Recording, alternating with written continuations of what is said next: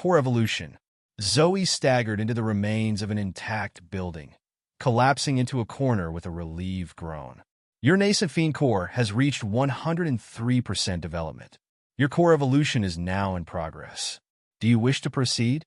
The glowing system message floated before her eyes as a heavy tension coiled in her chest.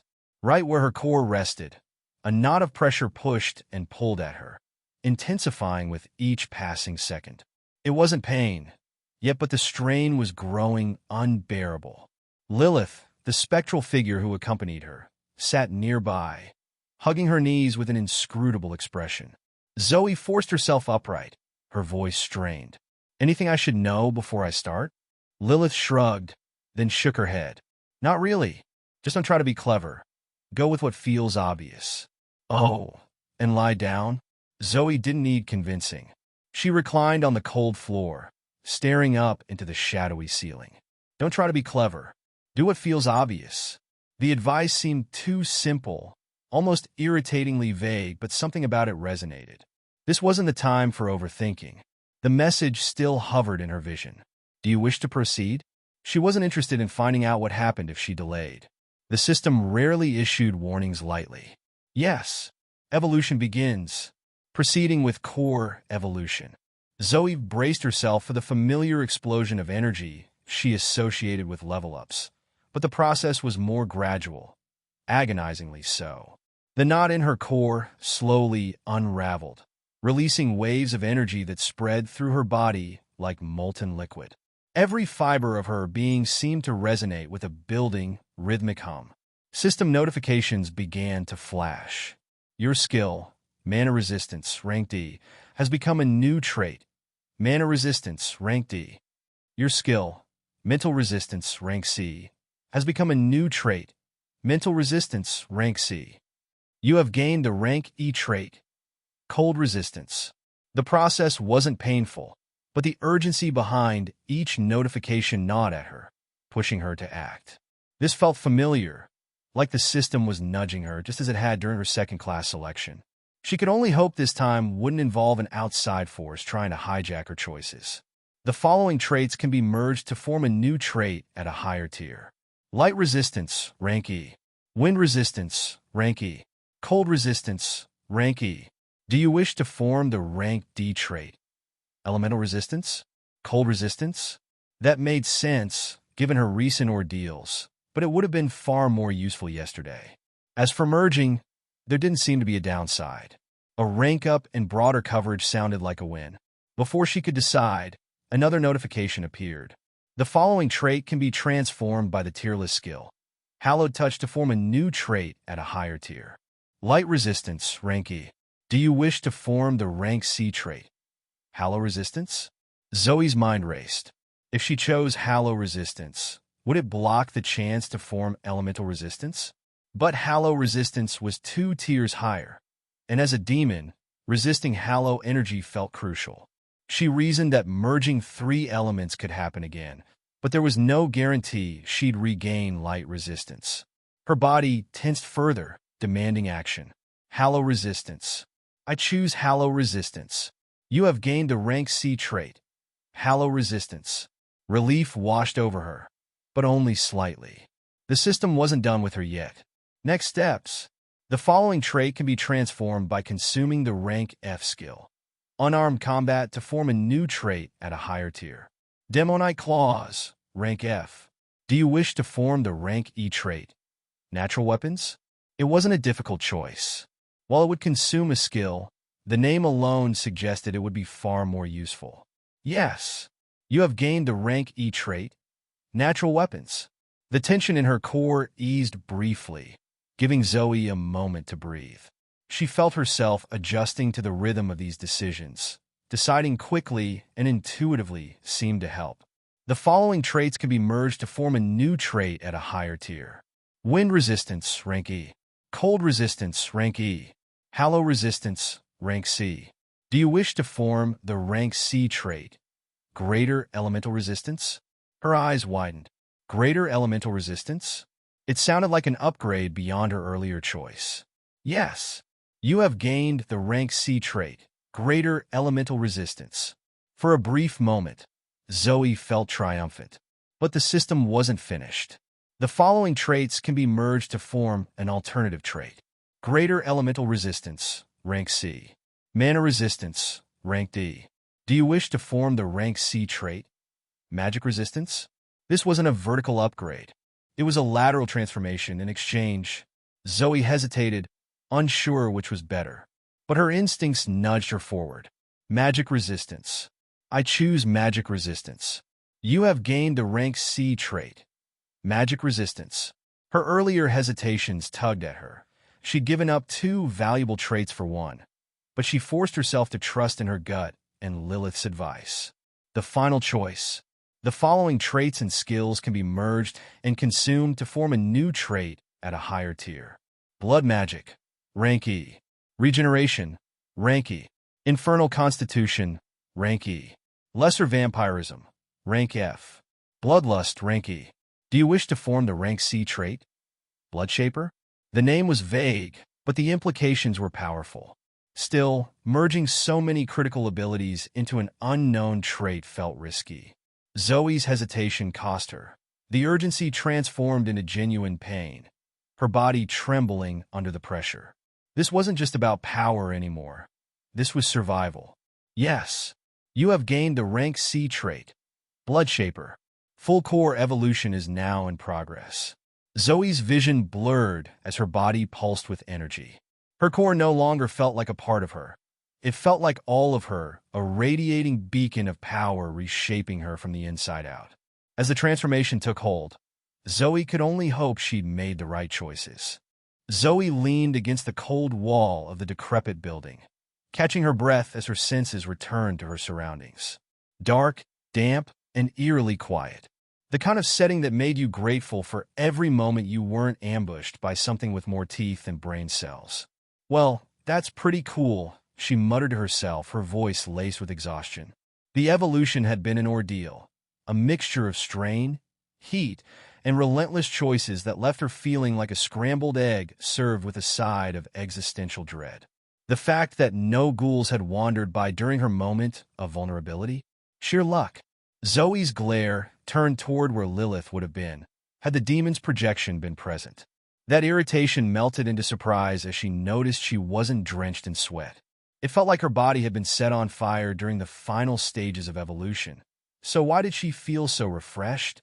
A little more warning would have been nice, she said aloud, scowling. Lilith's voice, now fully internal, echoed in her mind. Warning? I told you not to be clever and to lie down. That's fair enough, don't you think? Zoe grimaced, whipping her head around. Where are you hiding? Your head. It's pretty cozy in here. Zoe froze, the realization hitting her like a bolt. The voice wasn't just telepathic, it was purely internal. Shit, the lack of an external visual made it even worse. Get used to it, Lilith said matter-of-factly. You can't keep reacting to things no one else can see. It's a dead giveaway, and zoning out and muttering to myself is better? Lilith hesitated. Well, yes, but we'll work on the talking to yourself part. Use your mind words. We've already established that using your flesh ones is uncouth. Zoe rolled her eyes. Fucking hell, she muttered, purely out of spite, as she stepped back onto the cold, empty street. The idea of sharing her head with a demon was unsettling enough. Lessons in psychic etiquette were a step too far. No response. Maybe Lilith wasn't a mind reader. Small blessings. Revealing the status. As Zoe prowled through the ruins, she activated lesser disguise. There was no way she'd be caught off guard now. Are you going to open our new status? Most people think that's kind of important after an evolution. She'd been avoiding it. Not because she wasn't curious, but because anticipation and anxiety had a funny way of blending together for her. Like the time she sat still for a shot, but refused to open birthday presents. Status. Zoe Blackwell. Level 12, rank F. Demagogue, bloody devotee. Hired demon of disdain. Alignment. Infernal. Disdain. Blood. Active quests. Claim your right. The First Harvest, 68/250. Active titles. Outsider. Usurper. Humanitizer. No love among fiends. Stats and bindings. Power 80, Perception 100, Acuity 80, Durability 80, Vitality 164. General Skills. Identify 4, Rank C. Hallowed Touch, Tierless. Mana Channeling 2, Rank F. Primary Class Skills. Acting 1, Rank D. Persuasion 1, Rank B. Mirage 3, Rank E. Lesser Disguise 2, Rank C. Cloak of Scorn 2, Rank E. Secondary Class Skills. Rejuvenate 1, Rank F. Mending Touch 2, Rank D. Rending Touch 2, Rank D. Surgeon's Eye 2, Rank E. Blood Whip 2, Rank E. Juvenile Blood Fiend Core. 3% developed, Rank A. Traits. Natural Weapons, Rank E. Arcane Antennae, Rank E. Blood Shaper, Rank C. Heart of Alchemy, Rank B. Personal Inventory, Rank B. Magic Resistance, Rank C. Effects. Plus 60 Power, plus 60 Durability, plus 82 Vitality. Infernal Alignment. Disdain Alignment. Blood Alignment. Available. 83 stat points. Some things had definitely changed. Zoe's eyes landed on her new title, Hired Demon of Disdain. She wasn't a lesser anything anymore, and that felt like a victory. The addition of the blood alignment also stood out. That was new, but it fit with the theme of her evolving abilities. Major advancements often push things over the edge, Lilith chimed in. The same way we gained cold resistance during the evolution. Zoe nodded. That made sense. Class evolutions and rank advancements are the other big milestones, right? Exactly. Blood Whip in action. The streets were eerily quiet, but Zoe spotted a lone ghoul struggling to climb a dumpster in a nearby alley. It looked pathetic, but then it spotted her. Zoe tensed as the ghoul lumbered forward, arms raised. Blood Whip. The crimson lash snapped into existence, coiling around the ghoul's legs and slamming it face first into the ground. Zoe blinked, impressed. The skill had felt far smoother and more instinctive than before. That's Blood Shaper at work, Lilith explained as the ghoul thrashed. Your core evolution improved how you manipulate blood-based abilities. Zoe opened her status again to confirm. Juvenile Blood Fiend Core. 3% developed, Rank A. Traits. Blood Shaper, Rank C. The trait's impact was clear. The whip felt stronger, faster, and easier to control. As the ghoul flailed, Zoe decided to end it. Extending her magic through the whip, she activated Rending Touch. The ghoul's body twitched violently as its flesh tore apart from within. Bits of rotting tissue splattered onto the ground, leaving behind a mangled corpse. Effective, Lilith remarked, examining the remains. Especially for Rank F. Moving forward, Zoe stepped back from the corpse, her mind buzzing with questions. Hey Lilith, how does the concept of a corpse even work for undead creatures? Are they technically alive? Or is it just... Lilith sighed. You're overthinking again? Zoe grinned. Yeah, I do that. With her curiosity momentarily sated, she adjusted her mirage and cloak of scorn. Whatever had drawn the ghouls away earlier might still be out there. And if it was, Zoe intended to find it. With her blood whip coiled at her side, she set off into the darkness. Hey, welcome to Firescale Audiobooks. If you enjoy our audiobooks, please consider subscribing to the channel. Also, feel free to share your review in the comments section below. Lord Darius Locke frowned as he took his first step onto the chilly coast of the frozen wastes.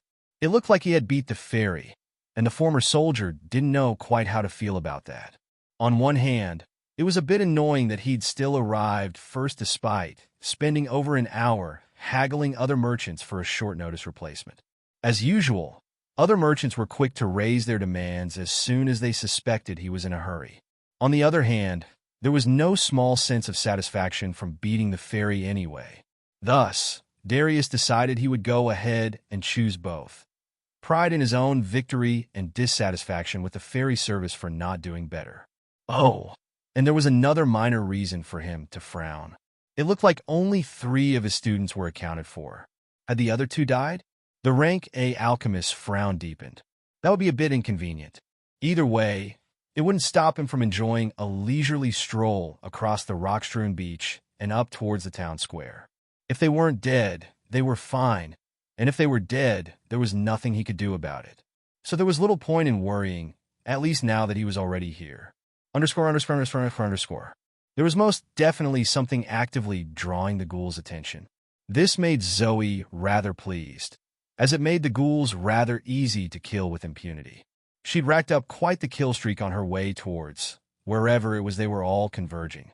After cutting another of the undead in half with her blood whip, she pulled up the quest she was currently interested in. The First Harvest.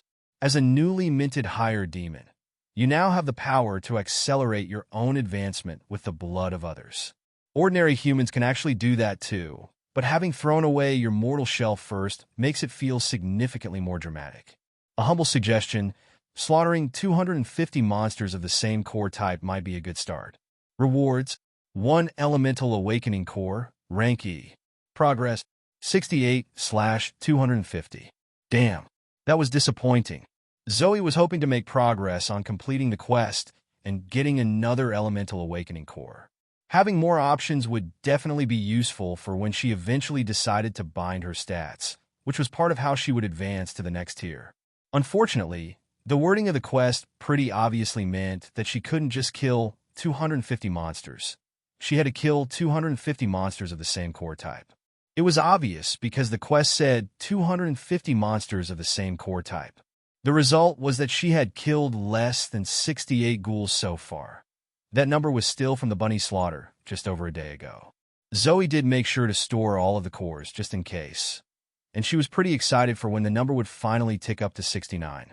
She had been worried about the quest being difficult to complete just because of having to find that many monsters, but the ghouls here weren't giving her too much trouble on that end. "I'm so proud of you, by the way." Zoe didn't bother to actually give Lilith a scathing look. She was a little too preoccupied for that. What with darting between abandoned buildings and gutting blighted monsters in near total darkness. So instead of giving Lilith said scathing look, Zoe just thought the intent of it really hard. "Don't you dare give me that look." It seemed like it worked. I'll have you know that not all demons take to violence this quickly, though they always catch up eventually. That or they die first. Zoe honestly couldn't tell whether her twin demon buddy was being completely genuine, or she was still trying to tease her for some reason. But it didn't really matter, because she still had at least 182 more ghouls to kill. She didn't have time to spare for banter. "I promise I'm not mocking you this time. But why are you so focused on this? I don't mean to complain, but your sudden drive here is interesting." Ducking into a side alley to rest for a moment and recover some mana, Zoe thought about it for a few seconds. Mostly she was thinking about how to manage the cost of all her different skills, though. A lot of them used mostly blood instead of mana. That was pretty sweet when she was massacring a bunch of stuff, except for things like ghouls, which didn't actually have much usable blood. That was currently a bit of a problem.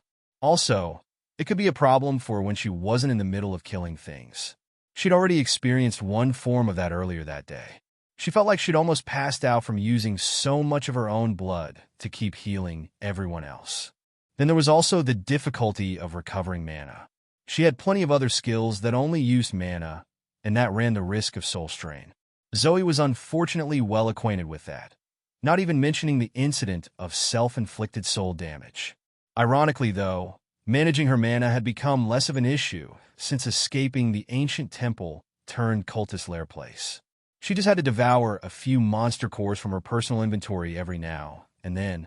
According to Lilith, it was like a renewable source of mana potions, but they don't make you sick. Which, yeah, that sounded pretty good to Zoe. Having scarfed down a couple more cores from the ghouls this time, Zoe darted back out onto the increasingly crowded main streets. There wasn't much she could do about the blood issue right now, though, so she'd just be sure to keep it in mind. Oh wait, Lilith had also asked her a question, hadn't she? What did she ask? It was something about why Zoe was currently so focused on slaughtering every ghoul she could find. Fortunately, the answer to that was simple. "I want my elemental awakening core." Zoe swore she could feel Lilith laughing at that. The sensation bugged her a little bit, so she went on to explain herself. "So I really don't want to struggle to complete the quest just because I can't find 250 of the same thing, right? Well, there's definitely at least that many ghouls packed in here, and so far they haven't been giving me much trouble." A casual activation of Rending Touch blasted a two closed ghoul apart at the same time as her blood whip decapitated 2 others. Case in point. And the system seemed to agree. Blood whip has reached level 6. Rending touch has reached level 4. You have leveled up. You are now level 15. Plus 15 stat points. Plus 2% core progression. A pleasant side effect of the quest was the massive uptick in leveling up both her skills and her level. Although, Zoe did suspect it had a lot more to do with whatever it was Lilith had been doing up until her evolution. She was still going to have a talk with Lilith later about that. But still, on the upside, Surgeon's Eye had also risen from level 2 to 3, and Mirage and Cloak of Scorn had both leveled up twice, bringing them to levels 5 and 4 respectively. Also, she now saved up over 100 stat points. Available, greater than 128 stat points. Taking another pause in a moonless alleyway, Zoe pulled up her stats. Stats and bindings. Power 80. Perception 100. Acuity 80. Durability 80. Vitality 164. Vitality was now a little bit high, but there was little point in trying to catch everything else up to it right now. So instead, Zoe just added 10 to perception and 30 to everything else, excluding vitality, of course. Power increased to 110. Perception increased to 110. Acuity increased to 110. Durability increased to 110. Available, greater than 28 stat points. A literal jolt stabbed through Zoe's body upon confirming the changes. Oof!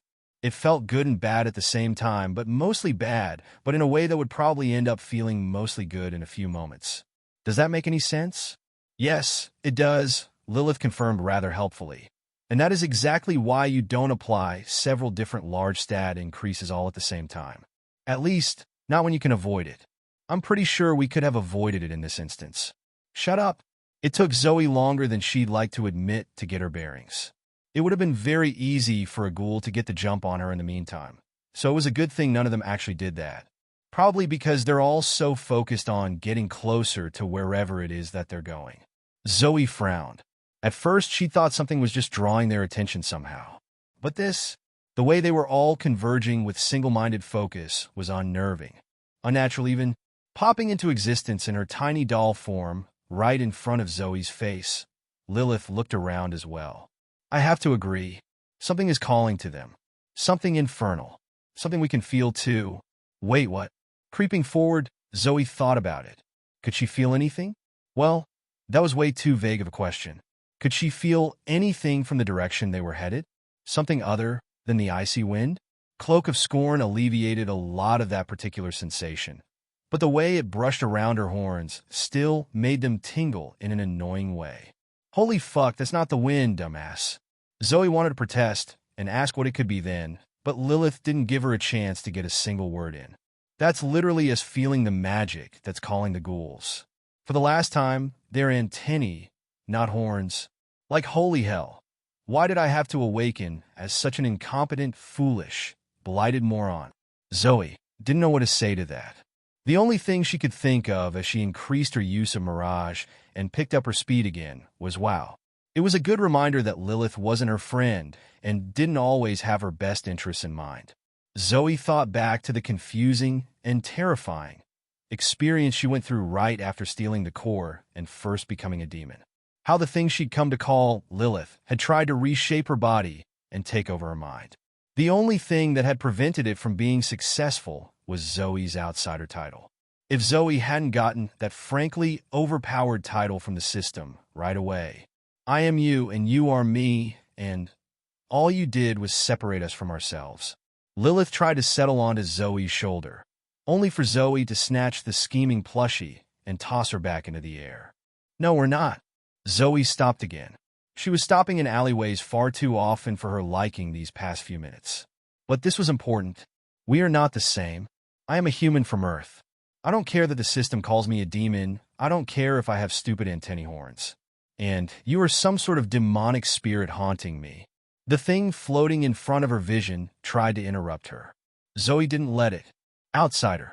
To her slight surprise, lightly drawing upon the title for a short moment worked. It shut Lilith up, and Zoe continued, speaking out loud still. Let's not pretend that you wouldn't immediately switch our places if you could. You're only helpful to me because you're stuck with me. A deep breath. And you are helpful. So I'm willing to work with that. Hell, I'm even willing to figure out ways to give you more of your own freedom at some point. But I need you to be open with me. And to cut the bullshit, silence. Zoe expected some kind of response. The lack of one was a bit unnerving, but she wouldn't allow it to get to her. Then the imaginary doll nodded. It settled back on her shoulder, and Zoe let it this time. As you wish. Well, that's a start at least. Now it was time to hurry up and see what all the fuss was about. After all, Zoe couldn't imagine that Lily also sneaking out of the camp was a simple coincidence with whatever was up with the ghouls. Identify revealed that the elemental summoner had an infernal alignment after all. So with that taken care of, Zoe broke into a sprint. Having just boosted herself with a total of 100 stat points made streaking through the increasingly dense flow of shambling undead rather easy. Zoe didn't even have to use a single skill to effortlessly weave between them at a speed she probably couldn't have achieved in a straight line back on Earth. Having higher stats is fun. Also, the ease of it, along with Zoe's decision to hurry towards the center of the action and not waste time picking off the monsters on the outskirts. It let her divert some attention to something else. The sky. At first, Zoe just thought the near-total darkness was due to a lack of artificial lighting. She was used to cities on Earth, after all, but here, the dead coastal town didn't even have a single lantern. But now, Zoe came to a new realization. The darkness wasn't just due to a lack of artificial light. There was a complete lack of light coming from the sky as well. It probably took her a while to notice the utter lack of stars or a moon for the same reason she didn't question the darkness. She was used to big cities where light pollution meant you couldn't see any stars anyway. But here, in this dead town with not a single lantern, Lilith, why aren't there any stars? ______. Darius couldn't help but raise an eyebrow at both the sorry state of the supposed camp and at the panicked demeanor of the 3 students who were actually present.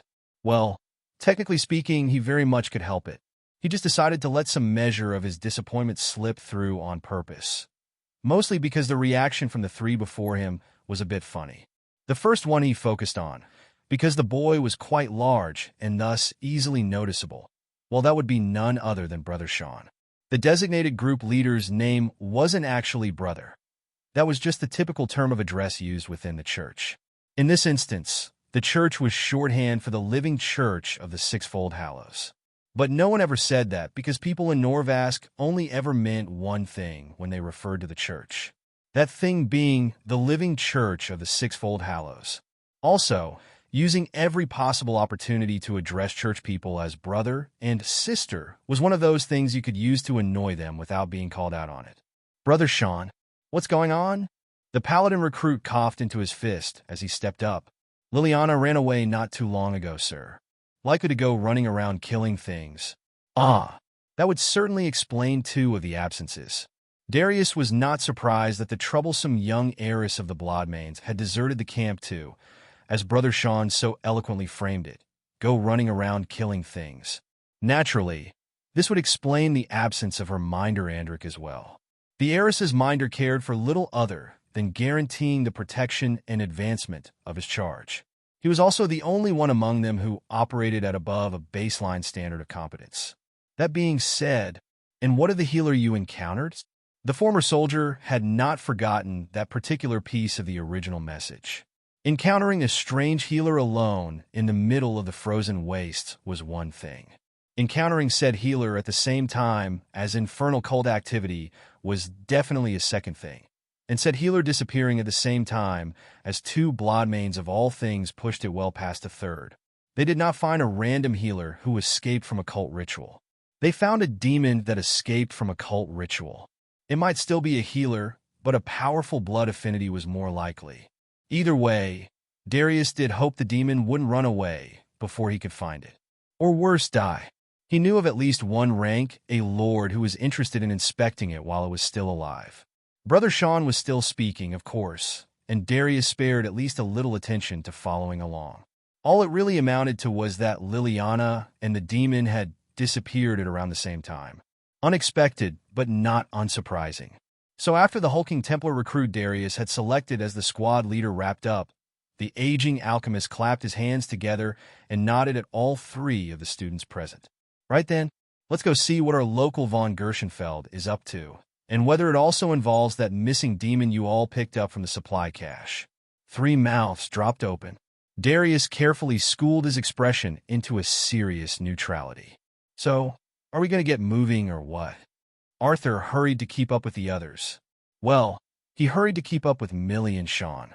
Lord Darius had fallen behind all of them, the rank A alchemist moving as if he were taking a mid-morning stroll through a park and not hurrying to save the two others from a blighted demon. The fact that the former soldier was more than capable of reaching the others within the minute only made it worse. Their patron's usual antics were one thing. Hell, even the recent incident of the alleged supply cache was still one thing. Leaving two of his own students to be gutted by a demon, a higher demon by all probability, Arthur nearly froze. Does he know something we don't? Resuming his own chaotic jog, the Archmage decided that the answer to that was nearly certainly. Lord Darius Locke always knew things the rest of them didn't, such as, well, figuring out that the supposed healer they'd rescued from an infernal cult was, in fact, the demon itself. So given that Arthur himself suspected he was the only one in the group who was aware of their, von Gershenfeld's true heritage, it wasn't much of a stretch to conclude Lord Darius was perfectly aware as well. Which means, it meant that the Lord thought Lily had things under control. Or, if not her, then at least Andrew did. The sudden realization did a lot to assuage Arthur's anxiety, to the point that the Archmage started looking forward to the encounter more than anything. On the one hand, he already wanted to get closer to Liliana for his own research ambitions. And on the other hand, walking in on her and Andrew doing whatever it was they were doing with none other than Lord Darius himself at his side, things could certainly get rather interesting. At this point, realizing that the supposed healer was really a demon was just the garnish to top it all off. Arthur was most definitely fascinated to see how exactly this one was going to play out for multiple reasons, of course. So engrossed was he in his excitement that Arthur failed to notice Millie falling back to run beside him. That was until she elbowed him in the side, quite nearly causing the slender mage to trip and stumble. "Told you so," she muttered. "Seems like this backwater simpleton has a head good for something or other after all. Of course she would take this as an opportunity to bother me. I don't exactly recall you predicting that it was a demon, of all things. And I'll also have you remember that I already agreed with you. Just because the arrow-slinging enchanter was right didn't mean that she had any right to act superior to him. There were still firmly etched lines which the Archmage was not willing to have crossed. Sure. And if you remember, I'm still the one who suggested it." A disinterested grunt was the only thing such a bothersome pest deserved in response. Arthur then sped up a little to put some distance back between them. Millie, of course, just sped up, and she was faster than him. But that just meant he had to let her think she was winning, and then he could slow back down and enjoy some peace and quiet. All according to plan. Said plan was interrupted when they realized Sean stopped in place some distance ahead of them. The towering paladin, technically just regular Templar, he wasn't a paladin yet. Well, either way, he had taken to simply standing still to survey the streets. Why? Arthur was more than a little out of breath when he caught up, so he appreciated Millie for asking the question for him. If little else, Sean's answer took both of them by surprise. What happened to the undead? But he was right. Having been so caught up in the news Lord Darius dropped on them, Arthur hadn't considered the strange lack of ghouls everywhere around them. Had they even passed a single one? I want to say that this is pretty lucky, Millie started to say, but something tells me this just means there's something worse. All three of them shared a lingering look. It was clear both Arthur and Sean were thinking the same thing. She was probably right. She is probably correct, Lord Darius intoned from behind all of them. A conspicuous lack of undead in places where they ought to be implies an excessive density somewhere else. The Archmage blinked. Was that supposed to be a problem? Where do you think they went, sir? And what brought them there? It looked like Sean went and asked the obvious question. Stepping ahead of them, Lord Darius removed his noticeably long and slender hands from the pockets of his long, deep blue coat, only to place them right back where they were. Just on the outside this time, he made a drawn-out show of surveying the way ahead before he spoke. For your first question, I find it likely our ghouls have run off to the same place our wonderful Liliana has. As for the second, I suppose we can ask her that ourselves when we get there. A pause, and then the rank alchemist slowly pivoted back around to face them. For all that the man presented himself with an attitude of indifferent understatement, he really was far too fond of theatrics. Or perhaps one of you three could provide an explanation? He ended that last part by staring straight at Arthur. Well, damn. Not only did their patron know at least as much as Arthur did, he knew that the Archmage knew too. Nevertheless, the others didn't. Arthur wasn't going to go and spoil that. He pursed his lips. Arching an eyebrow, Lord Darius inclined his head. Perhaps I can offer, say, 50 pounds tender for the first correct answer? Arthur's eyes widened, but Millie quite literally jumped forward before the Archmage could fully register what he'd just heard. All the ghouls are in the same place as Lily, because she got impatient and ran off to go level up by doing something arrogant and stupid. Arthur wanted to slap his forehead upon hearing that. Lord Darius smirked. While that is technically correct, it is not quite the answer I am looking for. Perhaps someone could be more specific? After all, I fail to see just how Lady Gershenfeld could draw the attention of so many monsters in such a vast area. The mocking emphasis on the name Gershenfeld couldn't have been more obvious. And as if that weren't enough already, the rank A sadist was back to looking directly at Arthur with that signature, faintly smug look. It was almost necessary to suppress a groan. 50 pounds was a lot of money, so all of this nonsense readily distilled down to Lord Darius bribing Arthur to spill the beans in front of everyone. But why would he? Well, he would do it because he was rich and thought it was funny. There was no need to read into it when the answer was simple enough. A deep breath, and Arthur stepped forward. It's because she's not a Gershenfeld at all. Her real name is Liliana von Blodmane. 3 surprised gasps at that, and only 2 of them might be at all genuine. There's no doubt she has access to methods which can draw infernal creatures to her. I'm sure she could manage at least that for something as simple and low-level as these ghouls. The difference in reactions upon finishing was interesting, honestly. Sean wore a conflicted, but firm, look as he pondered the massive revelation. Darius pretended to look thoughtful, but Millie, why did she look so angry? Seriously? Are you really going to give him 50 pounds for that? I answered first, you know.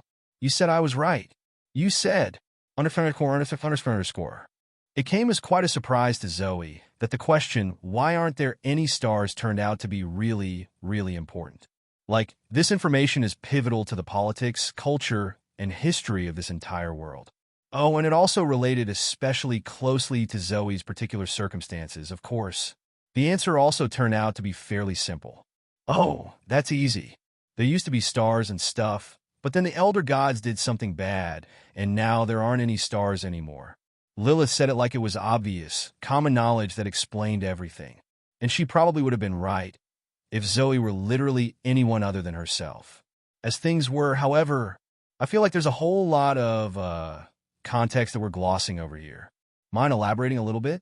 To Zoe's immense surprise, Lilith was able to fill in the necessary details in about a single minute. Not that Zoe was counting. She was too busy dodging ghouls and following the tingle of her horns, antennae, toward the source of the infernal magic. She had to rely on her antennae now, because the undead weren't useful for directions anymore, what with how densely packed they'd become. So let me make sure I have the basics down. There used to be stars and a moon. 2 moons, Lilith interrupted. Technically, there were 2 moons, but only one of them was like a normal moon you'd think of. The other one was apparently really small and dim and took way longer to move across the sky. Right. So there was a normal, largish moon vaguely similar to the one orbiting Earth. Then there was also a tiny moon, probably more like a large asteroid, that was caught in an eccentric orbit much further out. Or at least, that's what Lilith guessed, based on the apparition's confusing mixture of fantasy world knowledge and Zoe knowledge. But either way, Zoe didn't think that astronomical precision was the most important thing here. I mean, you did literally start by asking about not seeing stars, so ignoring the possibly true remark, Zoe went back to reviewing the salient information. So there were a couple moons and normal stars and shit, probably other planets too. Lilith didn't say anything, so she probably had the right idea. Then, give or take 3,000 years ago, the gods fought against some sort of apocalyptic monsters which were really bad. Then everything in the sky except the sun, for some reason, vanished. Also, a bunch of unnamed, but probably really powerful civilizations fell apart. Some sort of other disaster happened, and oh yeah, now literally everything still related to the dead gods in any way is terribly cursed and no one should touch it. While Lilith wasn't currently visible, Zoe got the emotional impression of a nod and a pleased smile. Yeah, that's mostly correct. The gods did have actual names, though, but no one knows what any of them actually were. They just have a handful of vague titles people use to refer to them now. There's also a set of symbols associated with them. The symbols do come from actual ancient ruins and stuff, so they're probably mostly accurate. Yeah, that was all good to know. What was also good to know, but also uncomfortable to dwell on, was that the underground temple Zoe first woke up in was one of those elder ruins. To make matters worse, it was an elder temple, a temple to the dead gods that had terrible curses on everything connected to them. Shit, Lilith. Those symbols, are they the same symbols that were on the floor of the inner sanctum I woke up in? No idea. Zoe, didn't really know if that made things better or worse. I don't have any knowledge of what the god symbols are supposed to look like, which is honestly pretty annoying right now. Yeah, Zoe could imagine. Or maybe she couldn't. Nevertheless, the likely conclusion seemed likely. There was another way to approach it, though. Do you know how many gods there were? Turns out Lilith did. Yeah, that one's easy. 3. Well, sort of. There were 3 gods, but also 9 like there were supposedly 9 distinct people who had divinity, and there were 9 different names. But they were also all in trios, with each trio sharing the same underlying divine, whatever it is. Zoe frowned. Like the Christian Trinity? Yeah, like that, except if there were 3 different ones and not just one 3-in-1 Trinity thing. That was both mildly interesting and probably also good to know. What was a lot more important, though, was how it fit into what Zoe remembered from the sealed chamber back within that temple. There had been 9 symbols arranged around the central star. A 9-pointed star made out of 3 triangles. Each tip of that star had pointed to one of the 9 different sarcophagi. Yeah, it's kind of obvious when you put it that way. Lilith hummed more to herself than to Zoe. Also, definitely explains what was up with that whole scion thing. There was also that, too. Zoe recalled after Lilith mentioned it. It only took Zoe a moment to find it in the history of her system messages. Welcome, Scion of Veiled. Oh yeah, and there's also a quest. It was the first quest Zoe had gotten, and she was still nowhere closer to completing it. Then again, it had been like a day and a half. Also, if everything that had to do with the gods was terribly cursed, Zoe wasn't sure she wanted to complete it. Claim you're right. As the Scion of Veiled, you alone now possess a divine right to this temple. The other inhabitants might disagree. Prove them wrong. Rewards, divine claim to the temple of Veiled. Zoe read through it twice. Yeah, how about no? Even without the looming threat of divine curses, Zoe had already witnessed firsthand how dealing with the so-called other inhabitants could go. Zoe's thoughts were interrupted by Lilith poking her, mentally, to get her attention. I think we found the thing we were trying to find. Looking around, Zoe didn't really see anything. It was just more darkness, ghouls, falling down buildings, and cold air. She couldn't actually see either the cold or the air, but it was the thought that counted. Actually, the ghouls were all cramming themselves against a taller building straight ahead. It looked like they were trying to force themselves inside, the result being that they were literally crushing each other inward from every direction. More were arriving by the second, so Zoe needed to retreat and figure this out. Otherwise, she'd end up immobilized and crushed to death by festering, cannibalistic zombies. Not a fun way to go. So with that decided, Zoe backtracked to another nearby building that still had multiple stories standing. To her relief, there didn't seem to be any ghouls inside it. Probably because they were all crushing themselves against the other building. Lucky because it made finding the stairs, realizing the stairs had collapsed, and subsequently clawing her way up to 3 stories to the roof significantly easier. Not that it was easy. Even with her 100+ stats, boosting her basic abilities far beyond what should be possible for an average human, it was kind of hard to scale sheer rock walls. So difficult, in fact, that Zoe was forced to drop all of her active skills, including lesser disguise. In fact, that was the most important one. Not only did it free up her energy and focus, it made her fingers go from being actual fingers to being those hard, sharp, segmented claws. It still wasn't easy, but being it so she could literally dig her fingertips, or claws, about a quarter-inch into the stone. The claws on her feet also ruined her not duct-tape boots, but that was going to happen soon enough anyway. Reaching the roof, Zoe was pleased to find that it was mostly intact, or it at least looked that way. She really hoped it wasn't going to suddenly collapse on her and send her plummeting. Near-death experiences from falling 3 stories really shouldn't happen more than once a week. Sounds like you're tempting our fate to me. Shut up, Lilith. Walking to the edge of the roof, Zoe looked down at the mob of ghouls. They were starting to finally flow into and up the other building. Flow, because it was more like hungry, undead paste being squeezed upwards excruciatingly slowly than distinct creatures entering.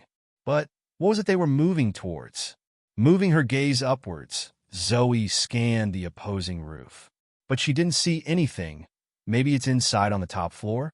Then the sound of a door banging open rang out, and someone rushed up the stairs and out onto the roof proper. Lily looked rather frantic as she ran around the roof, like she was trying to find a way to escape. Did she do this herself? Even if it wasn't technically an infernal alignment, she did have a weakness to Hallow, after all. But realizing that she was now just standing out in the open in her raw demon form, Zoe started pondering whether to reactivate lesser disguise. Glancing back towards Lily, she met the Ice Mage's eyes. Zoe blinked. Had the elemental summoner seen her? It was so dark. The only thing that let Zoe herself see anything was her high perception. But then again, she was still only level 15. Lily blinked several times. Zoe? Shit. A shimmering bolt of icy magic shot across the gap between the roofs. The small, glittering projectile let out a faint tinkling noise similar to the frostburn magic used by the cultists Zoe killed. But Zoe also remembered how painful it was when that same magic burned out one eye and nearly killed her. So she dodged the attack and prepared to run. As it turned out, it wasn't exactly an attack, unless you counted sudden light exposure to be a form of assault. As soon as the tinkling bolt hit the roof beside her, it bloomed into a field of gentle, pale blue light. It wasn't even that bright, but Zoe was also right beside it. There was no doubt it illuminated her well enough, and she'd forgotten to actually activate lesser disguise. Lily's mouth dropped open. Shit. Even across the empty space, Zoe could just make it out as Lily muttered a curse in disbelief. Lily looked like she wanted to run away, but the closest other building was the one Zoe was on, and she couldn't head back down to the ground for obvious reasons. Zoe frowned. Am I really that scary? Lilith hummed in response. Yeah, probably. Well, that was just fantastic. Deciding that getting on the good side of a powerful noble was likely a good thing, Zoe made the decision to try helping the other girl. Also, doing so would increase the likelihood that Lily would actually survive. That sounded like something that was the right thing to do. It also helped that Zoe's building was just slightly lower than Lily's. There was also a thick railing around both, but said railings were crumbling in places. If Lily could get a good running start, leap off an intact section of her wall, and aim for a gap in Zoe's, she could probably make it, potentially. Zoe then had the bright idea to voice the idea. Hey, Lily person, you could try running up and leaping off the railing. There's a section that way where there's a gap on this one. Zoe paused to take a breath. She wasn't used to raising her voice much. Also, I have a skill that might have a possibility of being able to catch you if you miss. Laughter bubbled up through her bond with Lilith. You're using a whole lot of hedge words there. That may have been true, but Zoe would rather hedge than make promises she couldn't keep. Although, it wouldn't really matter if she broke the promise if Lily died. Would it? Actually, this was the specific sort of circumstance where she should make the other person feel confident. That would improve the chances of Lily following through and the plan actually working. And if she dies, at least I tried. That was supposed to count for something, right? The other girl wasn't looking too sure about it, though. She hadn't said anything back either, which made Zoe feel a bit awkward, socially speaking. I think she's less worried about making the jump and more worried about dealing with the demon on the other side. Oh, right. Lilith brought up a good point there. Dismissing any ideas about pretending to not be a demon, Zoe committed to embracing it. Being honest was good for building trust, right? Yeah, and it's already pretty obvious. To someone like her, at least. Zoe wasn't entirely sure what Lilith meant by that, but she could ask later. Just be sure we don't reveal anything about being connected to the gods or being an outsider. Sure, Zoe could manage that. She'd be asking about that later as well. Zoe inhaled deeply before shouting again. Okay, yeah, so I'm actually a demon apparently, but don't worry because I'm pretty sure saving some kind of noble is useful for later. So, I won't be killing you because I kind of want you to live. A moment of silence. Then the other girl stepped backwards, braced herself, and took off straight towards the railing. Wait, that worked? Zoe didn't expect convincing her to go so smoothly. I didn't think so either. There's a difference between being honest and doing whatever that was. Yeah, but it worked, so Zoe trailed off as the ice mage reached the edge, pushed off, and careened into the open air on a trajectory that was definitely going to miss. Well, we can't be having that happen, Zoe muttered to herself. While the elemental summoner would probably cover most of the distance. Yeah, she's definitely going to fall short. Luckily, Zoe had a skill for that. Technically, she had a skill that had a non-zero chance of being useful for that. Blood Whip. There were two main things Zoe needed to accomplish here. The first was to actually snag the girl as she fell. The second was to make sure the whip itself didn't kill her. She would be pretty pissed if she managed to grab the ice mage, only for her own skill to kill Lily anyway. It took less than a second after activation for a writhing tendril of coiling blood to leap from Zoe's forearm off into the night. Unfortunately, she missed, but it was close enough that Lily was able to grab it, which the girl thankfully had the good sense to do. Half a second later, and Zoe had her prize firmly secured, not willing to trust Lily to hold on to it for an extended period of time by herself. Zoe lengthened the whip further and looped around and around to form a crude harness.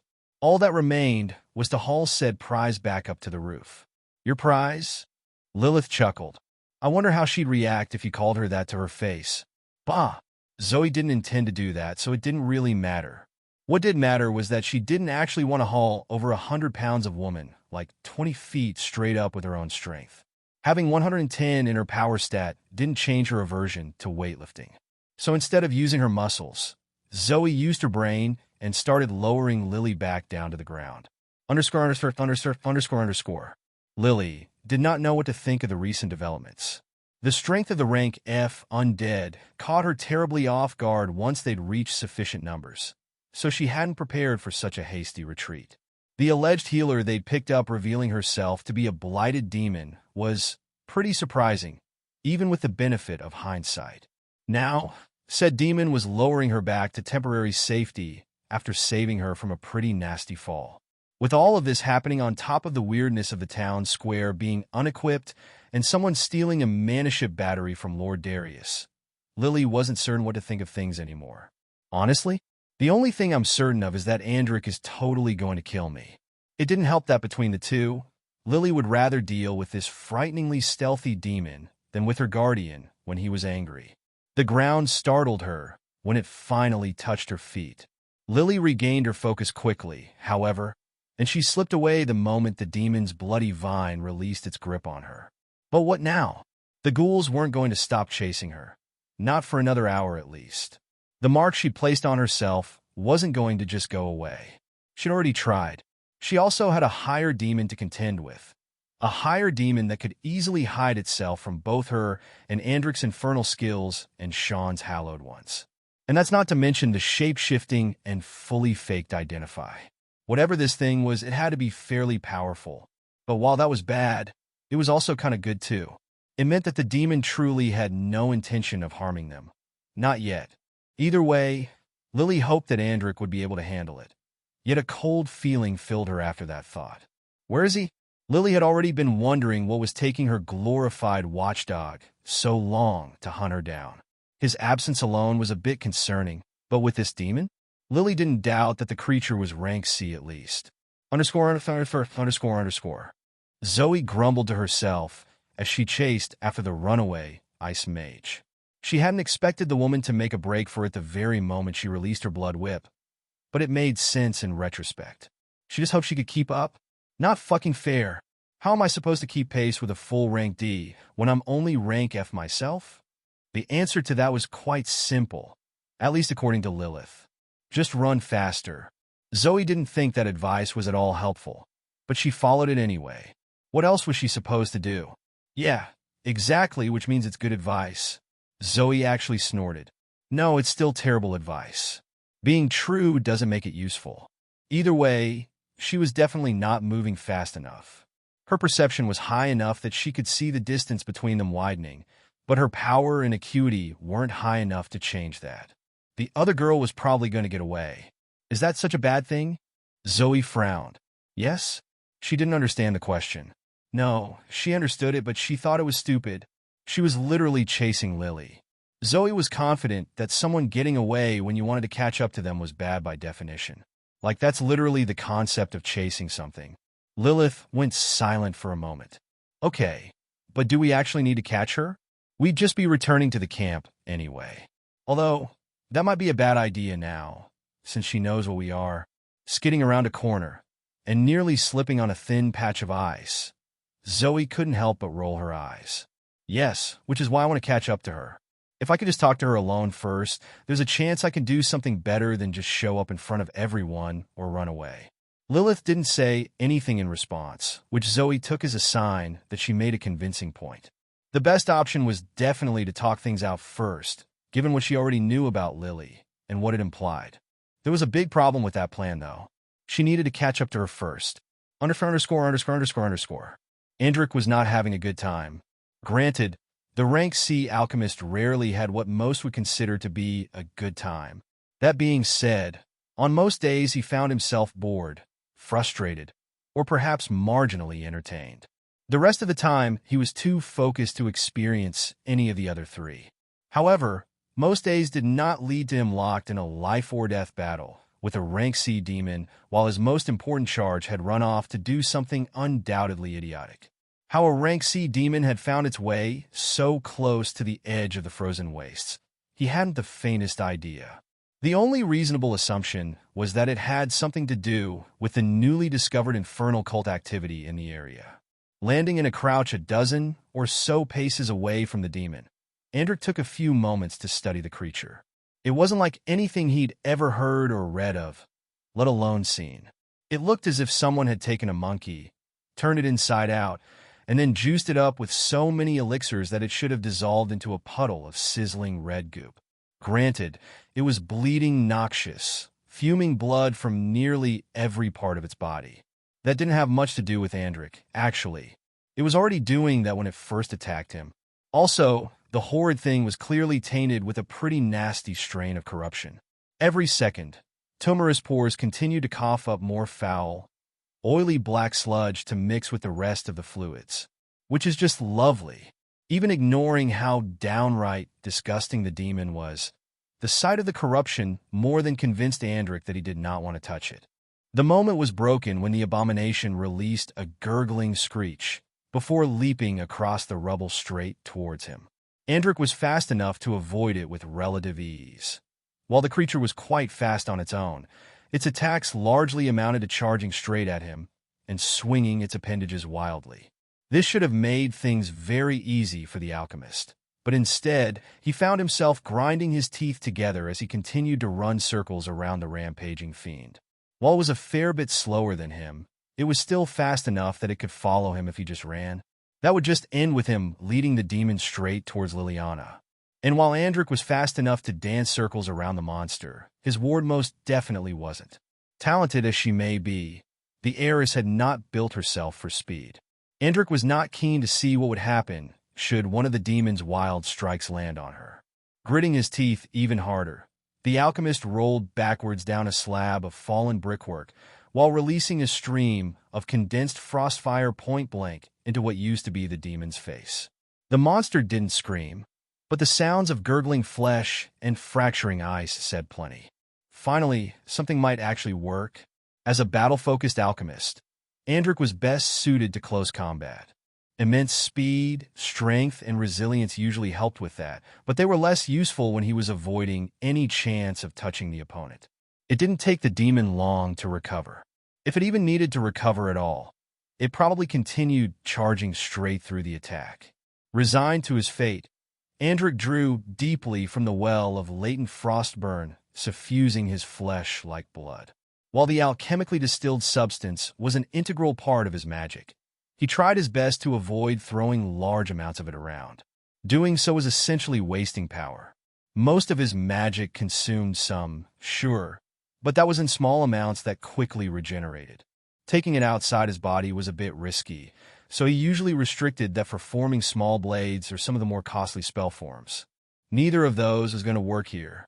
There shouldn't be anything nearly as strong as this rank C demon anywhere nearby, and his ward was in danger.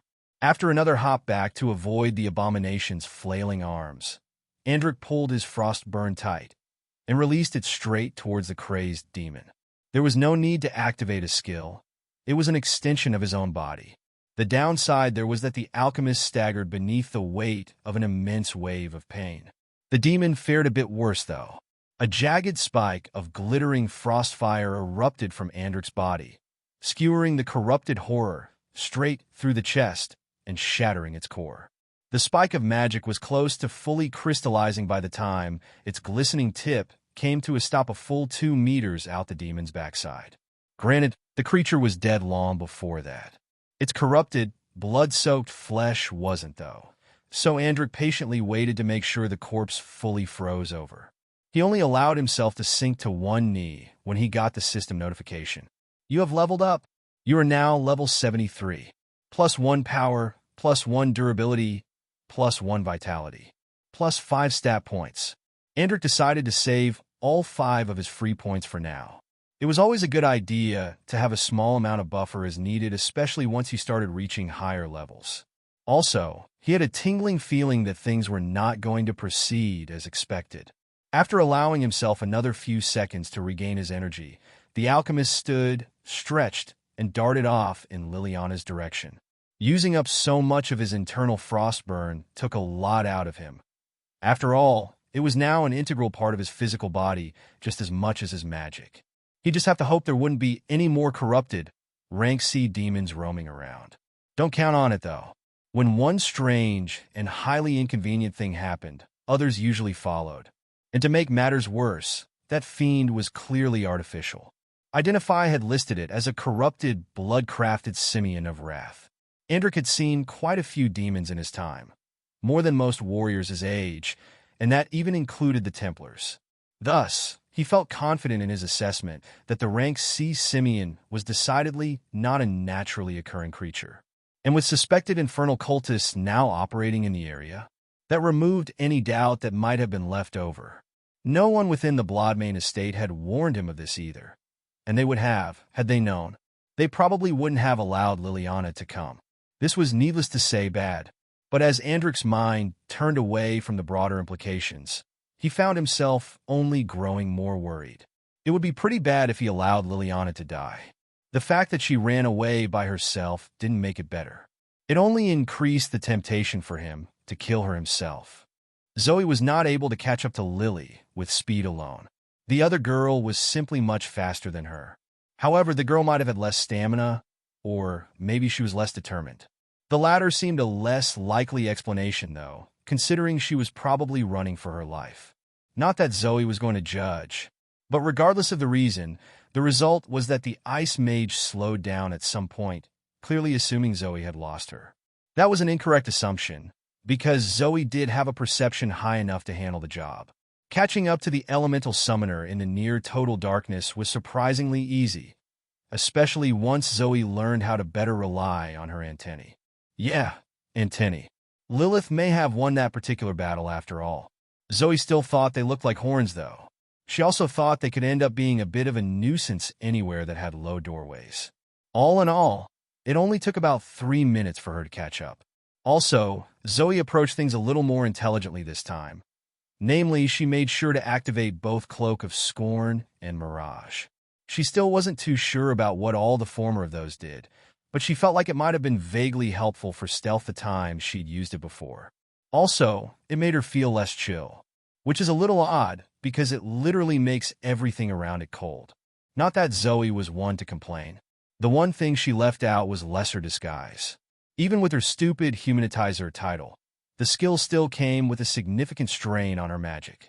Lily already knew she was a demon, so there was no point in wasting effort that could be better directed elsewhere. All right, found the noble. Now what? Zoe may have caught up to the girl, but she still didn't have a good idea how to approach things. No one had ever told her she was great at dealing with people. Just use our demagogue class, silly. It literally comes with a rank B skill called Persuasion. Oh, that was a pretty good point. Zoe's highest tier skill was literally called Persuasion. She'd also barely used it, even when dealing with the cultists. She'd used acting a lot more. Oh right, I have that too. She kind of forgot that her entire primary class was about manipulating people to get what she wanted, even though Lilith wasn't even physically present.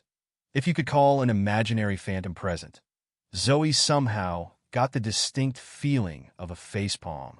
The intent behind Lilith's reaction was crystal clear. Yeah, I know. Give me a break, yeah? Literally my second night here, and there's been a lot of insane shit going on. Zoe was still nervous, but she did what she usually did with unwelcome feelings. She convinced herself feeling it was lame, followed by pretending it didn't exist. Then she stepped right in front of Lily and dropped all of her active skills. Lily screamed. Well, this isn't going well. Zoe had hoped for a marginally better reaction, but she wasn't completely unprepared. In fact, she had enough foresight to have a few skills ready to go. Acting, Persuasion, Surgeon's Eye. The last one had been a last-minute afterthought. Zoe wanted to see if she could get better at reading people by detecting changes in how their body was while doing normal body stuff, kind of like a polygraph or whatever those lie detector things were called. It was a bit of a long shot, though. Zoe recalled that lie detectors were hardly reliable, and that was assuming she could even pick up on the same cues. Anyway, Lily was still freaking out. Holy hell, can you please shut up?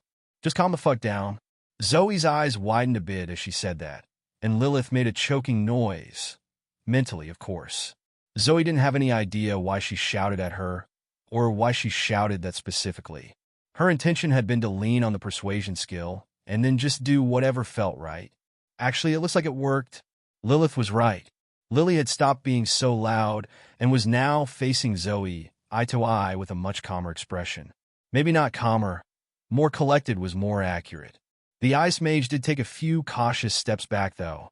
Well, if channeling persuasion and blurting things out works, if it wasn't broke, why fix it? Unconventional was fine if it got the right results. I know that I could kill you if I wanted to. What? Zoe definitely couldn't actually kill her, but realizing that Lily's behavior implied the other girl believed that was interesting. Also, I could have killed you earlier, which would be a lot more convenient. Like convenient if I wanted to kill you, which for the most part one don't. Seeing the ice mage's eyes going wider, Zoe hesitated for a moment. Am I making this worse? It did seem like a pretty intimidating thing to say, and not something that was good for calming people down. But Zoe didn't have any better ideas, so she decided to just go along for the ride. Also, I'd be really annoyed if I saved you, and then you just ran away to get killed or something. Lily blinked. And that was it. Zoe narrowed her eyes. Is she still not going to say anything? But what could Zoe say next? This was getting even more awkward. Speaking didn't feel right, though. But was that feedback from her skills? Or was that just anxiety getting to her? Then the other girl relaxed a bit. Mostly her shoulders slumped. The rest of her posture shifted too, giving an overall impression that she was no longer planning to fight or run. It looked like Zoe made the right choice by listening to her gut there. Lily tilted her head as she met Zoe's eyes. Why? Zoe frowned. Why what she thought? The obvious interpretation was, why would you help me? But instead of clarifying that or simply answering, Zoe tilted her own head to match. Clearing her throat, Lily gestured around helplessly for a moment. I mean, why would you help me? Then she interrupted herself before Zoe could give an answer. Like, okay, I don't trust you, but I do believe that you aren't going to kill me. But I want to know why you're helping me. Oh, that's simple. Zoe wouldn't have needed any of her demagogue skills for that. Easy. I'm new here, and you're a rebellious young noble. I doubt it would be controversial to say making friends with you is a good idea. Lily pursed her lips at that. I see. Then she sighed. So you want to use me for my influence and status? Yes. Zoe thought that exceedingly obvious. It seems you figured me out. She hadn't, actually, but Zoe wasn't going to let the ice mage know that. I mean, I'm pretty sure that's literally our reason for doing this, Lilith remarked. I'd say that she's figured us out. That was true, yes, but not the full picture. Not that Zoe bothered to explain as such. But, to her surprise, Lily deflated even further at that. Rather than scared, the noble girl looked depressed. It was kind of pathetic. Well, that's great, she mumbled. I'm sure any other noble would be just thrilled to make your acquaintance. Would they? Zoe didn't think so. Actually, I don't think so. In fact, I think you're being rather sarcastic. An arched eyebrow. And was that a smile she had to restrain? Really? No, it wasn't a smile. Lily's mouth twitched with the barest hint of a smirk. Really? What gave it away? It was mostly the tone of voice, Zoe admitted. That being said, you're not most nobles. Well, probably. I don't think most of them have infernal and blood alignments. Lily's eyes widened, and Zoe smirked. Got you with that one. While Identify didn't say that Lily had an infernal alignment, just a blood one, Andrew did. It wasn't much of a stretch to guess that Lily had at least some familiarity with the infernal as well. Also, persuasion and acting were still helping her. Those skills were also part of how Zoe realized Lily was looking past her. Wait, was it something else that surprised her? Zoe turned around. There were a whole lot of ghouls coming towards them. Not nearly as thick as they had been surrounding the building earlier, but calling it a stampede might be underselling it. That doesn't look good. Lily nodded once, sharply. Yes, it's probably not good. She glanced back at Zoe as a trickle of magic flowed out of her. Zoe could feel it with her horns. Antennae, what do we do now? Lily asked. That was a good question. The ghouls had closed the distance faster than Zoe expected. The tide of undead was quite nearly upon them. She rubbed the back of her neck. We should probably run. Underscore. So just making sure I'm understanding this correctly. Zoe started. You have a skill that applies a curse on a single target to make infernal aligned monsters target them? Yep, Lily confirmed. The two of them were still running down the main boulevard of the dead city in no particular direction. Well, that wasn't quite accurate. They'd been running straight in the exact same direction for several minutes now. The expansive, two-sided throughway made doing so relatively easy. It was also a decent strategy because they were both faster than most of the ghouls. Trying to lose the still-growing horde in the side streets wouldn't work, and it would make something ambushing or cutting them off a whole lot easier. Okay, so then you went and applied that curse to yourself because you were tired of having to run around all over the place to fight them? Zoe wouldn't say it aloud, but she did have to admit to herself that it would have been clever had the Ice Mage understood the true scope of the monster population. Although it only worked in the first place because these specific undead happened to have some infernal influence on top of the blight. It would have also worked better if she didn't get herself trapped in a building that they could surround, Lilith chipped in. If you're going to actively farm for levels like that, you should be prepared enough to hold out on your own. Yeah, that sounded like a good point too. Zoe relayed it back to Lily, who then had the nerve to glare at her. That was literally the entire point of staying in the building, the elemental summoner explained. I knew that there were going to be a lot of them, so I thought I could use the right kind of building as a kind of fort. It made a pretty good framework for conjuring extra fortifications from ice. Oh, was that something the other girl could do? It made a decent amount of sense. Zoe had already seen the ice sword, and she'd also already thought about how ice could be a good element for quickly creating solid stuff. The name of Lily's primary class continued to throw her off, though. With a name like Elemental Summoner, Zoe expected, well, summons. Creatures made out of ice with ice powers. Instead, the noble had been using a lot of ice powers, but Zoe hadn't seen her actually summon anything. You're confusing the concept with the Elementalist class, Lilith chimed in. An elemental summoner isn't a proper summoner like you'd imagine. Although those do exist, by the way. Elemental summoner is more like a middle area between the two. Compared to elementalists, elemental summoners typically focus more on persistent constructs and more complex effects. That did actually explain things. Zoe pondered it for a moment, thinking back to everything she'd seen Lily do so far. Constructs. So, would that be things like that sort she makes? The answer, according to Lilith, was a definitive yes. But with that out of the way, okay, so let me just ask this one more time just to be clear. Zoe knew the answer, but it was always good to double-check, and she might also want to rub things in a little. You applied the curse to yourself, but you can't remove it yourself? I mean, I can't remove it from other targets either, Lily said. We're just going to have to wait it out. Zoe opened her mouth, but Lily must have predicted her next question. Probably about another half hour now. Damn it. That was way too long. Sure, Zoe was confident they could survive for another half hour, but she didn't want to keep running for that long. Maybe I could just ditch her. A gleeful cackle resonated within her mind in response to that thought. I love the way we think, Lilith crooned, but that sounds like a waste of some easy levels. Easy levels? Zoe glanced back at the swarm of ghouls ever on their heels. They couldn't stop because then they'd get overrun. But since they were being chased, it was hard to actually kill any of them. Only a few of the undead monsters were fast enough to catch up to them. Then one of them would splatter it, and it was back to impromptu cardio. We could try running backwards. Zoe blinked. That's actually a good suggestion. They were already faster than the ghouls, and the boulevard was long and straight. What was the worst that could happen? It would certainly make things more interesting. Also, the ghouls weren't after her specifically. They just tried to kill her every now and then because she was there, a would-be victim of convenience. I guess I'll go ahead and try it, pulling ahead of Lily a little bit, just to have some room in case she fucked up and fell or something. Zoe twisted around and started running backwards. It actually worked, to her moderate surprise. What are you doing? Lily called out to her. Glancing over her own shoulder, the ice mage checked to make sure Zoe wasn't reacting to something new happening. Evidently seeing nothing, she then just looked confused. Zoe, meanwhile, was feeling quite pleased with herself. Running backwards was a whole lot easier than she'd expected. It was only a bit slower and took more focus. A small price to pay, when the upside was getting to actually look at the things she was trying to fight. Oh wait, Lily asked something, didn't she? Yeah, Lilith confirmed. She wanted to know what we were doing. You know, by running backwards like this. Oh, that was easy.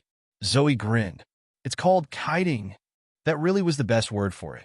Sure, it was mostly a video game thing, not something that happened in real life. Except Zoe was literally doing it now. Sort of.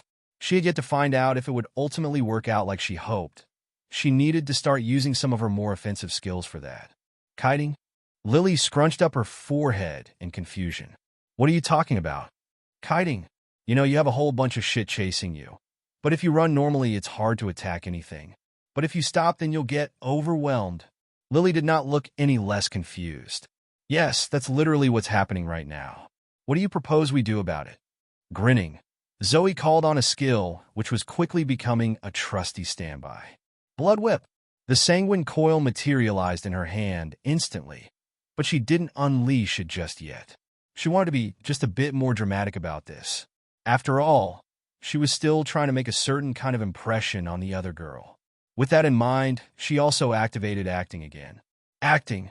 Then she flashed her signature grin, the cocky, self-assured badass variation, to be exact.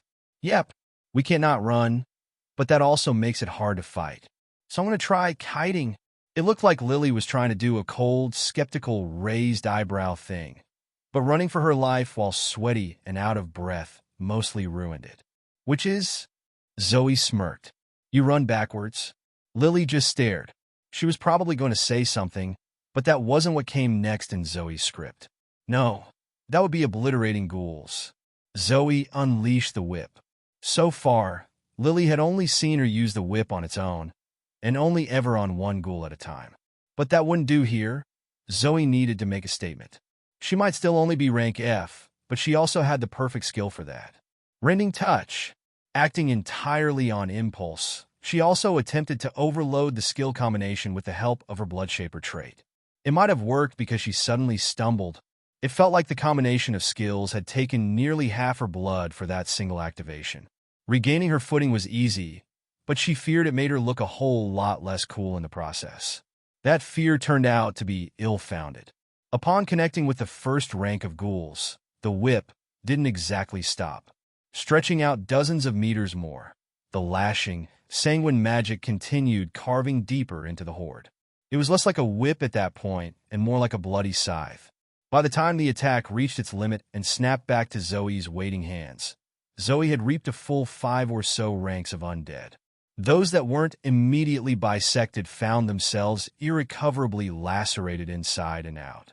That was mostly due to the combination with Rending Touch, but Blood Whip still did more than enough damage on its own, even with glancing hits.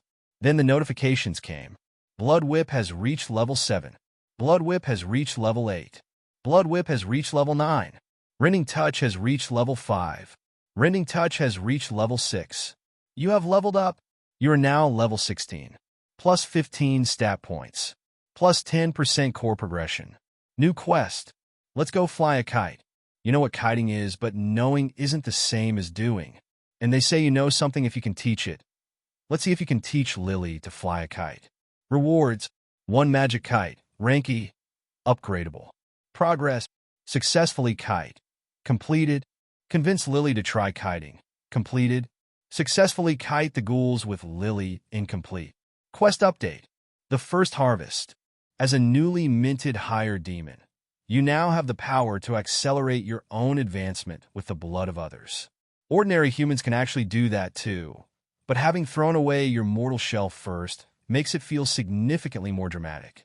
A humble suggestion: slaughtering 250 monsters of the same core type might be a good start. Rewards: 1 Elemental Awakening Core, rank E. Progress: 151/250. That's a lot of stuff. Zoe didn't think she could complain about running from the ghouls anymore. Well, she could, but it would be bad form or something like that. These are some pretty good rewards. She'd walk away from this happy, even if she didn't end up succeeding the quest. If only cardio routines back on Earth had been this engaging. Of course, there were a whole lot more ghouls that Zoe hadn't killed. While impressive, her little stunt had only made a small dent in their numbers, and it had cost her close to half her own blood. Not exactly sustainable, probably. Lily, though? She looked impressed. That was good because it meant she was more likely to keep taking Zoe seriously. And more importantly, she was also more likely to let Zoe complete the new quest. She clearly hadn't committed to the running backwards thing, though, only taking increasingly bold potshots over her shoulder. That's not going to do. Zoe wasn't going to get her quest reward if things continued like that. And while Zoe had no idea what a magic kite was, or what it was used for, I know I really fucking want one. By the time the ghouls started visibly thinning out, Zoe was more interested in playing with her new kite than actually fighting anything. That left Lily to do the majority of the work, which was fine. It was the Ice Maid's idea to fight the undead in the first place. Also, Zoe was still advancing at a delightfully rapid pace. Surgeons, I has reached level 4. Rejuvenate has reached level 3. You have leveled up. You are now level 20. Plus 15 stat points. Plus 1% core progression. 5 more levels, and we might get a decent class evolution, Lilith said. That'll be interesting to see. Zoe blinked. A class evolution? Popping into existence, right in front of Zoe's face, the doll version of Lilith sighed. I thought we already talked about that. It's sort of the equivalent of core evolutions for people who have the class system. Yes, Zoe already knew that. What she didn't know was that she was already super close to doing one. That seemed a little quick, honestly, but she had already done her first core evolution. It's not normally this quick, Lilith added. Our case has been somewhat unusual so far. But also, it's more common to do your first class evolution at level 50. It's possible to get the option at level 25, though, but it's not always a good idea. Zoe couldn't help but frown at that. What do you mean it might not be a good idea? Clearly sensing Zoe's apprehension, the flying plushie was quick to reassure her. It could also be a really good thing, and just getting the option doesn't ever have any downsides. It's just you're better off waiting until the normal level 50 if none of the options seem that good to you. Oh, that was more or less intuitive enough. The system might give her an early bird option, but that option wasn't necessarily good. If it was good, though, taking it then would probably make her advance even faster. Yep, Lilith added in response. Thinking it over, Zoe landed on a fairly obvious question.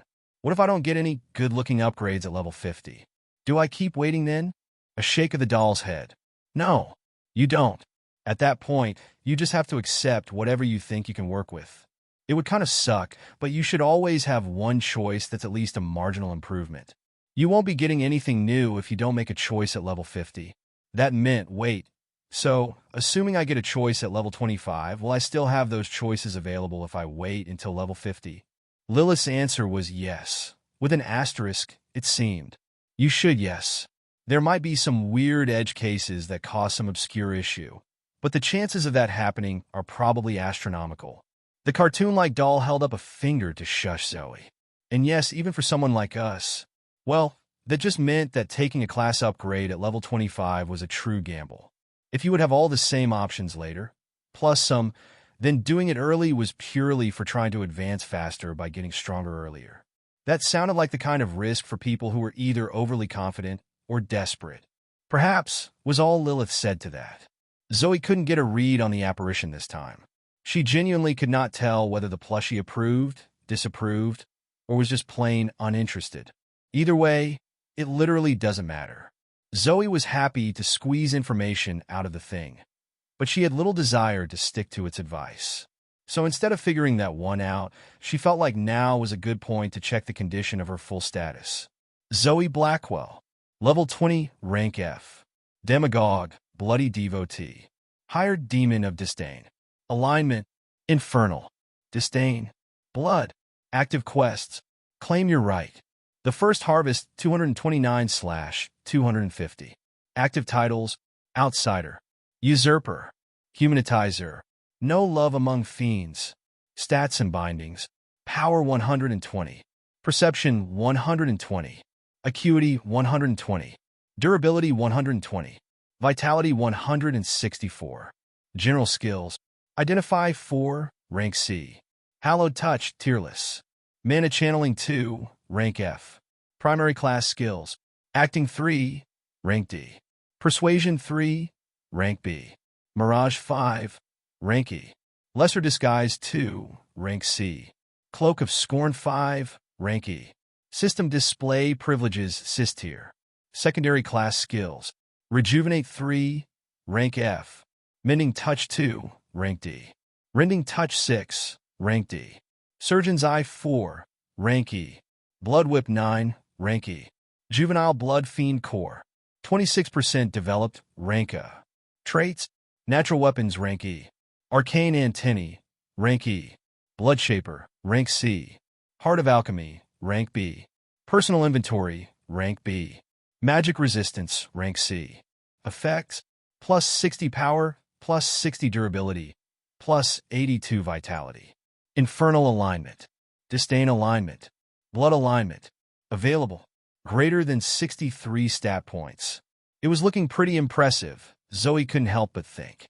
While the overall structure remained roughly the same, she had definitely come a long way from the near-death fiasco that was the cult ritual. Lilith remained silent.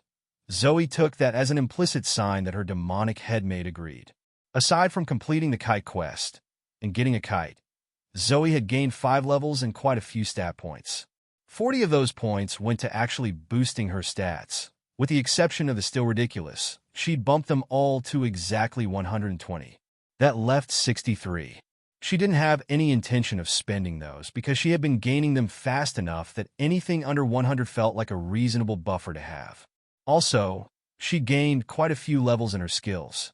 Both acting and persuasion had increased from level 1 to level 3 over the course of the night, entirely due to her interactions with Lily. After her explosive first attack against the mob of ghouls, Blood Whip and Rending Touch had remained at levels 9 and 6 respectively, but that was already a good amount of improvement. Aside from Surgeon's Eye and Rejuvenate, Cloak of Scorn had leveled up once. It was now at level 5. Zoe still didn't understand much about what it did, but levels were levels. Also, she'd only leveled up Rejuvenate twice by spamming it on Lily. At this point, using it on herself was practically a net loss. The amount of magic it drained took more time to recover than it took her body to recover passively with the Bloodshaper trait. The most important development, though, was definitely the kite. Woohoo! Zoe cheered as the kite did a 720-degree spin, plummeted down just inches away from the ground, skating just above the surface, and arched back upwards into the moonless night. It wasn't that impressive, but it was also harder than it looked. Zoe had never actually flown a kite before. It might help that it's a magic item and barely requires any wind, Lilith remarked rather dryly. I doubt we'd be so skilled with a normal kite. The fact that it was true only made Zoe even more pleased to have gotten the kite as a quest reward. A magic-filled new world could be all fighting, killing, and growing stronger. Zoe would have to ask for a refund if that were the case. Are you going to help me? Or are you just going to keep flying your stupid kite? Lily was currently struggling to fend off 4 especially fast and agile ghouls at the moment. She was doing all right so far, but it was a bit of a stalemate. One of the ghouls had already lost an arm, but that didn't stop them from continuing to hound the elemental summoner from all sides. It was bad enough that the ice mage had stopped running backwards and was now moving in the ordinary forwards direction. If you can spare the attention to complain at me, you can handle it yourself, Zoe fired back. I'm busy too, you know. A little tied up here. Yeah, tied up with a fucking kite, Lily snarled. Lunging to the side, she relieved a ghoul of its leg. While that didn't kill it, it left the monster unable to keep up with the pace of the pursuit. 1 down, 2 4/5 to go, Zoe thought. When Lilith asked what she meant by that, Zoe explained that it wasn't entirely accurate to say there were 3 ghouls left if one of them was missing an arm. It's not going to bleed out or anything, so taking out an arm is a decent chunk of progress. It's like those enemies in games that have multiple components with different health bars. Zoe's logic was flawless, but Lilith didn't seem convinced. That has got to be the stupidest way to count something I've ever heard. No, it's not. Zoe knew for an absolute fact that wasn't true, because Lilith had all of her memories. Remember that time in 9th grade when we thought we could count cards, but also thought that the face cards were worth 11, 12, and 13? That was pretty stupid. And embarrassing, Lilith added. Don't remind me of that. Maybe we're just bad at counting things. That was probably true, Zoe had to admit. Either way, she still thought you couldn't say you had a whole ghoul if it was missing an entire arm. ________. Lily decided right then and there that this shitty demon was just as bad as Lord Darius. Sure, the whole kiting thing had worked out pretty well, up until the demon pulled a literal kite out of nowhere and started dicking around. Honestly, the elemental summoner didn't know who that reflected poorly on, that this demon carried on in a similar way to Lord Darius, or that Lord Darius was as bad as a literal demon. If anything, that just made it worse, and Lily couldn't help but feel like it was closer to the former. As she bisected a particularly daring ghoul with her sword of Winter's Edge, Lily's thoughts turned back to the question of where Andric was. It was frankly quite odd that the minder sent by her biological parents hadn't caught up to them yet. Despite how frustrating it was to be constantly under his watch, Lily felt real worry. It wasn't like him to let her disappear for long, especially in an area as dangerous as this. The most likely thing the Ice Mage could imagine was that something else had delayed him, or worse. It was still nearly unthinkable, but what other explanation was there? It was also rather concerning. The alchemist was the most combat-capable member of their expedition by far. You looked deep and thought about something. Lily made a short yelp as the demon spoke from right beside her. She hadn't noticed the creature approaching.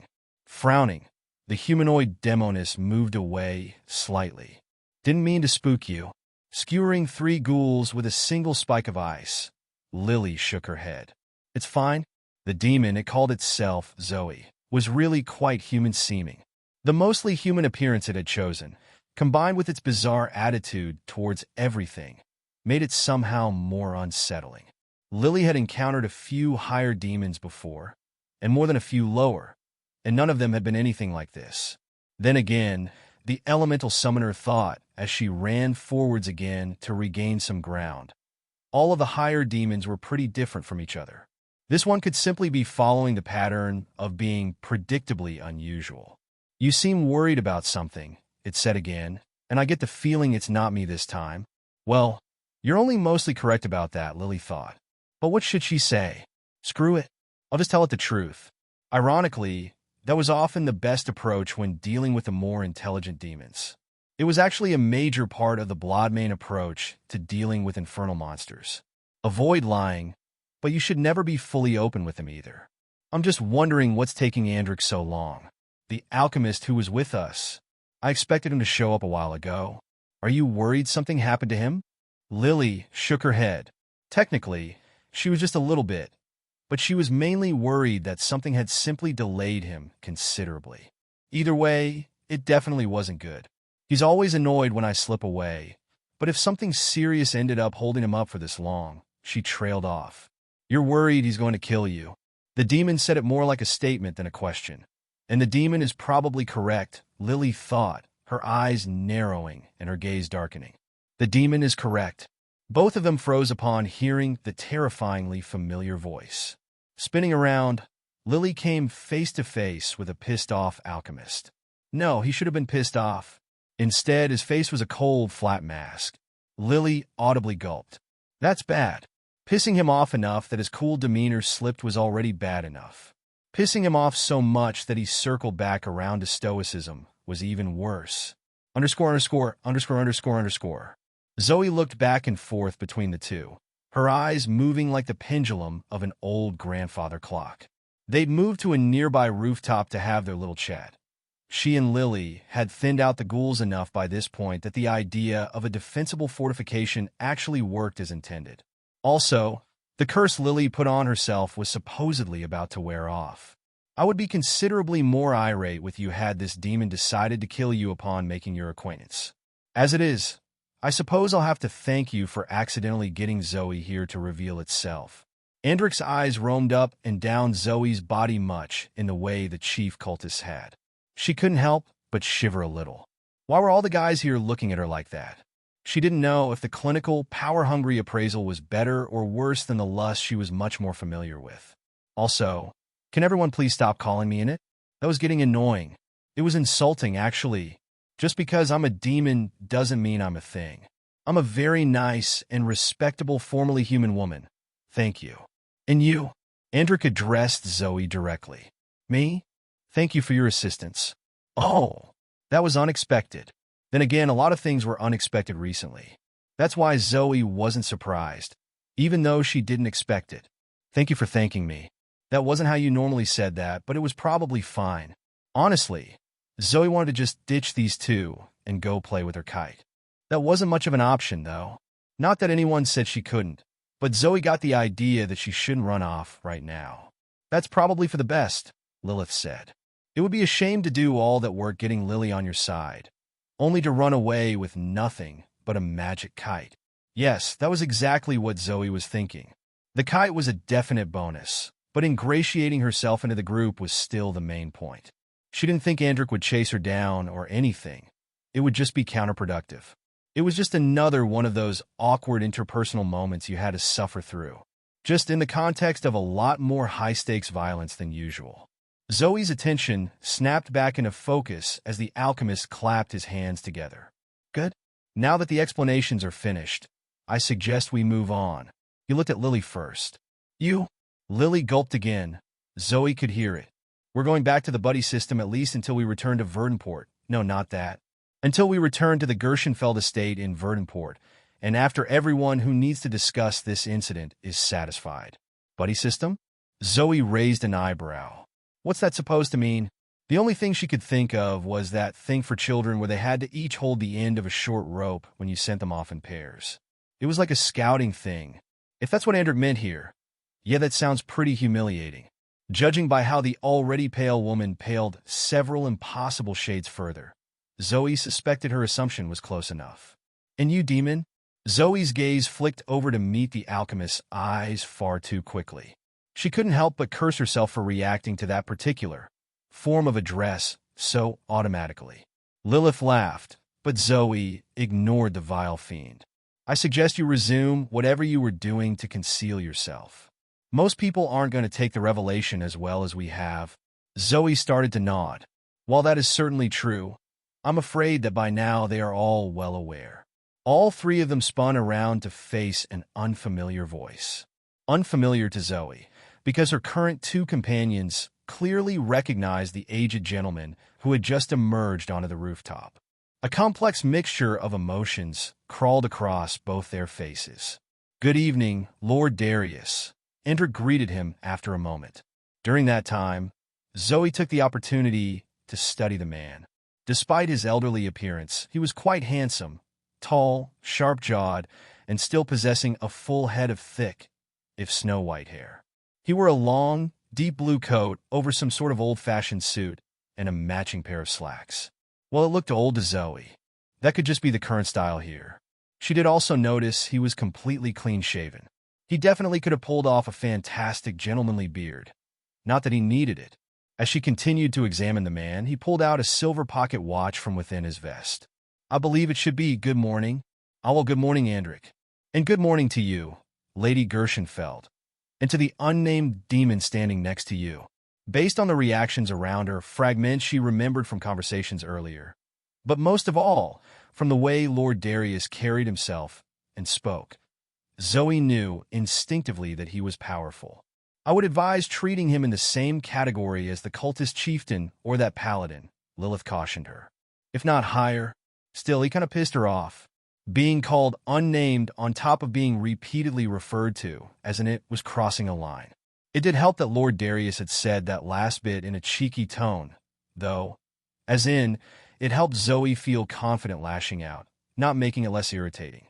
Not knowing my name doesn't mean I don't have one, Zoe scowled. And I'm a she. Not in it. Several other people clambered up the stairwell at the same time. Lord Darius arched an eyebrow. Oh, have my students offended you? I don't recall ever using that particular pronoun for you. Zoe didn't know how to react anymore, so she just decided to let this play out, whatever this was. From the wary and half-defeated looks of Andric and Lily, she suspected she wasn't alone. Ah, but the name! Zoe tried to answer, but the strange man interrupted her before she could. No. Let me guess, let's see. Ezelin? No, Zoe did answer, but she was paying more attention to the three people who'd stepped up around Lord Darius. She recognized them, of course. That enchanter Millie with her bow, the archmage Arthur with his thin metal staff, and most worrying, the dollar store paladin Sean. Strangely, they all looked more exhausted than angry or confused. Oh, not Ezelin? Then maybe it's Grace. Zoe blinked at that. Wasn't that the name she made up for the cultist chief? What was his name again? Basil? That would be a weird coincidence. A bit wary herself now, she slowly shook her head. Then Lord Darius snapped his fingers. Oh, silly me. I get it now. The slight smile creeping across his features looked slightly predatory. Like a playful cat, Zoe thought. I know, it was Zoe Blackwell, wasn't it? Zoe's eyes widened. If he had only guessed the first part, she could assume one of the other three party members had told him, and he was just messing with her. She'd already told them her name was Zoe. But I never gave any of them my last name. As Zoe was still reeling from her shock, everyone else was busy dealing with this whole messy revelation as well. Wait, how did you all figure out she was a demon? Lily asked. The answer turned out to be rather lame. Lord Darius told us, Millie grunted. No idea how he figured it out, though. By the way he was talking, he figured it out before he even arrived. Lily turned to the old, hideously smug-looking man. How did you figure it out? I guessed. What? What? Lily looked incredulous. How in the damned abyss did you guess? Shrugging, Lord Darius started ticking some points off on his fingers. So one of you is an acolyte of faith, and he detects a strong infernal presence that suddenly disappears. Then, a strange, blood-covered woman passes out in the same room as you, revealing herself from some form of invisibility in the process. Let's see. She says she was a victim of an infernal cult, but she escaped, somehow. Pausing, Lord Darius raised an eyebrow. None of you thought anything of this? When you also found her in a barren, uninhabited wasteland full of infernal-aligned monsters. At this point, Lily's mouth was just hanging open. If anything, Andric looked frustrated, and the aforementioned acolyte of Faith Sean had a ponderous look that was hard to read. As for Millie and Arthur, though, the enchanter and archmage almost looked pleased. Told you so, Millie whispered as she elbowed Arthur in the side. Then she faced Lily. I had no idea you were actually a bloodmane. And with that, the tension that had been steadily draining skyrocketed to record levels. Arthur and Sean both groaned. Andric looked angry, and Lily looked like she had frozen stiff. Zoe could practically see the loading icon spinning above her head as the ice mage failed to process the statement. Zoe didn't have any idea what that actually meant, but all the different reactions told her it was some sort of big deal, and that means I should pay attention. She tried her best to note each and every one of their reactions, including Lord Darius, who seemed to be holding back a smirk, almost successfully. That confirms it. Zoe thought this guy is an absolute troll. She'd have to watch out for any disasters he could wreak upon her without warning. I don't think we'd be able to stop him, Lilith commented. At least not anytime soon. Yes, Zoe was well aware of that. She hadn't even bothered to try using Identify. There was no point to repeat the pain she remembered from failing to identify the cultist chief. By watching out, she meant being prepared for shit to go sideways because of him.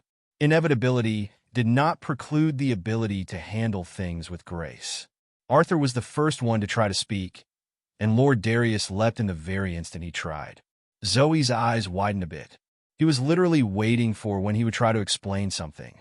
Arthur here revealed that little secret to us, Lord Darius said, his tone far more serious than the faint sparkle in his eye. I admit I found myself surprised, but I failed to see how such a revelation could change the dynamics of our arrangement. He raked his gaze across each and every one of them as he said that. When his gaze settled on Arthur, the Archmage did nothing to hide his own glare. Well, he looks pretty pissed, Lilith remarked. I wonder what that's all about. Underscore. Arthur was pissed. He stuck close by Millie on their retreat back to the coast, if only because getting too close to anyone else would be worse. Lily was still all distraught looking. Andric looked like he wanted to kill him. Sean looked oddly conflicted, and the other two were blighted demons. The healer they'd rescued turned out to be a shape-shifting, status-obscuring demon of disdain, which was pretty fucking fun. Worse than that, though, their technically human sponsor proved once again to be a sadistic psychopath hell-bent on the advancement of human suffering. Hell, at least the real demon bothered to actually heal us. With that thought, the Archmage snuck yet another glance at the demon. The form she took was quite pretty. Arthur didn't normally think that way, but that aspect was exceptional enough in this case to warrant particular notice.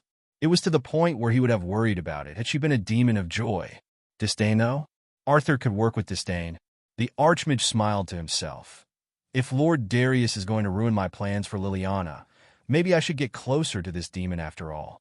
It had been far too long since he'd made meaningful progress in his research. Underscore. Zoe was pretty sure that the Archmage guy had been eyeing her for a while. That was annoying, but she was more focused on the unexpected quest reward. Elemental Awakening Core Blood. She'd forgotten about the quest until she killed a ghoul and got notified about it. They were currently all trekking back towards the beach, but no one seemed like they were in a mood to talk. Well, that guy Arthur looked like he might be interested in talking to her about something. Zoe didn't want to talk to him, though. She wanted to congratulate herself for her lovely reward. The core was an asymmetric, flat-cut gem. It was, surprise, a deep blood-red color. About the size of a walnut, it would have easily fit in a pocket. Fortunately, it instead went straight into her internal inventory. Zoe didn't have any real pockets right now. I do kind of wonder what the deal with that Archmage is, Lilith said. Maybe we should go ask him. Don't care, Zoe thought back. She didn't want to talk to people under ordinary circumstances, so she definitely didn't want to talk to someone who wanted to talk to her. Especially when that person is a wizard who has been eyeing me weirdly ever since everyone found out I'm technically some kind of demon. You know, that sounds like exactly the time you should figure things out by talking, Lilith pointed out. And the imaginary nuisance did have a point, but Zoe still didn't care. Okay, so how do I use this awakening core thing? I want to bind it to vitality. That seemed like the extremely obvious thing to do. Zoe's everything was related to blood, and vitality was like the stat for that. It was so obvious Zoe almost worried she was missing something, and then started overthinking it. But nope, I'm pretty sure this is literally the best thing to do here. Otherwise, she'd be really stupid. Wait, am I being really stupid here? Laughter resonated throughout her mind. By overthinking things, yes. The correct path towards advancement is typically obvious, once revealed. The most certain way to screw up your advancement is to doubt yourself and overthink things. Ah, that was good to know. Zoe would go ahead and bind the gem to vitality. Reaching her mind towards its place in her inventory, she prepared to start, then paused. Wait, is this going to be an intense thing like the evolution was? It wasn't. Lilith assured her that the first 4 elemental awakenings were quick and painless. The 5th is the one to be prepared for, the apparition lectured to her while floating in the air ahead. Right then, Zoe extended her mental touch. She wasn't sure how to go about it. Not at first, but the gem responded to her touch. No, it wasn't her touch, it was her intent. A spark of power sizzled where her mind, spirit, or whatever it might be brushed against it. You are eligible to awaken the element, blood. Do you wish to proceed? Yes. A new message from the system arrived as Zoe confirmed that she wanted to continue. 5 core stats are eligible for elemental awakening. Perception, power, acuity, durability, vitality. Choose a core stat with which to awaken the element, blood. Zoe selected vitality. You have chosen to awaken vitality with the element, blood. Do you wish to proceed? Zoe nearly rolled her eyes at having to repeatedly confirm her choices here. But thinking about how important this probably was made her rethink that. It could be a lot worse for the system to commit to permanent changes without asking. Still, she went ahead and willed her answer to be yes. Your vitality has awakened to blood. Zoe blinked. There was a brief sensation of something rippling down towards and back out from her core. It was faint, and the vibrations dampened to silence before she'd fully registered them. Is that it? Well, yes, but no, not really, to be honest. It's finished, and we won't have to do anything more than that, Lilith explained. But you'll slowly notice some big changes to our skills the next time we use them. That made Zoe want to immediately test everything out. But she was a mature, self-disciplined young woman. She was fully capable of controlling her impulses. The mad cackling of a would-be body snatcher echoed against the walls of her mind as she thought that. Zoe tried to push the mind-reading demon she'd been saddled with away. There was nothing funny about that, but for some reason, the cruel phantom only laughed harder when she tried to protest. I sense that you'd like to ask me something. Zoe thought for a moment. Yes, I do. It was almost dawn, and she was standing at the front of the ship with Lord Darius beside her. The bow. Zoe knew that starboard was right and port was left, but she didn't remember what was the front and the back. She could probably ask the man beside her, but that wasn't to know right now. Why are you helping me? She thought it was a sensible question. For all his cruel trickery, the Lord she'd since confirmed to be a wealthy rank A alchemist had been a net benefit towards her. He certainly could have killed her for being a demon. There was nothing she could do to stop him.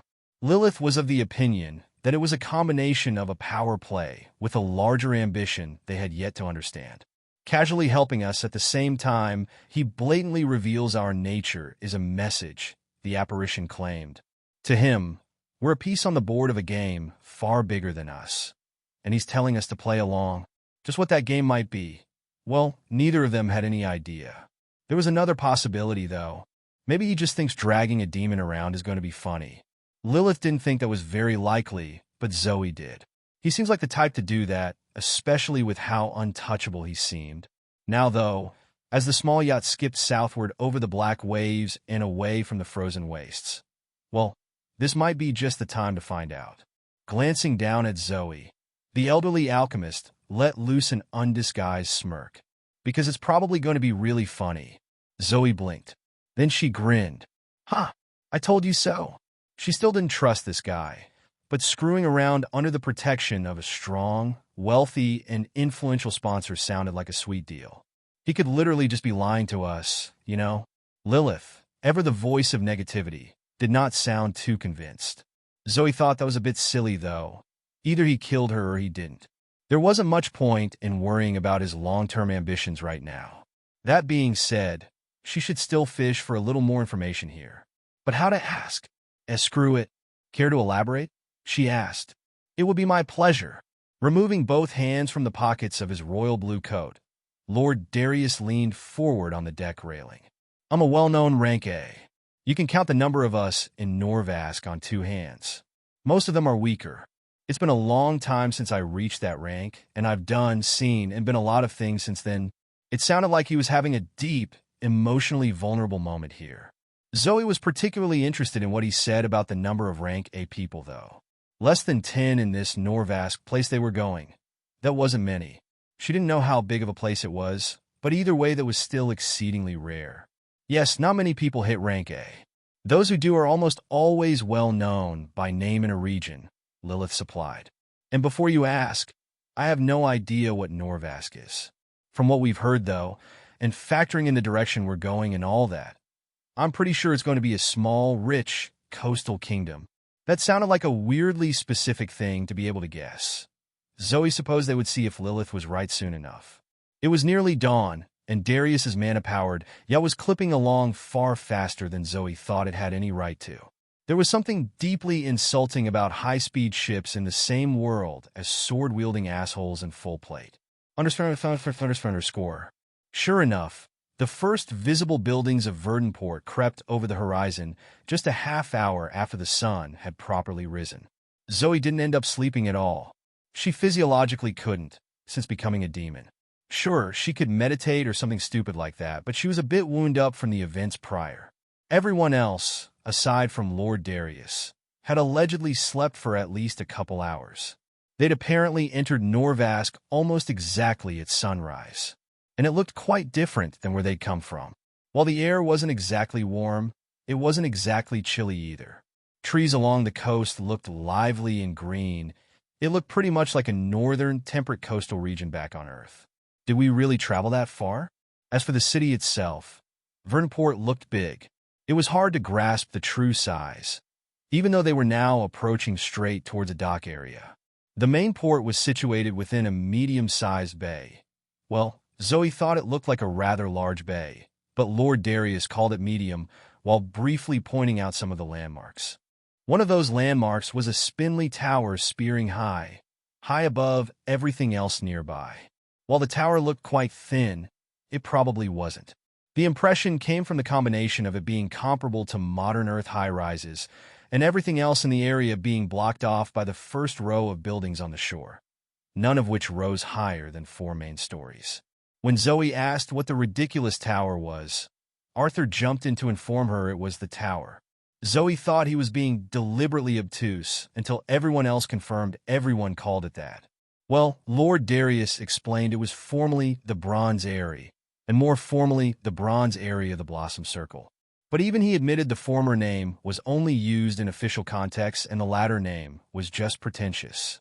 He also led on that even the important people with business there called it the Tower, and that those people included him. When Zoe asked if she could go there, the answer was, "It depends on what you mean." When she asked what exactly went on in it, she was told she could find that out herself if she bothered to go there. That would have been a lot more suspicious, had she not gotten the feeling he just didn't want to bother explaining it at the moment. Okay, it's pretty obvious why it's called the Bronze Eyrie, she continued as various dockworkers secured the ship.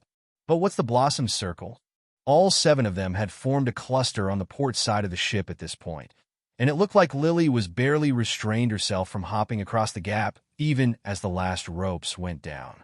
She, along with Millie and Arthur, were the antsy-looking ones. Sean and Andric looked exhausted. Technically, Archie is a part of it, Lord Darius said. Mind explaining it to Zoe? I do if you're going to start using that stupid nickname too, the Archmage grumbled. But fine. It's just the traditional, well, historic, really, name of the official council in Norvask. Zoe perked up at that. There's a mage council? Arthur's brow crinkled. Of course there is, but it's nothing to write home about. It's mainly just bureaucracy. A long time ago, it was an actual council of a smaller number of powerful wizards who wanted a dedicated space to congregate for discussions without killing each other. It's a lot more organized and boring now. Multiple people chuckled at that, Zoe included. Leave it to humans to turn a genuine wizard council into a lame professional association, Zoe thought. It was equal parts hilarious and depressing. Actually, wait, Arthur continued as they all disembarked. Why does it make sense that it's called the Bronze Eyrie? Oh, that was simple. Because it's a really high place and it's covered in bronze? Zoe didn't really understand the question. Much like the other statelier buildings she could see, the colossal tower was fully decked out in the matte green verdigris signature to copper roofing. Like all the verdigris is super iconic. They were already halfway down a bustling main street by this point, but everyone stopped to look at her. Even Lord Darius looked interested. Zoe tilted her head. What? They have bronze roofing in hell? Arthur looked genuinely interested. He also should think about being a little more quiet, judging by the looks everyone else gave him. Yeah, sorry, we don't talk about Zoe's condition, he whispered in an extremely non-subtle way. But do they? Zoe was still dressed up like a ragged, duct-taped mummy, but she'd shifted back to a fully human appearance with lesser disguise. Lord Darius insisted they keep her identity a secret, much to Sean's visible discomfort. Screw him, though. Zoe wasn't going to listen to the opinion of a paladin recruit. But Arthur's question raised an interesting point. They all thought she was summoned. That might sort of be the case, depending on what actually happened with Zoe mysteriously waking up in a sarcophagus in this world after a medically induced coma. But she was pretty sure Earth wasn't hell, even if it felt like it sometimes. She'd become a demon after she woke up, and that was by stealing a core someone else created. She wasn't going to let any of that on right now, though. Giving the few people who were in the know a misleading idea seemed smart. Yes, she confirmed. We do. We're also quite fond of terracotta roofings, as well as tile floorings with matte finishes. She tapped a finger to her chin. Though hardwood has been undergoing a bit of a resurgence as of late, everyone stared even harder. Zoe blinked innocently, not giving away even the slightest indication of how much she was screwing with them. What? Well, that's quite enlightening, Lord Darius mused. I suppose we should be getting on, though. I suspect many of you are tired, but there is still much to be done. Multiple sighs could be heard as they resumed their trek deeper into the city. It was really quite large and lively. Zoe was honestly expecting a shitty, dirt-paved, colorless town with a gloomy castle. On the contrary, Verdunport was much closer to feeling like modern-day Italy, just with horse-drawn wagons and stuff.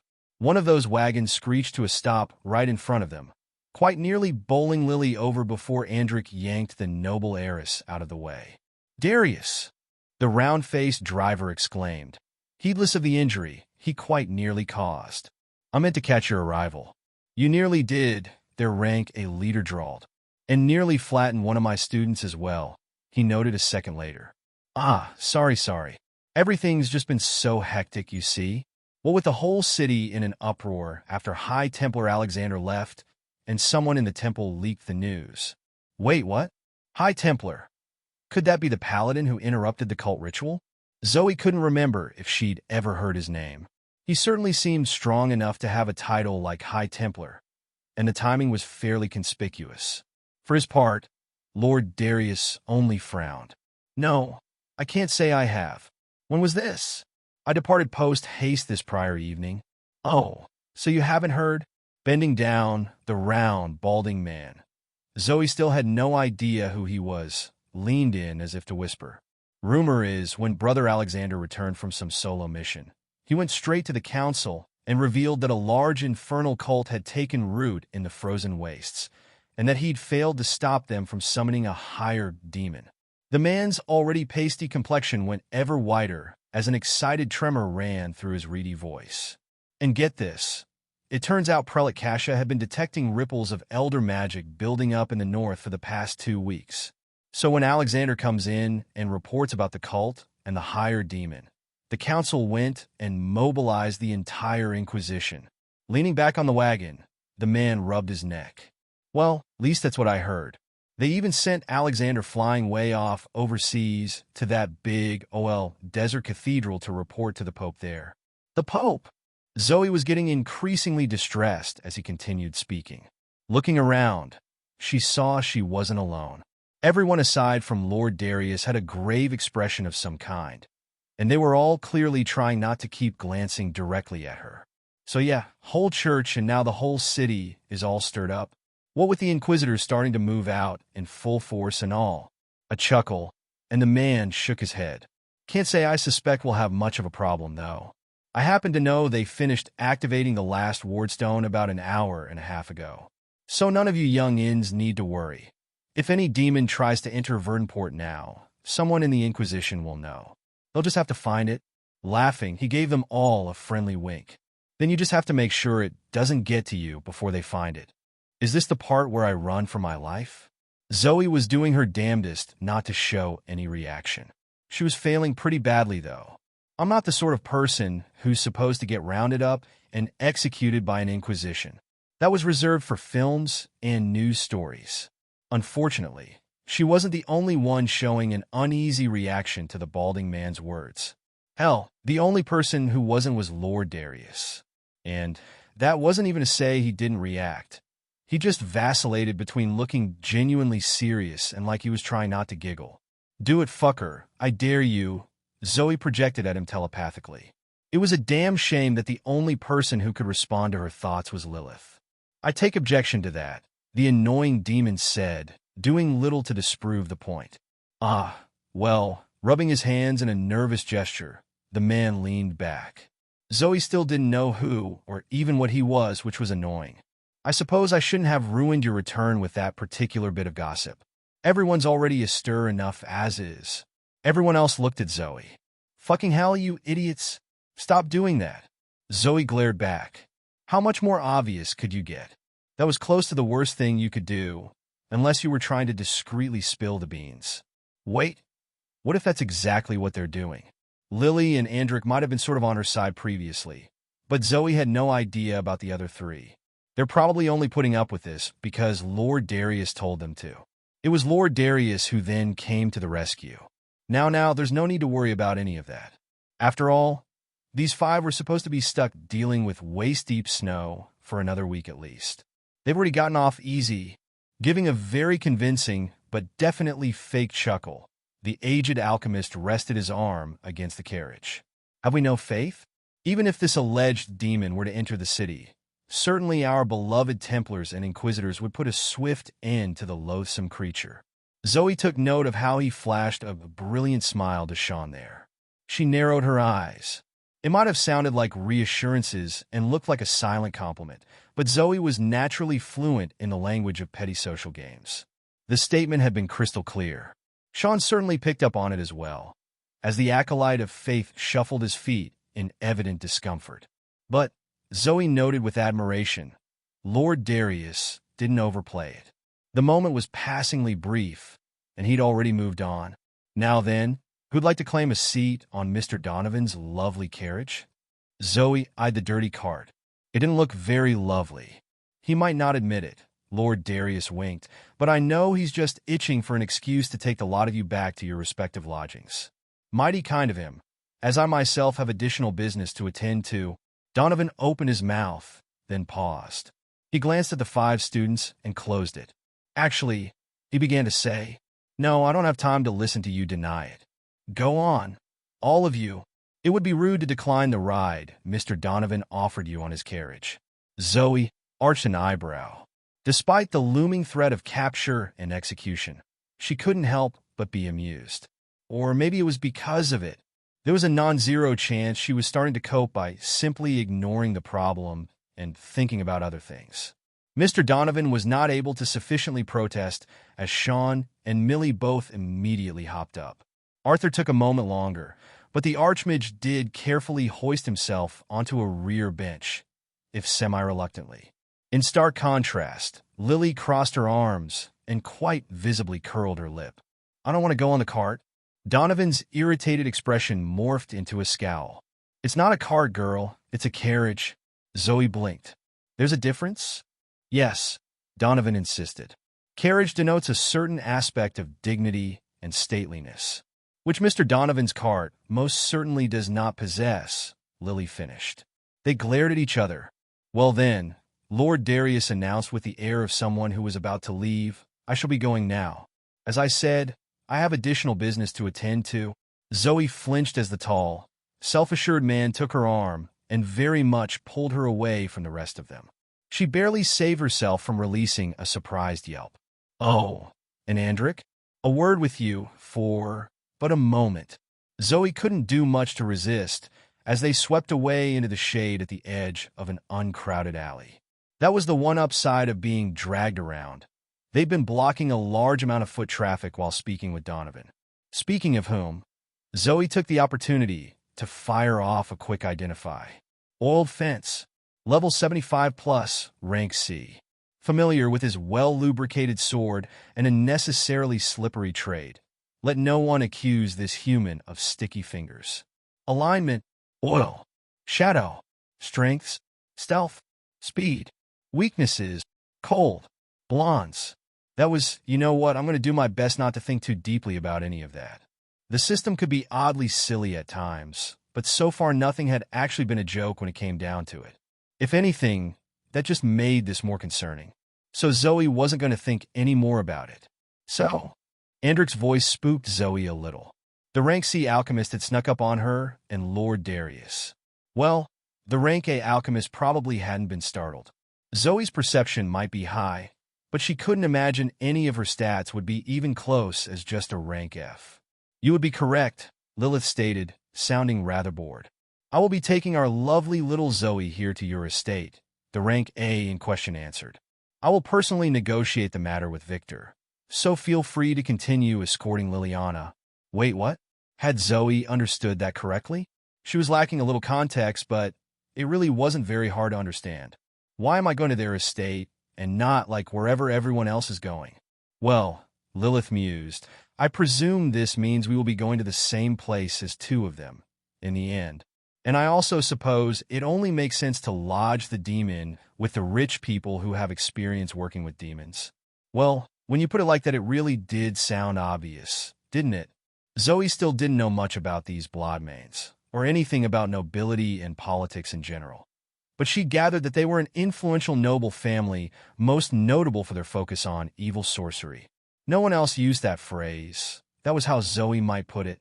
The issue was that there wasn't exactly a specific kind of magic or whatever else that you could define it as. Necromancy, demons and other infernal magics, curses, soul, and mind magics. All of that lovely stuff. Why was everyone okay with a powerful noble family running around summoning demons and doing necromancy? Well, everyone acted like those things really were sketchy, taboo, and possibly illegal. So frankly, Zoe had absolutely no idea. It looked like she might be about to find out. Underscore. It took them around 45 minutes to reach the Bloodmane estate. After Andric had left to rejoin Lily and the others on the cart, Lord Darius first took her to a clothing store. That only took about 10 minutes, because he wasn't getting anything tailored or even buying her a usable wardrobe. No, he and the owner took her to the back and slapped a whole lot of fabric on her, until she looked passably presentable. Zoe was a bit worried about why she needed to look presentable, but that part wouldn't come for another 45 minutes. At least she did have actual shoes now. He might be a jackass, but Lord Darius was kind enough to get her some fitting, ankle-height boots. His helpfulness was still concerning, Zoe thought. It also ended when he said how long the walk would be, and Zoe asked if he usually walked everywhere. After all, it was a decent-sized city, even in comparison to modern-day Earth. 45 minutes to walk was really rather close if you zoomed out fully. Then, when he explained he used the mechanical carriage of his own invention for the farther distances, and Zoe asked if they could ride, he laughed cruelly and said no. It's a pleasant day, and I do think I'd fancy a stroll, he'd said. The worst part was that she could hardly resent him for it. It truly was a nice day, and she was pretty sure he was being genuine this time. He really did want to take a stroll, not just torture her. Walking up to the main gate through the walls of the Bloodmane estate, Zoe felt more than a little nervous. At least it wasn't a mortal peril flavor of anxiety. She'd had more than enough of that. This was just regular old fish out of water mixed with meeting new people. It was a small relief that Lord Darius did all of the talking to the people stationed at the gate. It would probably have been good for her to listen in as well, but she was too focused on thinking about when she would have to start talking to pay any attention. It was probably just a basic exchange of formalities anyway. Then the set of wrought iron gates swung inwards with a faint, entirely ordinary groan. It wasn't very dramatic. I feel like it should be more dramatic, Zoe thought. That feeling was amplified when they strode forward into a perfectly ordinary rich person garden. Where were the fountains of blood? The sickly purple fires blazing in obsidian basins? The garden path wasn't even properly shaded for fuck's sake. This doesn't really feel like the home turf of the demon-summoning bad guys. That's because it's not, Lilith chimed in. It's the estate of a legitimate noble family who might also summon demons sometimes. Right. Zoe was still disappointed, even as Darius led her deeper and deeper in. They spent most of their time outside. To her surprise, the place was less like a giant mansion surrounded by a wall and more like a gated community. Many of the garden paths were really more like roads passing between multiple discrete buildings. This made it much larger than Zoe had even expected. Hell, it looked like one of the stately halls was serving as their own private restaurant. A dining hall and personal chef was one thing, but just what kind of person decides they need their own damn private restaurant? Well, Lilith said, as they finally entered the most imposing building Zoe had seen yet. I have to assume that the Bloodmanes are far larger than a typical extended family unit back in the United States, let alone the standard nuclear family. I'd wager they've even divided themselves into a hierarchy of different branches, with a primary line of succession at the top. Judging by just what she'd seen so far, Zoe had to agree that sounded like the right conclusion. The alternative would simply fall well beyond even the realm of ruling class success. But even then, it was still a lot. The building they'd finally entered continued both the extensive use of verdigris roofing characteristic of Verdunport and the rather gothic style the Bloodmanes seemed so fond of. That was the one saving grace of their aesthetic choices. Even if the estate was all sunshine, blooming flowers, and pearly stone, they'd at least shaped the stonework to be gloomy and ominous. Also, this building took things further. While it certainly had appeared big from the front, it actually didn't strike Zoe as the biggest. What it did surpass the rest in was the sheer quality and stateliness of it. That was a hard thing to quantify, but it had immediately struck Zoe as something special. Older, certainly, richer, no doubt, and possessing a care and devotion to craftsmanship qualitatively beyond the rest. The inside also looked classy and expensive as hell. Zoe almost felt bad about dirtying the practically silken, crimson carpet as they ascended an immensely wide set of marble stairs. But then she remembered the weekly maintenance budget would be higher than her entire old life savings. When they finally stopped at the entrance of what could only possibly be the equivalent of a palace throne room, Zoe asked a question that had been bothering her. Why don't we just walk straight into their house without telling anyone or even knocking or anything? That was literally what they'd done. Lord Darius hadn't spoken to a single person since the guards at the gate, though a few people had non-verbally greeted him along the way. Then he just led her inside the current mansion and up the interior steps. More than rude, that seemed like it was bordering on breaking and entering. Because Victor already knows we're coming, Lord Darius answered. Were you not listening when I informed the guard? No matter. It would be a sorry look indeed if the head of the Bloodmanes could be caught unaware of an approaching low-ranked demon. Huh. So the guards at the gate had a way to communicate across the estate? Oh, there's no doubt about it, Lilith informed her.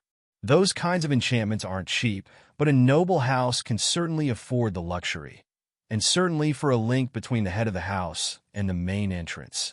That was quite good to know, but Zoe couldn't blame Lilith for not telling her this time. It was one of those little pieces of common knowledge she could only reliably learn by encountering it.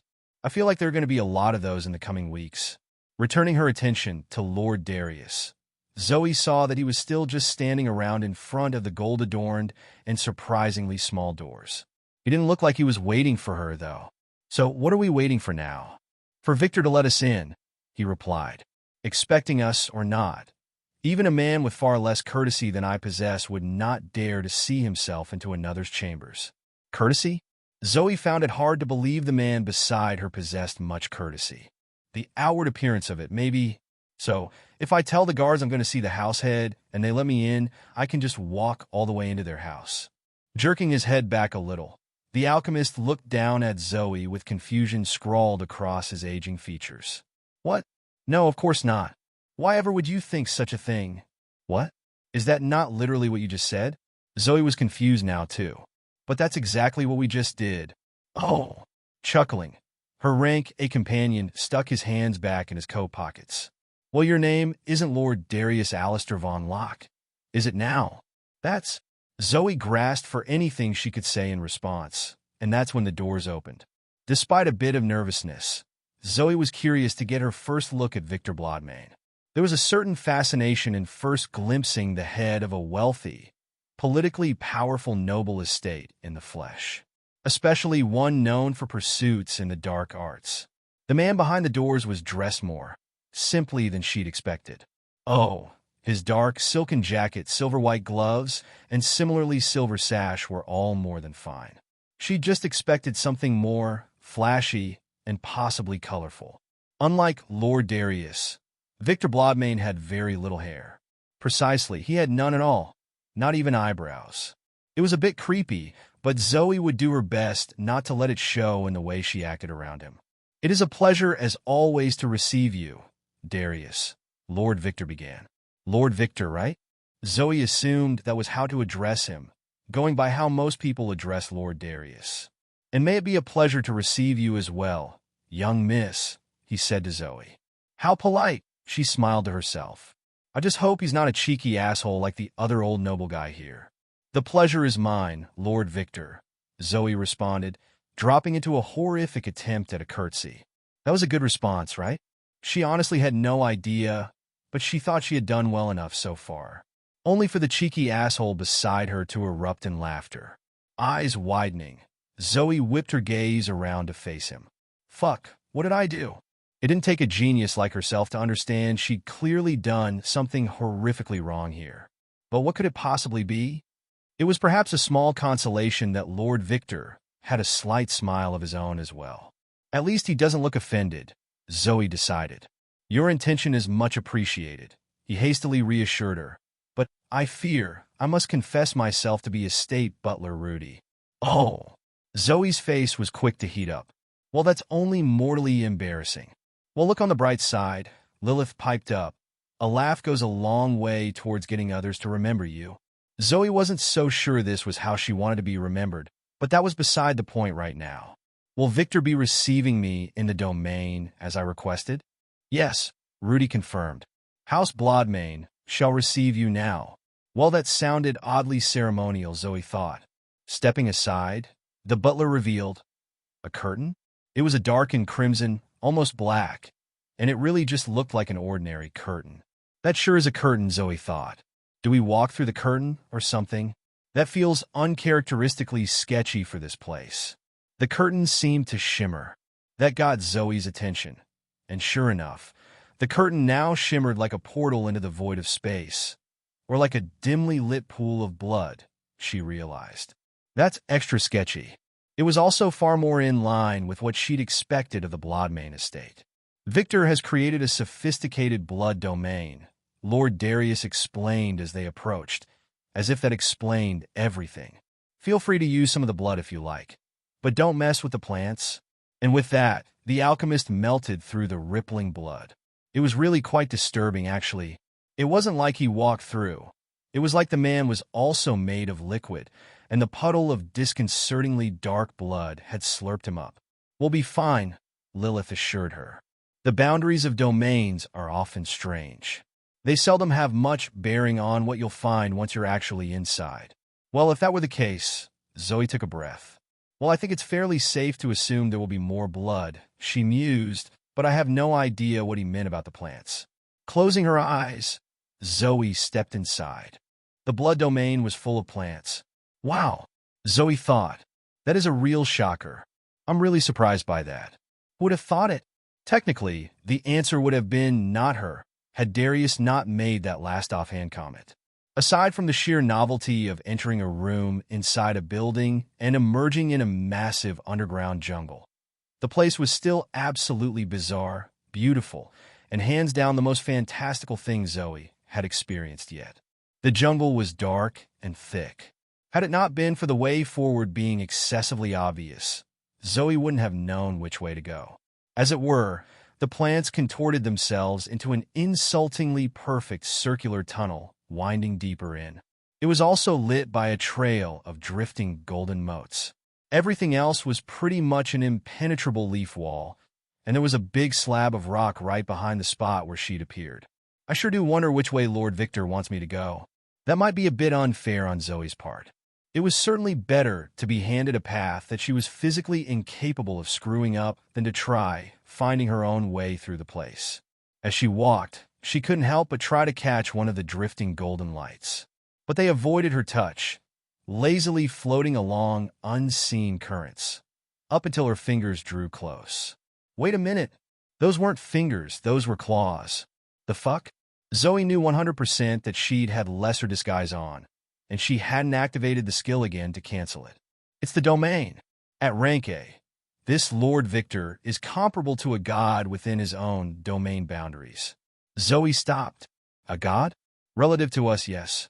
At rank F, there is little meaningful difference between facing a god and facing a rank A individual within a domain even half as sophisticated as this. For someone like Lord Darius, who is also rank A, entering the domain isn't remotely so extreme. It's just a strong disadvantage should they meet each other in combat. That made sense, but there was a problem she needed to bring up.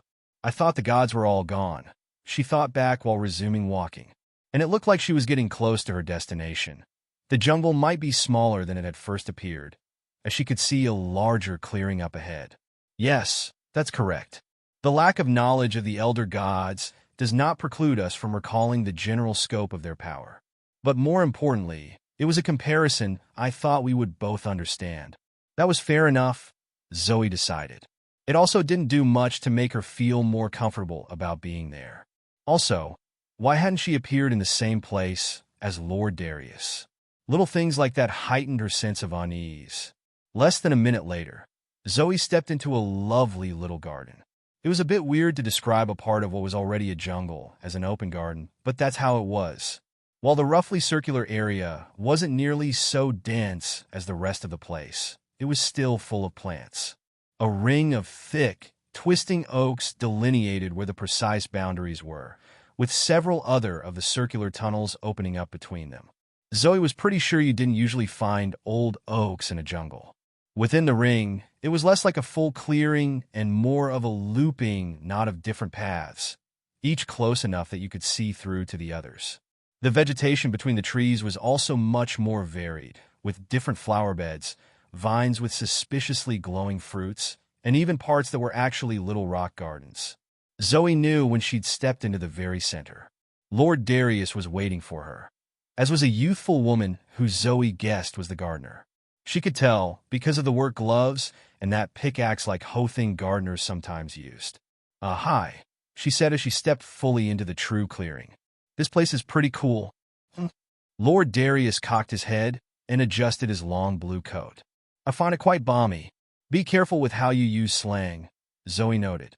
Rather than drawing attention by correcting it, she just repeated herself differently. Either way, it's kind of awesome. You like it? The gardener smiled. Zoe nodded in response, noticing she'd set her tool down somewhere. Well, I'm flattered. Few ever get a chance to appreciate my work here, and even fewer remark on it. That made sense to Zoe. The estate as a whole definitely had some kind of master gardener overseeing things from what she'd seen, though this woman looked a little young to be filling that role.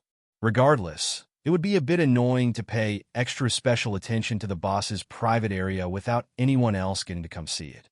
But where's the boss? Where is Lord Victor? Zoe asked, her eyes moving between Lord Darius and the gardener, who was on the opposite side of the central pond from them. And lo, the worst possible thing occurred. Lord Darius released a cruel bark of laughter, and the other noble jackass joined him with a vicious giggle. A mounting horror rose up from the depths of Zoe's gut. It fought for supremacy over the burning anger and shame radiating from her face and chest, until the two feelings mixed into some secret, unnamed third thing she never ever wanted to experience again. Oh, don't look so mortified, cheeky asshole number one said as flicked a stray leaf off his coat. I've always known Lady Bloodmane to be the understanding sort, and not one to get caught up in the little formalities of high society. Yes, you needn't worry, cheeky asshole number two reassured her. And believe me when I say I rarely receive guests in such crude work clothes. Yet when Darius told me about your little interaction with Rudy, I simply had to break the usual standards of attire. You see, Zoe's jaw nearly dropped open. The last scraps of her dignity worked overtime to keep it closed and not make her look like an even greater imbecile. Then she rounded on Lord Darius. You fucking jackass. Is the entire reason you go dragging a bunch of kids around just to fuck with them? Sadism isn't the only way to address boredom. I'll have you know, you're not a fan of sadism then? Saying that was a big mistake on Victor's part, because now Zoe rounded on the other jackass here. That's not what I said, lady. I said it's not the only way to relieve boredom.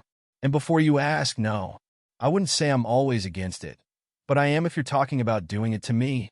It was probably a stupid idea to snap on the head of a noble house like that, a worse idea to do it to a rank A1, and an even worse idea to do all of that while within her own domain. That being said, Zoe's level of being pissed off had now exceeded the giving a fuck threshold. Any fallout sounded like a great problem for future Zoe to deal with. There was also the fact that Zoe decided she'd make a habit of skipping the lady from now on, while Victor seemed like she wouldn't outright murder her for it. That's not the sort of thing we should count on, Lilith cautioned. Not that Zoe cared. Too bad then, I'm already doing it and I'll do it again even harder if you give me shit about it, she snapped back within her own mind. So sadism is okay, but only when it's okay with you. Victor smiled. I wouldn't expect any less of a demon. Now, she returned her attention to Lord Darius. So, Darius, would you please be so kind as to explain why you brought a rank C demon into my estate? And without prior notice, I might add. Lily found it. Zoe failed to see how that had anything to do with what Victor just asked, and it seemed like the noblewoman agreed. Setting aside your neglect to address any part of the question, how did my granddaughter find a rank C demon? And why did you bring the demon here? Granddaughter? What? Lily was Victor Blodmain's granddaughter? That was in fact surprising.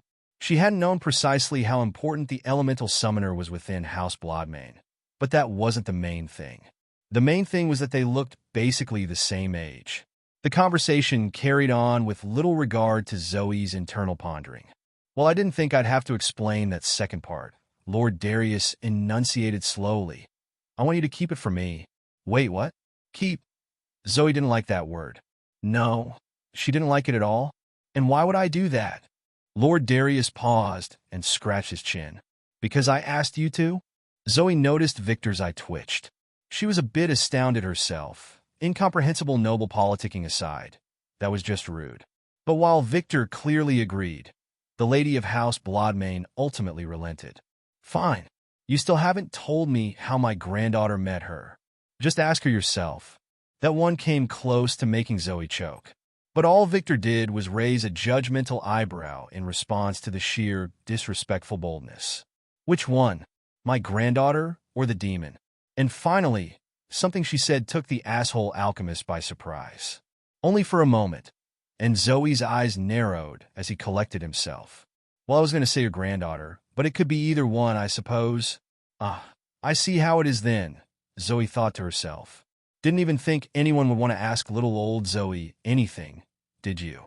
The fleeting glance Victor gave her showed that the noblewoman was both aware of what she was thinking and sympathized with her for it.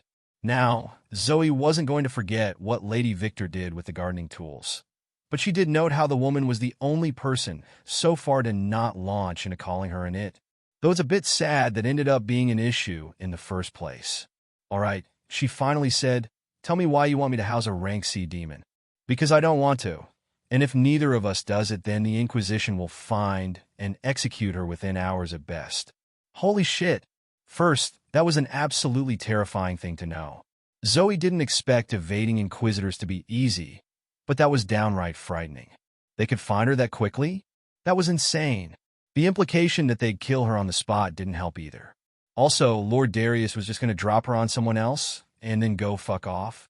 She knew he was a bit narcissistic and took joy in the suffering of others, yes, but that was just cold.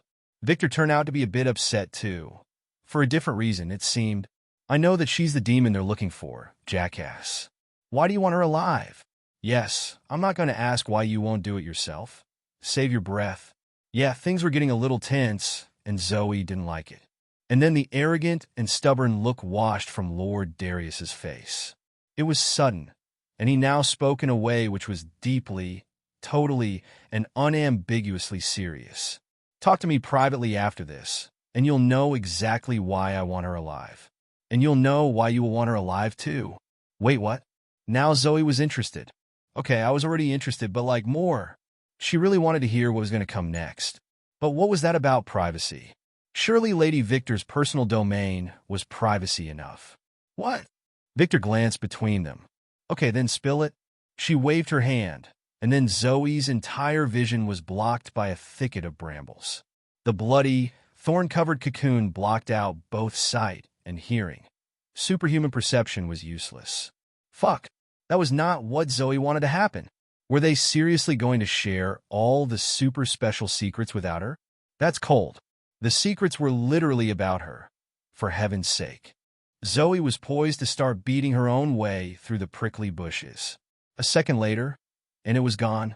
Sound returned, and Zoe noticed Victor looked even more pissed now. Fine, we'll talk later then. Now let's get on with it. I know better than to underestimate the Inquisition, but I don't understand why you believe they'd manage to locate a rank C individual with an obvious stealth focus quite so quickly. I would expect you to have a chance of escape. At least, the last part was addressed to Zoe. Zoe was more interested in why they hadn't talked about whatever it was, though. Lord Darius, for his part, smirked. Great, he's back to being an arrogant asshole. Because she isn't rank C. Wait, everyone still thinks I'm rank C? Victor's gaze snapped back to Zoe, implicitly confirming it. Right? The demagogue class has that system display privileges thing. It was handy that it was still automatically updating things for her.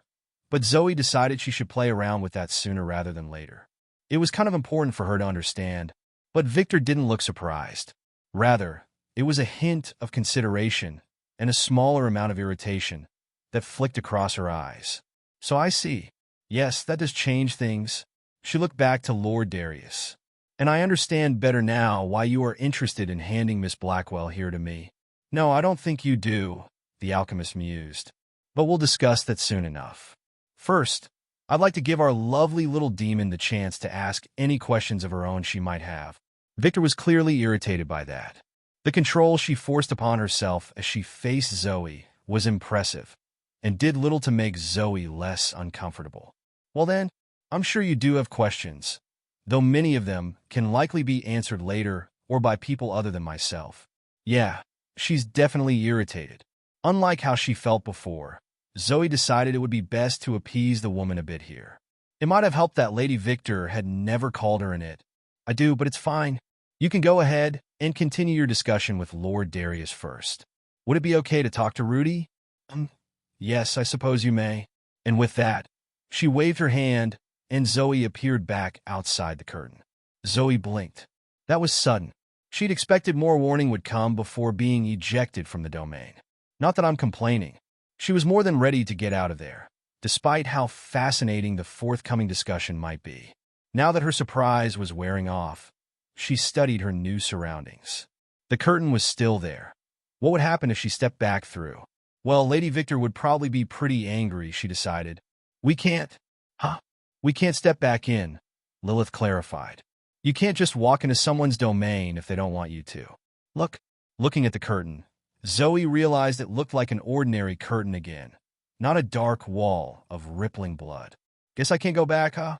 Aside from the curtain and gilded wall panels, there wasn't much to look at, especially now that Rudy wasn't there anymore. Which was a bit awkward. Was she just supposed to stand around in here, or was she allowed to wander off and go looking for someone? The answer to that became apparent soon enough. The first sign of something happening was a large bloodstain unexpectedly seeping up through the carpet, covering a roughly meter-wide spot in a sticky puddle. It also started to bubble a bit. Zoe found herself alarmed by this. Her alarm skyrocketed as the bubbling intensified and a shape rose from within it. Then the shape stretched, condensed, and shifted into the form of estate butler Rudy, suit and all. He nodded politely, and Zoe blinked. The man had just created a random bloodstain and then stepped out of it. Well, that's one way to make an entrance. Pretty dramatic, which did fit in with the aesthetic she first expected of this place. I don't think he's trying to be dramatic, Lilith said. At higher ranks, those sorts of short-range, slow activation, and easily countered teleportation skills are fairly common. And like this one, they usually have an obvious correspondence to the user's own alignment. In this case, that alignment is clearly blood. Got it. That was, in fact, good to know. And she'd ask more about it later.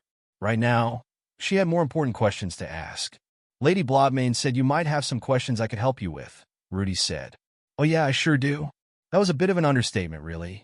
A whole lot. So first off, why does she look the same age as her literal granddaughter? And why is she named Victor? Zoe didn't get a very satisfactory answer. Lady Blobmane looks how she wants to look, Rudy said, and I don't know why her name is Victor. I hesitate to speculate. That was a weird response. Not that there was much she could do about it, though. She'd resolved to ask Lady Victor herself when she had a chance. From there, well, Zoe didn't really have any other questions. Not ones that she felt comfortable asking the butler, more accurately. So they decided to go to that restaurant she'd seen. Rudy readily agreed to the decision, and they departed Victor's mansion within minutes. The butler did advise her to disguise herself again. Zoe was fine with that. She was planning to anyway. He took it further than she'd expected, though. Rather than just removing her non-human features, Rudy had her completely change her entire appearance. He also switched out her shawl and topped her off with a big hat. The walk to the restaurant was weirdly nice. Zoe enjoyed the movement, the fresh air, the greenery, and just the lack of worry. The Blobmane estate was really quite nice. She was better able to appreciate it now that she was going out to eat and not meeting with the big boss. Rudy himself was a refreshing change in company. He was the first person in this entire world who Zoe actually felt at ease around. Sure, that's kind of his job, but Zoe didn't want to ruin it by analyzing things too hard. The butler talked a bit about different parts of the estate they passed along the way. It was mostly surface-level stuff, but if it was a rehearsed tour guide script, Zoe couldn't tell. She didn't even have to ask questions for him to pick up on what was most interesting to her. Sure, you could manage that by just paying attention to the other person, but most people didn't really do that. When they arrived at the restaurant a few minutes later, Zoe was relieved by the lack of a wait or a line. And why would there be? While the place was far from empty, it was also 100% exclusive to the estate. Not only that, but the larger manors all had their own staff. And this wasn't even the only restaurant. Just how big are the Blobmanes, Zoe wondered. It was starting to feel less like a large, noble house and more like the world's smallest ethnostate. As for the restaurant, it felt weirdly modern. It could easily have been a place back on Earth. The biggest tells were the varying ways people were dressed and the lighting. Rather than electric lights, the interior illumination came from glowing, origami-like paper constructs floating about close to the ceiling. Zoe was sorely tempted to jump up and grab one of them. Do it, Lilith urged her. You know you want to. But Zoe was a rational and mature young woman with an adequate amount of self-control. She was not going to grab one of the paper lights. Coward, Lilith snickered as she materialized in Zoe's vision. Using her miniature, cartoon-like doll form, the apparition zoomed up to fly around at the level of the magic lights. Zoe's eye twitched when the demon poked one of them, and it wobbled. In almost all instances, Zoe's unwanted passenger appeared to be totally incorporeal. Yet there were a few instances like this one that suggested things might be a bit more complicated than that. Zoe would just have to keep an eye on it. She didn't know what else to do, and she doubted asking directly would get her anywhere. The waiter, or greeter, whatever he was, led them up to the second floor and onto the outside balcony overlooking the street. This pleased Zoe because it was exactly the area she wanted to end up in. It probably helped that I explicitly asked for it. So, Rudy began after they were both seated. What do you think of the estate? Underscore. Zoe ended up doing most of the talking that evening. It was a bit surprising, even to herself. She fully expected to ply the butler for endless questions about the estate and the world in general. That did happen, but mostly she ranted incoherently to him about random things she'd noticed and wondered about. The upside was that the man took it upon himself to address a lot of the implicit questions that arose through her rambling. He could have just as easily sat back and drained her for information, so Zoe appreciated it. For instance, he wasn't at all surprised that she had no idea how money worked. Well, he did laugh for a few seconds at the idea of a gold being worth 100 silver, which was worth 100 copper, and so on. Zoe couldn't even be mad, though. That was pretty stupid. Fortunately, his knowledge that she was a demon was helpful for explaining her lack of knowledge about the most basic things. Lilith remained deeply insistent that she do nothing to reveal she was from another world. Zoe needed to know why, but that could come when they were alone. Anyway, about money. For the most part, you didn't convert the metals yourself. Things that were listed in tin you paid in tin. Things that were listed in gold were paid for in gold. At first, Zoe thought that was weird and confusing. It became less confusing when Rudy explained the unwritten conventions for retail transactions and how the banks worked. If you were haggling, bartering, or otherwise trading with someone, you just did that. There wasn't much need to be exact about exchange rates, since you were already bartering. For retail, there was a general understanding of which metals to use to set the prices.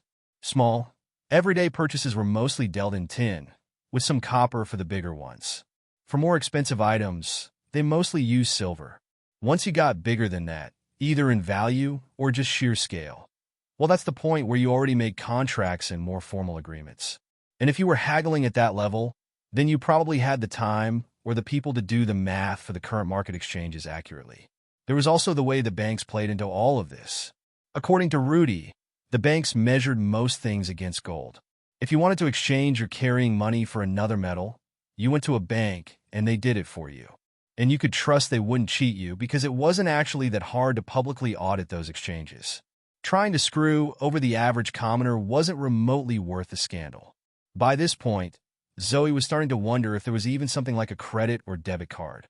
The answer was technically yes, but basically no. It could be accomplished with mana signatures and linked enchantments, but no one ever got comfortable enough using it for it to catch on. Zoe didn't reveal how much money she had. While she obviously didn't know the current exchange rates, let alone the relative value of goods in this world, she picked up enough to understand she was already rich. How rich? No idea. Enough that she wouldn't have to worry about money in the near term if she didn't blow it all like a moron, but probably a lot less than a smaller noble house or wealthier merchant. That was a pure assumption based on how she'd gotten it. It was a large portion of the goods from the storage ring the cult leader had given her. For various reasons, Zoe doubted even an absolutely loaded cultist would literally toss her a lifetime fortune. Even Lord Darius didn't seem like he'd do that, if he would even carry that around in the first place. When she asked Rudy if Lord Darius was particularly wealthy, he laughed. Only one of the two richest merchants in Norvask, girl. And don't let this kingdom's small size fool you. Norvask is a wealthy place. Expensive to live in, too. Comes naturally with intellectual talent and a willingness to trade. Zoe mulled that over as she chewed her steak. She'd never liked steak before, any big cuts of meat, really. But Lilith had convinced her to get it, and the pesky demon was right. Zoe was kind of pissed off that the whole stupid demonic ascension thing gave her a taste for hefty slabs of rare meat. On the other hand, it tastes really good, so maybe I shouldn't complain about that one. Anyway, Norvask, a small, coastal kingdom high up within a temperate latitude. One that was generally wealthy, fairly peaceful, and one built on an economy of information and trade. Getting some real, innocent little Western European colonial power vibes here. Got any colonies? She asked as she set down her fork. You know, primitive places you go to with boats and pillage and enslave for riches? In a way, yes, Rudy replied without an ounce of hesitation. Norvask itself is one such colony, or there was a little scuffle for independence 160-odd years ago. Ah, so it's like a budding United States? No, not a war, Rudy corrected when she asked. It was barely even a battle. Oh, they say there was a whole lot of hot air blowing around leading up to it. In the end, it was more like a half-effective pirate raid and 15 years of petty prisoner exchange negotiations. Huh, that was even less intense than the American Revolution. It was pretty ironic that Norvask was also a former colony on the east coast of the northern part of a western landmass, though. So which side were the pirates? We were, Rudy said. A few ships went and raided some islands that are closer to us than to them. They tried to steal a weapons shipment from under their noses, as well as a couple 100 gallons of whiskey. Well, 2 out of the 4 main ships got blown up, but they made away with the whiskey. But not the weapons. The butler confirmed. Yeah, that sounds pretty American to me, Zoe thought. The butler then moved on to talking about their current colonies. While the total land area controlled by Norvas was extensive, the most valuable colony was a small cluster of islands to the south. The islands were rich in a variety of alchemical resources, mines, and fertile soil. Frustratingly, Zoe still didn't know if they had slaves. Either way, this is some classic 18th century style imperialism. There was technically a difference between foreign exploitation and slave-taking, though. She also found out what was up with something she'd basically forgotten from her adventure in the temple-turned-cultist lair. Well, not really an answer. Norvask itself was a foreign colony, and thus there was already a native population. She vaguely recalled someone thinking she looked native, and she hadn't understood that at the time. She still didn't understand it, but at least she had more context. When she asked Rudy what features about her gave that impression, he was no help at all. "Why do I look native?" "You just do," was all she got for an answer. ______. This is where you'll be staying for the coming days. Zoe looked up at the guest house. It looked pretty nice. It was far better than anything she'd been expecting, really. It was an actual house, like a freestanding house with its own fence and a tiny little yard. "Is this normal?" "Here's your key," Rudy continued, depositing a disappointingly ordinary key in her hand.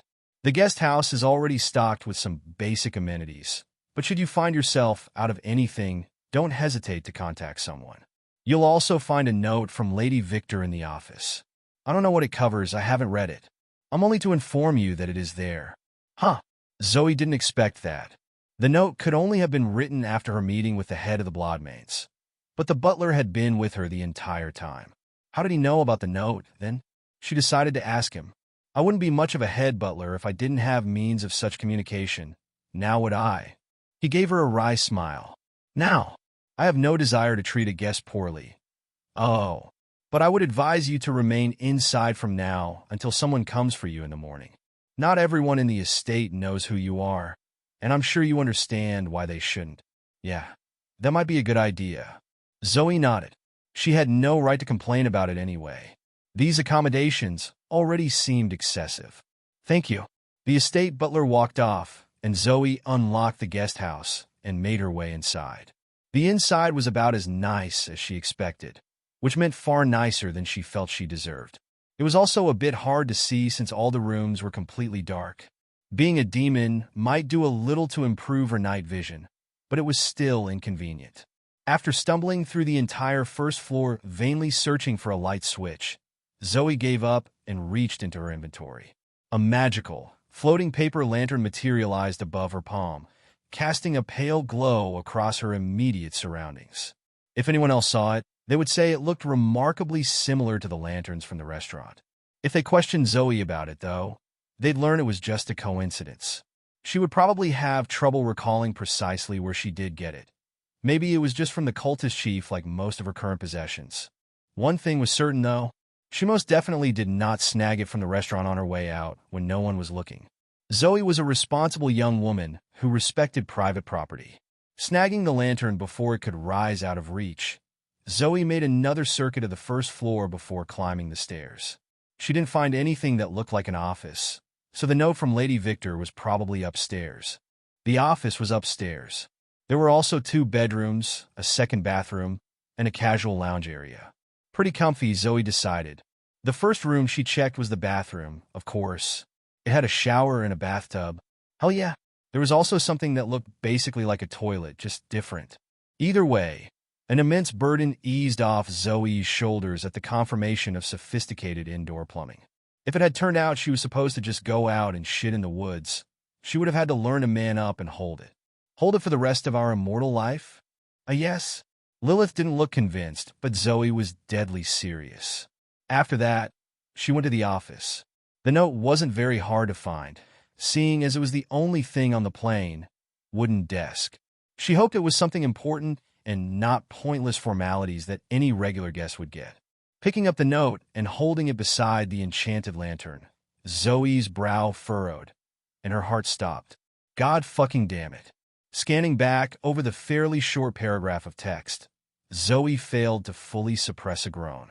She prepared her mind for a lot of things, but the words before her proved that it could always turn out worse. I should have considered this, but I kind of thought it was taken care of based on how things went when I spoke to everyone. That assumption was false, and the truth wasn't ideal. Are you seriously telling me I'm going to have to learn how to read? Underscore. It was a quiet evening in the Bloodmane Estate's main archives. The main entrance was already locked up for the night, which meant that Walter could finally get started on recataloging the mess of news records from when he knocked over the crate they were stored in a full 2 weeks ago. It wouldn't be difficult in the slightest, and the archivist would hesitate to even call it time-consuming. He'd just been so busy dealing with poorly timed requests that he'd never gotten the chance to finish it. But now, it looked like he'd get his chance. By the grace of, well, Walter wasn't one to believe in the grace of anything. But by a stroke of fortune, he'd managed to hustle every last patron, client, and tourist out of the building a quarter hour ago. With the archives closed and no official work until morning, he could finally get those news clippings sorted out. And really, it shouldn't take him more than an hour total. After that was finished, he'd have all the time he needed to continue his personal research into advancement techniques. It was about time he completed his advancement to rank C, the archivist thought. It was just as Walter retrieved the fallen crate that someone entered the restricted section. You've got to be shitting me. Now that was just obnoxious. Of all the times some noble brat could decide to snoop around where they shouldn't be, it had to be now. For a good 30 seconds, Walter considered just ignoring it. Since neither the main wards nor any of the real juicy restricted areas had signaled a breach, this person had a borderline legitimate way to get in after hours, but not authorization for anything but the basic public levels. That in turn meant it was a noble kid from one of the side branches having a go at it. Probably looking for forbidden advancement techniques or the like. Just the usual stupidity. The only actual danger was that the brat would knock something over or end up afflicting themselves with some obscure curse. And that's exactly why the majority of forbidden techniques are forbidden in the first place, Walter scoffed. They had an almost unnatural appeal to children, though, who seemed to for some reason equate forbidden with powerful. The archivist was sorely tempted to simply let them fuck around for tonight, and then find out why they shouldn't have. But then he looked back at the crate in front of him. Damn it, he would be unfathomably pissed if the kid fucked up something even remotely important anywhere. Underscore. I told you someone would come. Zoe wasn't in the mood to indulge Lilith with the usual banter. After the indignation over her newfound illiteracy had calmed down, it hadn't taken Zoe very long to find the library. Archives, technically, while she had no idea where they might be, if they even existed, she decided she could just ask someone. That went well enough, but then she found out it was closed down for the night, and worse, locked. Instead of breaking in like a moron, she realized that there must be a whole bunch of people who had some sort of key. Specifically, she realized that after finding what was essentially a VIP entrance while poking around while trying to break in. From there, she found a random drunk guy and threatened him in an alley until he got it across to her that all of the noble branches could get in. When she asked how, she learned that like a whole lot of other stuff on the estate, it was keyed to their blood. All of this implied that being part of the Bloodmanes and living on their estate didn't make you a noble. Also, even the nobles weren't all part of the main branch, and at this point Zoe was thoroughly confused. She'd figure it out eventually. So then she found the nearest noble branch house place, knocked politely, and asked for some of their blood. This went shockingly well, actually, even though the guy who opened the door was high enough rank to give her a headache when she failed to identify him. He was really nice and hurried to help her out. It might have had something to do with Zoe using lesser disguise to make herself look like Lady Victor. Actually, that was interesting too. When Zoe tried to check her system display privileges thing to see what it showed the guy, it wouldn't let her see it, because she herself wasn't able to identify the rank A woman. But it showed the random noble guy what he expected to see, so that's pretty interesting. But regardless, that all led Zoe here, running around the library, trying to not get caught by the night guard or whoever he was. The only reason she wasn't caught yet was because of how much she was drawing on Mirage. No, I think the reason is that he's not trying very hard. It kind of looks like he's more worried about you knocking something over than actually getting you. Either way, it was getting annoying. And I don't need your advice, Lilith. Fair enough. If you had listened to my advice and not try to go into the restricted section, we wouldn't be trying not to get caught in the first place. Lilith did have a point there. Zoe even knew that it was stupid at the time, But in my defense, who wouldn't want to go take a peek in the restricted section of a magic library? That was like exactly what you were supposed to do. If you were supposed to do it, I don't think it would be warded to alert the workers if someone tries it, Lilith pointed out. _________. Walter was getting increasingly irritated. It was one thing to break the rules and disrupt his work, and it was quite another thing to lead him around and around the shelves like a runaway toddler. At least you can actually see toddlers most of the time, the archivist muttered to himself. Whichever wayward teen had snuck in this time had some kind of stealth skill that was just good enough to make them frustratingly slippery. Come out already, damn you. What was even the point of carrying on like this? At first he'd expected them to try to escape, and then he would have been keeping an eye out in case they thought they were clever and tried again a few minutes later. But no, this cheeky brat was practically toying with him. Looking for someone? Walter spun around. They'd somehow gotten all the way behind him and also chosen to reveal themselves. About time. The only problem was that it wasn't a self-entitled teen who faced him, but Lady Blodmane herself. Walter just narrowed his eyes. Consider me impressed by whatever skill you're using. It's convincing, I'll give you that. But you're not Lady Blodmane. The impostor opened her mouth. Walter noticed that even the way she carried herself was similar to the posture and gait of the house head. But he still knew better.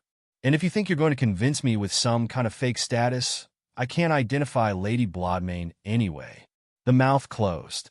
Damn, she has a skill that can fake statuses too? That was possibly even more impressive than such realistic shape-shifting. Walter would have been more impressed by this kid if they had the sense not to break into the archives. If you're looking for a forbidden advancement technique or some other rubbish like that, save your time and just leave. Most of those aren't good anyway. They're forbidden because they do bad stuff like put curses on you. The fake Lady Blodmane arched an eyebrow. Oh, that's actually good to know, thank you. But that's not what I came here for.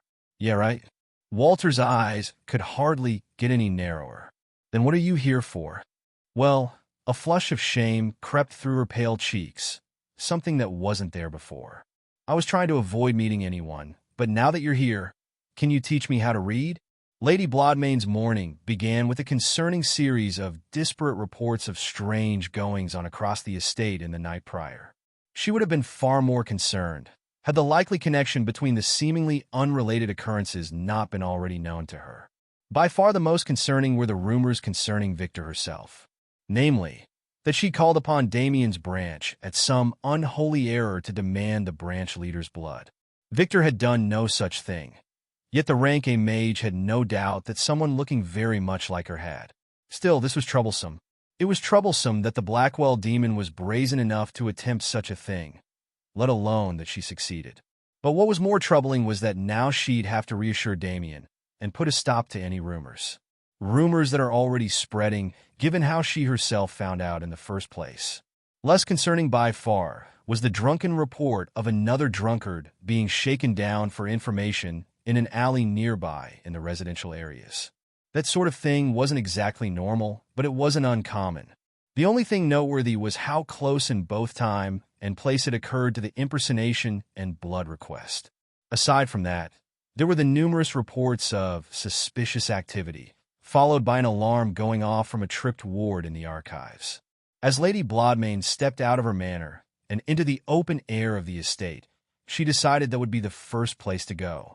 Knowing everything that she did, Victor suspected she'd find the common cause of all this terrorizing the archivists.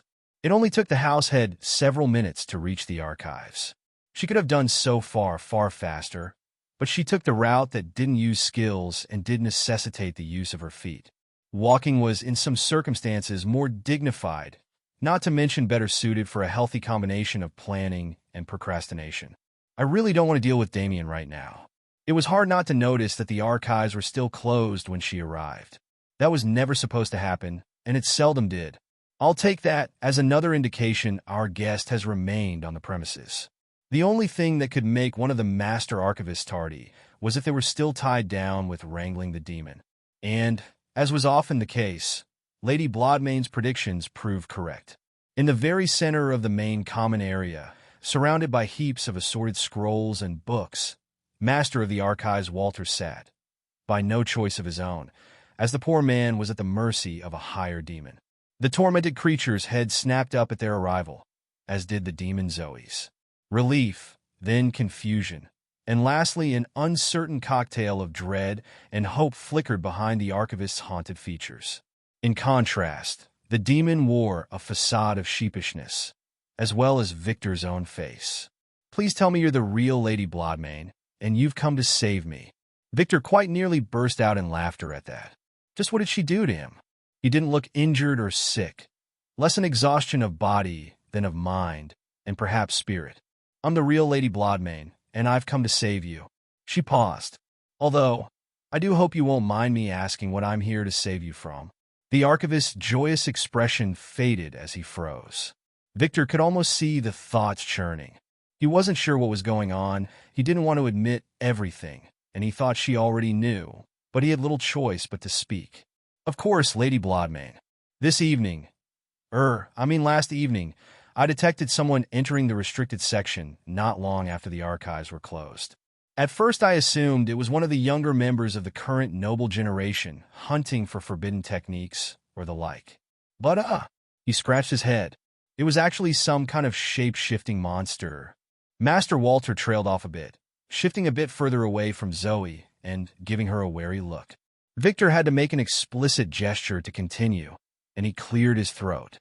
"Well, anyway, it wasn't acting violent, and it just wanted me to teach it how to read, so that's what we've been doing." "Ah, I see." That was only half true.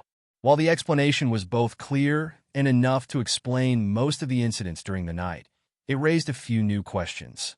For how fluent the demon was, Victor assumed she was equally literate. She wouldn't have left a written note otherwise. And while most higher demons were good at communicating with mortals of any linguistic background, the ways they accomplished that were different from speaking. For that, even archdemons had to learn new languages the hard way like everyone else. Given just how fluent Zoe was in the Verse tongue, it wasn't much of a leap to think she'd spend a considerable amount of time in the region already. If that were the case, and she hadn't learned how to read the language yet, what was the rush? Victor didn't ask directly. She would find out eventually. And in the meanwhile, it confirmed how much Darius was still hiding from her. He wouldn't even explain how or why this demon is connected to the elder artifacts we've uncovered. Victor couldn't blame him for it. She would most likely have done the same. I'll just have to stay extra vigilant. It helped that the alchemist considered her an ally trustworthy enough to place such a critical piece of the puzzle entirely into her care. But enough of that.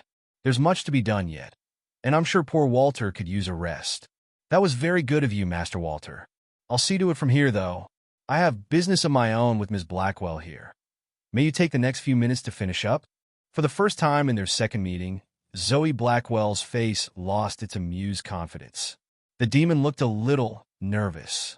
That was understandable, but there was truly no need for her to worry. As for Walter, Victor had hardly seen the archivist happier. _____. Zoe was not happy. Not only did the librarian guy call her in it like everyone else, he called her a monster. A monster? That was beyond insulting. It's dehumanizing. Literally, did the people of this world not understand the concept of respect? You do realize we aren't human, yes? We are also quite literally a monster. Be that as it may, Zoe was not pleased. Sure, point about not being human taken, but 1, you can have guy monsters and girl monsters and so on, and 2, monsters can also be people.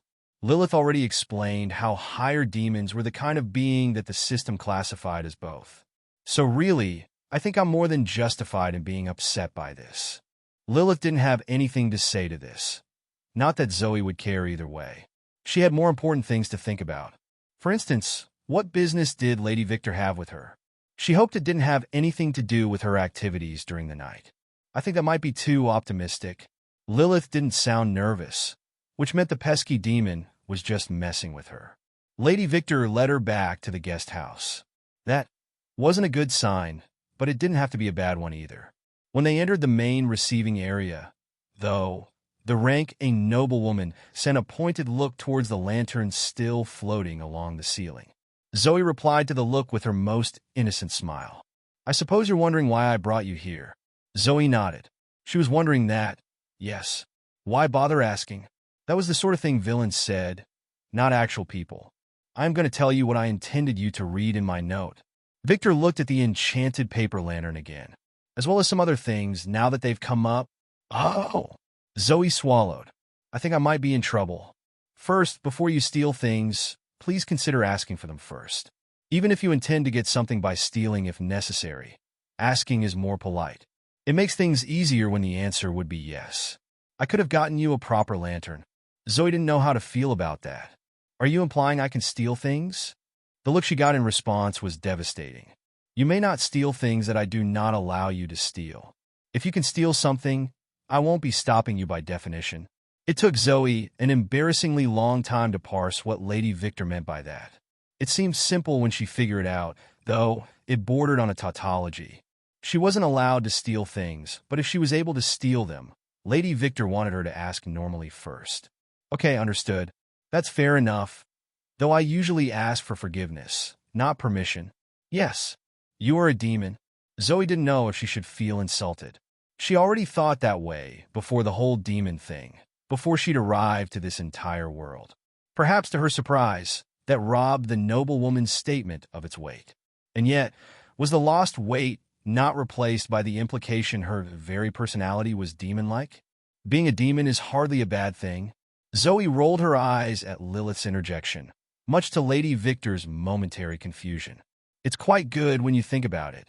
It would be more persuading to hear an argument for that from someone who wasn't a magical parasite trying to consume Zoe's identity. Piss off, Zoe directed at her. The adults are talking. She didn't want to hear what else the leader of the Bloodmains had to say. Regardless of whether you choose to steal, I will not tolerate impersonations of my likeness. I suggest you refrain from using me as material for your abilities. That was understandable. It looked like she wasn't going to get in trouble for doing it once already, just judging by the current tone of conversation. Zoe would do well to keep the noblewoman's feelings on the matter in mind, though she had to remember not to impersonate Lady Victor in any circumstances where the information could get back to her. So, we're still going to do it and just try not to get caught. Did Zoe need to reevaluate Lilith's intelligence? The answer to that should be obvious. Granted, Zoe didn't intend to go running around looking like an influential rank individual without a good reason. With that out of the way, I'll summarize what I meant for you to know last evening. I'm not going to be babysitting you personally, so I've recruited a younger relation of mine to the task. He's rank B and an adventurer. I'll tell you this now, he's not happy about it. He's the most competent house member who has enough of my trust and the necessary time to take it on. To that end, you might want to prepare yourself for threats, mockery, and general cruelty. Zoe gulped. What kind of babysitter was this? Every one of those things was worse than the last. But for all his talk, he won't let you come to any real harm, and you shouldn't be in danger with him. Victor paused. Perhaps I should say you won't experience grievous harm, and he probably won't put you in mortal danger. She frowned. If he stays with you, nice job, try to be reassuring. Could Lady Victor possibly make this worse? Grievous harm? Mortal danger? And what was that about, if he stays with me? Zoe didn't miss the subtle indication her supposed babysitter might just give her the slip. But given the picture painted here, maybe that wouldn't be such a bad thing. Well, I'll be going now. I suggest you stay here. There's a chance you might leave the estate later today, so we need to get you more presentable. That includes a way to disguise your nature that doesn't rely on your own skills. Oh, Zoe perked up at that. Something like that could be useful, given how taxing it became constantly maintaining lesser disguise. Everyone should arrive here within the next quarter hour. I find it difficult to imagine anyone taking pleasure in hunting you down across the entire estate. So find a way to entertain yourself that doesn't involve leaving the guest house.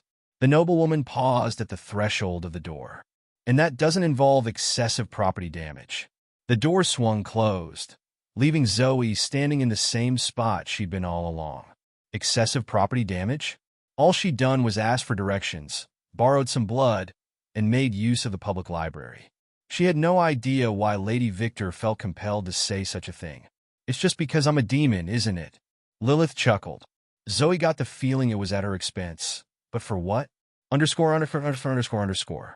Meanwhile, in another part of the city, an armored Templar stood before the Verdunport Temple steps, cold sweat pooling in the gap between his gauntlets and his hands. He steadied himself. The prospective paladin debated all night whether to obey the instructions of Lord Locke. He'd come to a decision. Sean hurried up the temple steps. The young Templar had important information to report first. The temple was big. That was both expected and an understatement. As the de facto central branch of the church in the entire western frontier, it shared more similarities to the larger noble estates than to a typical temple, architecturally speaking. In terms of function and purpose, it was a unique chimera. Part place of worship, part fortress, part academy, and part a hub of logistics and command, and that was without mentioning the myriad other services and buildings. Well, maybe a comparison to a small city would be the most apt.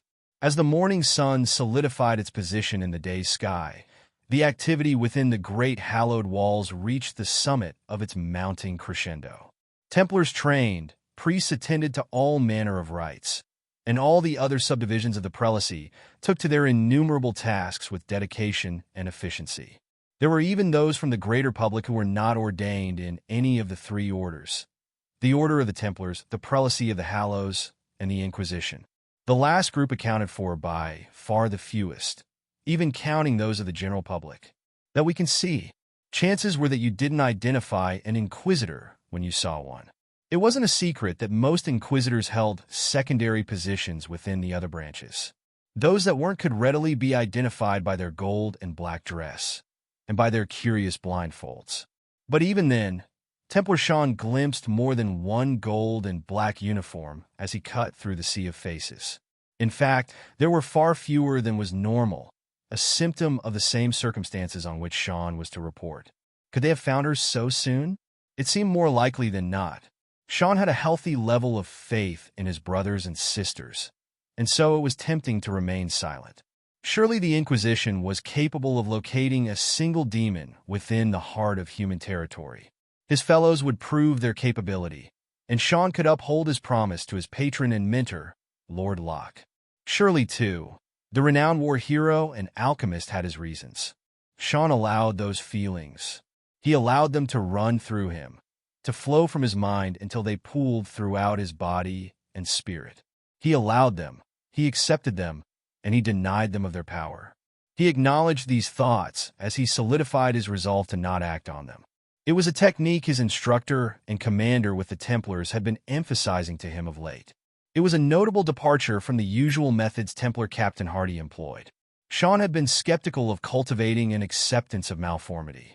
Skepticism turned to surprised appreciation as the captain's encouragement produced results. The training recently had been far more peaceful than usual, but the understanding Sean gained in that time put his initial worries to rest. Now, his worry was what the captain had in store now that he'd made sufficient headway with the method. It was Captain Hardy he sought out now. It was no surprise to find the captain in the metalworks. If the grizzled old exalt of justice wasn't needed elsewhere, that's where he would be. This was the sole reason the Smiths allowed Sean into their precious sanctum without prior notice. And without his relationship to the captain, they'd no doubt make him fight to the tooth even if he was sent there by a counselor themselves. Even then, they refused to let him so much as breathe on anything. Sean complied. He behaved himself so well in their eyes that they'd switched all the way to trusting him not to screw something too important up. Playing nice with the Temple Smiths had eventually gotten him his current armor, something that most of his fellows couldn't expect before at least one promotion. To be blunt, full metal plate meant you were either rich or highly valued. Sean was neither.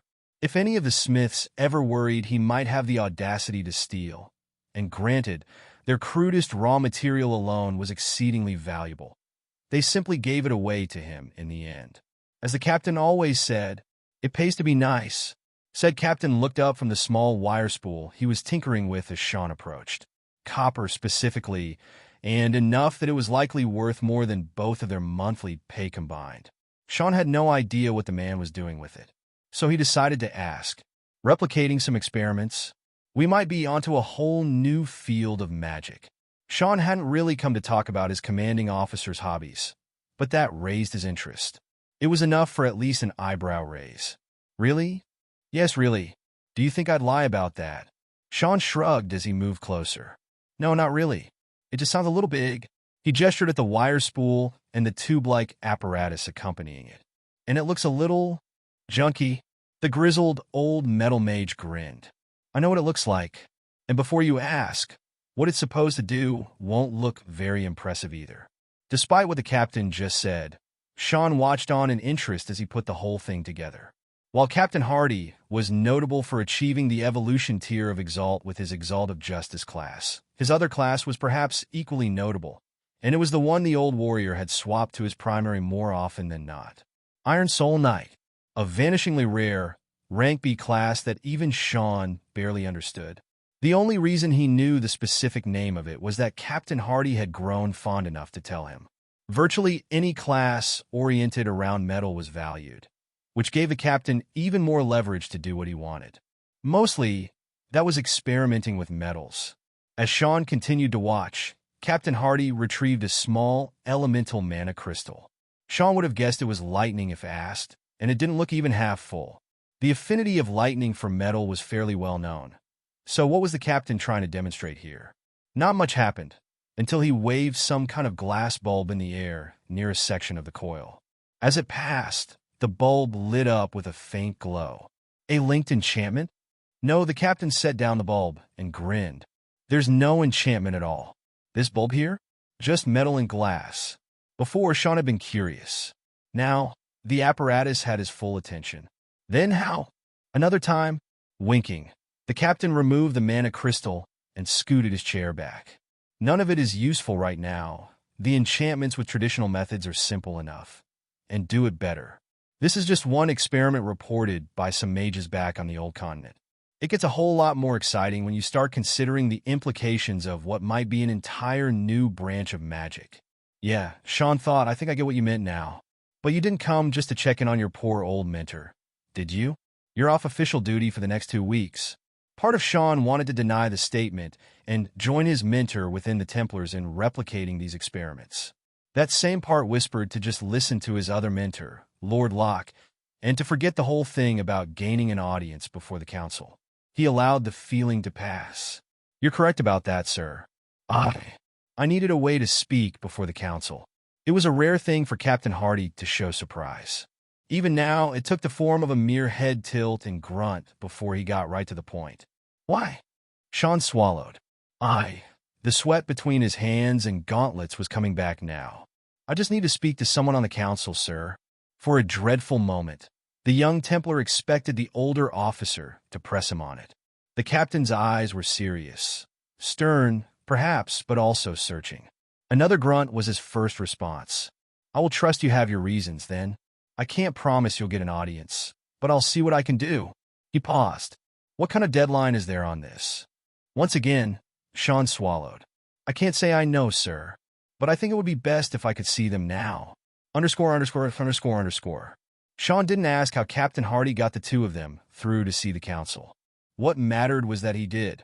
Granted, the attendance station between the public and private sectors of the temple courts emphasized that the council was not in session and none of the counselors were guaranteed to be on court duty.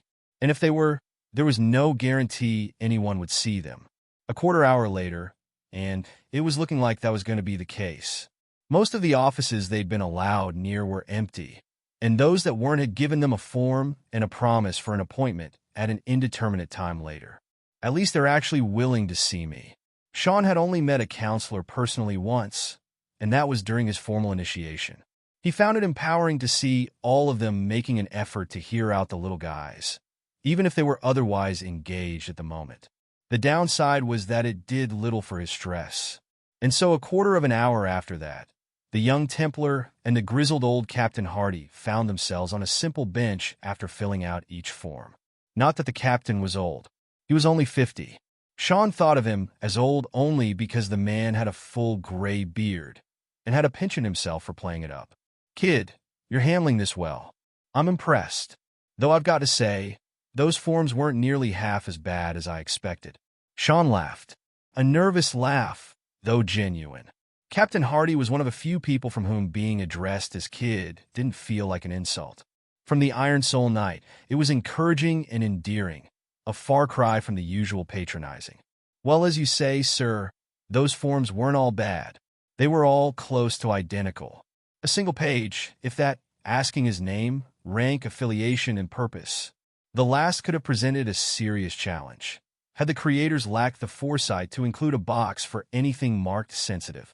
A few others included an option for a superior, sponsor, or representative, or the like. Captain Hardy signed for all of those. While Sean was also tempted to put down Lord Locke, doing so didn't feel quite right in this specific circumstance. The two Templars looked up as approaching footsteps echoed from around the corner. A pair of them, as it sounded like, and as it was confirmed when two full-fledged Inquisitors walked into sight. Both sported the full dress and insignia befitting their branch and their ranks. They marched straight towards him and Captain Hardy, both of whom knew something was up even before the pair stopped. They both gave a quick gesture of acknowledgement to the captain, a polite, upturned extension of the hand, as if this were an event and they were indicating his turn to speak. Sean recognized it as the inquisitorial equivalent of the Templar's fist to chest and the simple bow of the prelacy. Captain Hardy acknowledged for them to continue without speaking himself. Templar Sean? The rightmost Inquisitor may have intoned it as a question of identity, but Sean knew they already knew who he was and were being polite. At your service? The two gold and black trimmed youths nodded in sync. And they were young, likely around the same age as him. Mercifully, neither of them had their eyes obscured by those curious blindfolds. The High Inquisitor will speak with you now. Sean blinked. What? He didn't say anything, but he doubted he'd done a good job at concealing his immense surprise. Sharing a glance with his captain, he realized he wasn't alone. I don't think the High Inquisitor was one of the counselors we submitted a form to. In fact, Sean didn't even know how to contact the High Inquisitor in the first place. No one knew the identity of the High Inquisitor, or if they did, they were very high up and wouldn't tell you that they knew. All that most people knew about the High Inquisitor in Verdunport was that the city did have one. It was possible that there was more than one, but there was one at the very least. The only other real information was that the High Inquisitor was also privy to the council. But that didn't say much, because any High Inquisitor anywhere was privy to the region's councils, as a right of their position. Could one of the council members in the court, right now, be the High Inquisitor? Sean's mind pondered this and other questions as he stood and followed the two Inquisitors. Captain Hardy stayed behind. They hadn't called for him. The three of them stopped after turning a corner. One of the two, the woman, spoke. Before we continue, you must allow us to use a skill on you. It is harmless and only intended to conceal the route we take and the location of our destination. Huh, that makes sense. It explained why there seemed to be so few facilities dedicated to the Inquisition within the temple. They were simply kept secret. Compared to the summons itself, this was hardly a surprise. Of course, Sean said. Go ahead. The woman nodded, and her partner raised his hands. A quick gesture, and a mere second later, the world twisted into a near-featureless hallway that ran straight and without end in either direction. It was the same as the court passageway they were already in, only if someone had stretched the most plain segment of it onward and onward until nothing else in the whole world remained. Weird, the male Inquisitor chuckled. Yes, it's a bit strange, isn't it? Come. The way isn't far, but there's no need to delay your meeting. _________. The man hadn't lied. The way wasn't long at all. It took less than 2 minutes for the interminable expanse to be interrupted by a lone door on the left side of the otherwise barren walls. After a brief knocking and a brief wait, the door opened. The two Inquisitors shuffled him inside. The room beyond was a small office. Sparse but cozy, it was well lit by beams of sunlight. This was curious, given that there were no windows. Sean was so absorbed by the strange, slanted holes through which the light of day entered that he failed to notice either the departure of the Inquisitors or the figure seated at the desk before him. Clever, are they not? Sean's eyes snapped down to who could only be the High Inquisitor. Unlike the other Inquisitors with their crisp, buttoned uniforms, the person before him wore a gold-patterned, woven black shawl over what appeared to be simple wrappings of dark cloth. And also, unlike the two preceding Inquisitors, a white and silken blindfold obscured any glimpse of their eyes. The slits allow sunlight to pass as if through a window, without the usual transparency. Even if you were to look straight up through them, neither you nor anyone on the outside could see through. There is a bend, where the light strikes a deliberately clouded mirror. Sean nodded as he digested the explanation. It was clever indeed. Sit, Templar. I would like for us to have a discussion, not for you to make a report. As he took his seat across the smooth but unfinished wooden desk, Sean had a moment of panic as he struggled to formulate an acceptable term of address. He hadn't the slightest idea whether the figure before him was male or female. Their pale, unblemished skin and wild red hair conveyed a likely deceiving impression of great youth. But that was all. Their voice, figure, and partly obscured face made them entirely indeterminate. "Thank you, High Inquisitor," Sean managed at last. He hoped that he hadn't already offended them. If he did, they didn't show it. "You are nervous. Do not be. Nothing you can reveal to me today will endanger you. Just having a discussion, yes, sure." Sean wasn't sure if the High Inquisitor already knew something about what he intended to report to the Council, or if he had only caught their attention due to all the inquiries he'd just made. Yet either way, any thoughts of concealing information vanished. Even if the High Inquisitor was not already in the Council, Sean wouldn't dare hide anything before them. He took a quick breath. The High Inquisitor continued before he got a chance. "I have long known of you, Templar Sean. You have no need to worry. If you should flee from my office at this very moment, I would only thank you for your evidence." The High Inquisitor's words didn't do much to assuage Sean's anxious thoughts, until the end, which confused him. "Evidence? High Inquisitors?" "Yes, evidence." The High Inquisitor leaned forward. "Let me paint you a picture. A high priestess divines potent ripples of elder magic from the far north. Not soon after, a High Templar returns from the frozen wastes, having failed to thwart the movements of a powerful new cult, and bearing news of a higher demon they successfully awakened." Sean's nervousness faded away as he followed along. There were a lot of pieces here, and he felt the High Inquisitor was just getting started. And then, not wholly 2 days later, who arrives back in Verdunport but Lord Darius Locke? And who was with him? His usual students, of course. Yet also a wild, hitherto unknown woman whom he promptly escorts to the Bloodmane estate. The High Inquisitor's lips stretched into a grin. Lord Locke meets with Lady Bloodmane herself, by all accounts, and his departure occurs with a distinctive lack of his prior companion. A companion, you might note, who arrived in the city on the very same morning our wards detected the ingress of a hired demon. And then, the High Inquisitor leaned back, their entire bearing returning to an indifferent air of relaxation. And then, come morning, imagine my complete and utter lack of surprise when Templar Sean, one of those regular 5 students I mentioned, when Templar Sean arrives at the temple seeking an audience with any counselor who will hear him. Sean wasn't nervous anymore. No, he was nothing but embarrassed. The whole thing was so thrice-damned obvious, yet he needed the High Inquisitor's borderline patronizing explanation to understand it. He shook his head. "Your analysis is correct, High Inquisitor." "Of course it is." The Inquisitor's smile this time was still at his expense, and perhaps self-indulgent, but it wasn't mocking. Despite their words, it was clear they felt flattered. "I could hardly deserve the title of High Inquisitor otherwise. What do you think we do all day?" Only the tone told him that the joke there was friendly and not meant to be insulting. "I suppose a lot of people who interact with the Inquisition go through something similar. It wasn't very often you saw them do anything, even though that was the point. Well, now that you understand your position here, would you care to add anything? You mustn't now assume my own abilities, though augmented as they are by those of my fellow brothers and sisters, to be so comprehensive as to foresee everything." "Ah, right." Sean might be having a little trouble staying on track now, but he could hardly blame himself. The demon is named Zoe, or at least, that's what she calls herself. None of us were able to detect her true nature. She had some ability that was highly effective at concealing herself. Not even our rank C comrade from the Bloodmanes was able to see through it. Sean paused. Well, I don't think he did. Only Lord Locke was able to. Understood.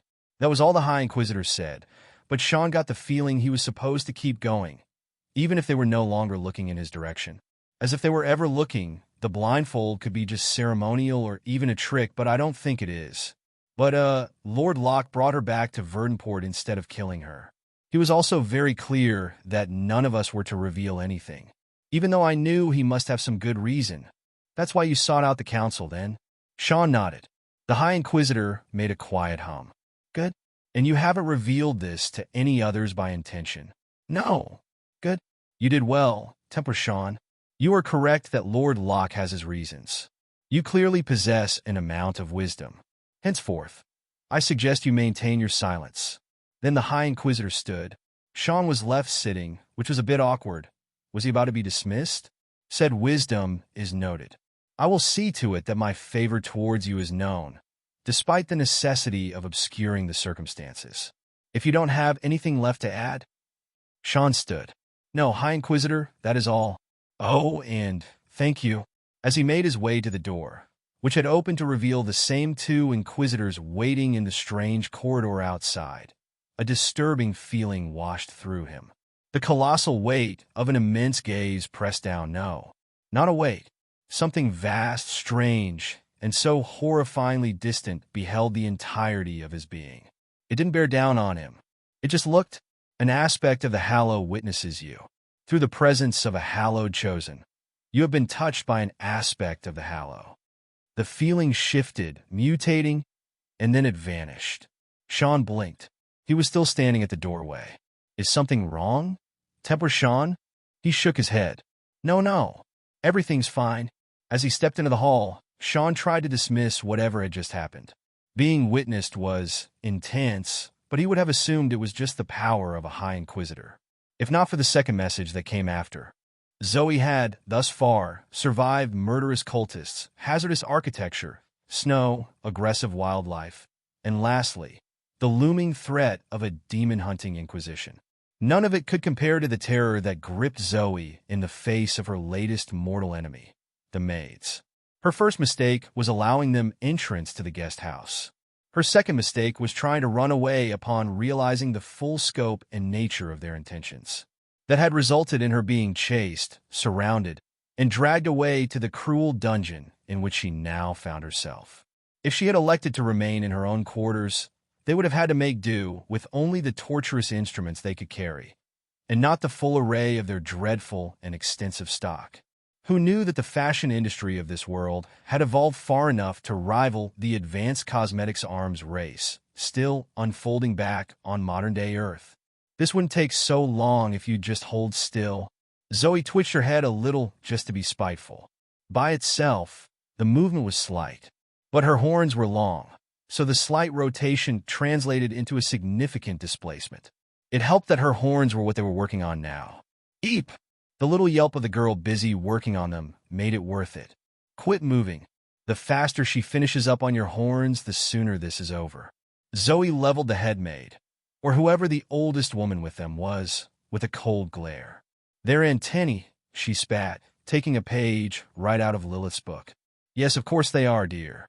Now please sit still, we're almost finished. Zoe glowered. Fine.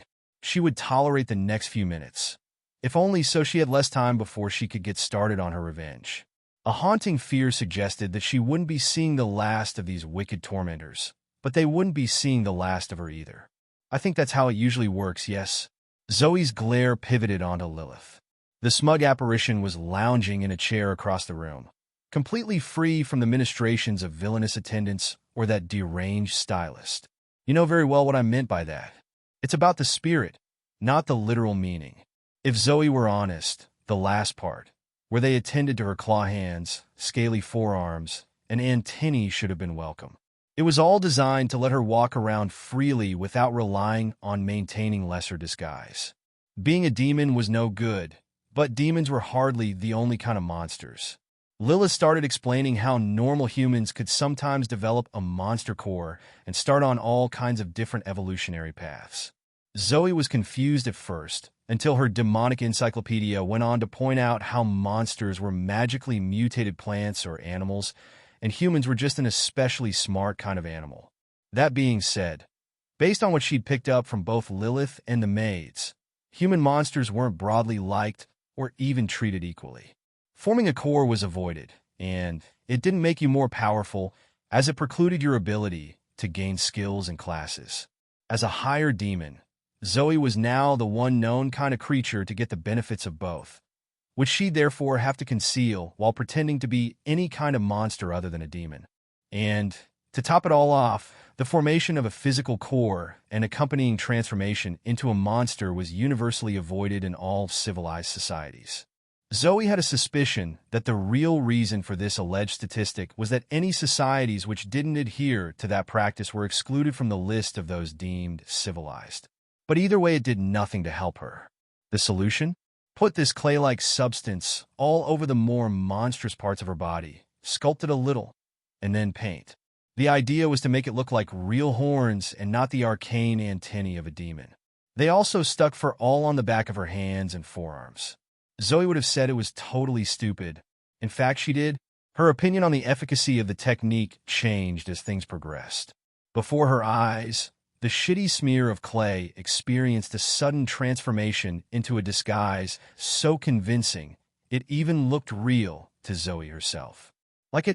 Zoe's attention returned to the maid finishing up the touches of paint to her left palm. It's impressive, I'll admit. She got a wry smile in return. We do have our talents, you'll come to find. Yeah. Monster cosmetics was one thing. Zoe wouldn't expect anyone to guess that the estate maid staff were entirely capable of wrangling a kicking and flailing demon into a medieval salon chair. Yes, when she said they dragged her, she meant that in the most literal sense. An involuntary shudder passed through her upon recalling the wild eyes and twitching fingers of that devilish stylist. You don't just have to look convincing, another of their number had admonished her. You must also look presentable. Zoe groaned. Multiple promises within the past 5 minutes assured her that this was the very last part of their session. For today. After that, she'd be meeting with that rank B adventurer Lady Victor told her about earlier. Zoe sighed. Despite all that sketchy stuff Lady Victor said about him, after 2 hours of this, there's no way he can do anything to make this day worse. Frustrated, exhausted, and looking far prettier than she had before, Zoe stumbled through the front door of her guest house. She had, but a few minutes before the adventure guy was supposed to arrive. She intended to use them to relax and compose herself. It had to say something that she felt a need to get herself in a state where she could receive someone. After enduring close to 3 hours of cleaning, cutting, styling, sculpting, and assorted painting, I swear I felt more refreshed after killing and eating a bloodthirsty rabbit monster. It turned out that the guy she was supposed to be waiting for was already there. In her house. She realized this when she saw him leaning against the kitchen counter, examining a giant cleaver. She also realized she already knew him. Your encyclopedia has been updated. Strikingly handsome cult leader Basil von Blodmain. Basil von Blodmain. Level unknown. Rank B. A strikingly handsome cult leader, adventurer, and human, despite his recent and ritual efforts. Strengths? Anything you can do, but better. Weaknesses? Getting his work stolen by a rank F moron. Facing enemies who can fly away really fast while above ground. Unidentified. Properly identify this target to gain more information. Alternatively, continue to collect more information through alternative means. I think I should run. I suggest you don't attempt to run, he drawled, eyes never leaving the cleaver. Zoe ran. She was not operating under the illusion that she had any chance of escaping him. She couldn't outrun him. Hiding wasn't likely to work even if he hadn't already been waiting for her, and trying to fight him would be comedic at best. No, Zoe's strategy here was to get outside and hope there were enough witnesses around to dissuade him from carrying through. She never made it to the door. Zoe slammed to the ground as something slapped across her backside. She rolled sideways, only for the same something to coil around her legs and hoist her upwards to hang like an indignant plucked chicken. Oh! I think this is the same skill I got my blood whip from. It wasn't remotely comparable to blood whip, though. Zoe's handy-dandy all-in-one weapon, lasso, and grappling hook might look impressive, unless you'd already seen this guy's evolved version. It wasn't even originating from his body this time. The thick strands of crimson-stained shadow tethered her to the ceiling, the floor, and 3 different walls in a chaotic web of magical bindings. Seeing no chance of bodily escaping this, Zoe swallowed her dignity and screamed. Basil's reaction was fast, but not fast to prevent her from releasing what sounded more like a startled yelp. Then she could do little but wriggle and spit into the gag of magic wrapped over her mouth. The cultist approached. He set down the cleaver, which was good, up until he conjured a jagged blade of blackened, crystallized blood in its place. "Is this the part where I die?" "This," he said, his voice soft, "is where you beg my forgiveness." That was worse in terms of principles and better in terms of not dying. He does realize I can't exactly do that with this gag though, right? Zoe's eyes widened. "Wait, is this one of those things where that's the point, and then he kills me anyway because—" The blade came down diagonally across her chest in one fluid motion. It both severed the bindings and tore a gaping gash through her clothing, and also her skin. Zoe plummeted to the floor in a bloody, wheezing, immodest mess. Basil dragged her up by the horns. The fuck? It didn't hurt, but something about it was more humiliating than her entire chest and midsection being bleeding and exposed.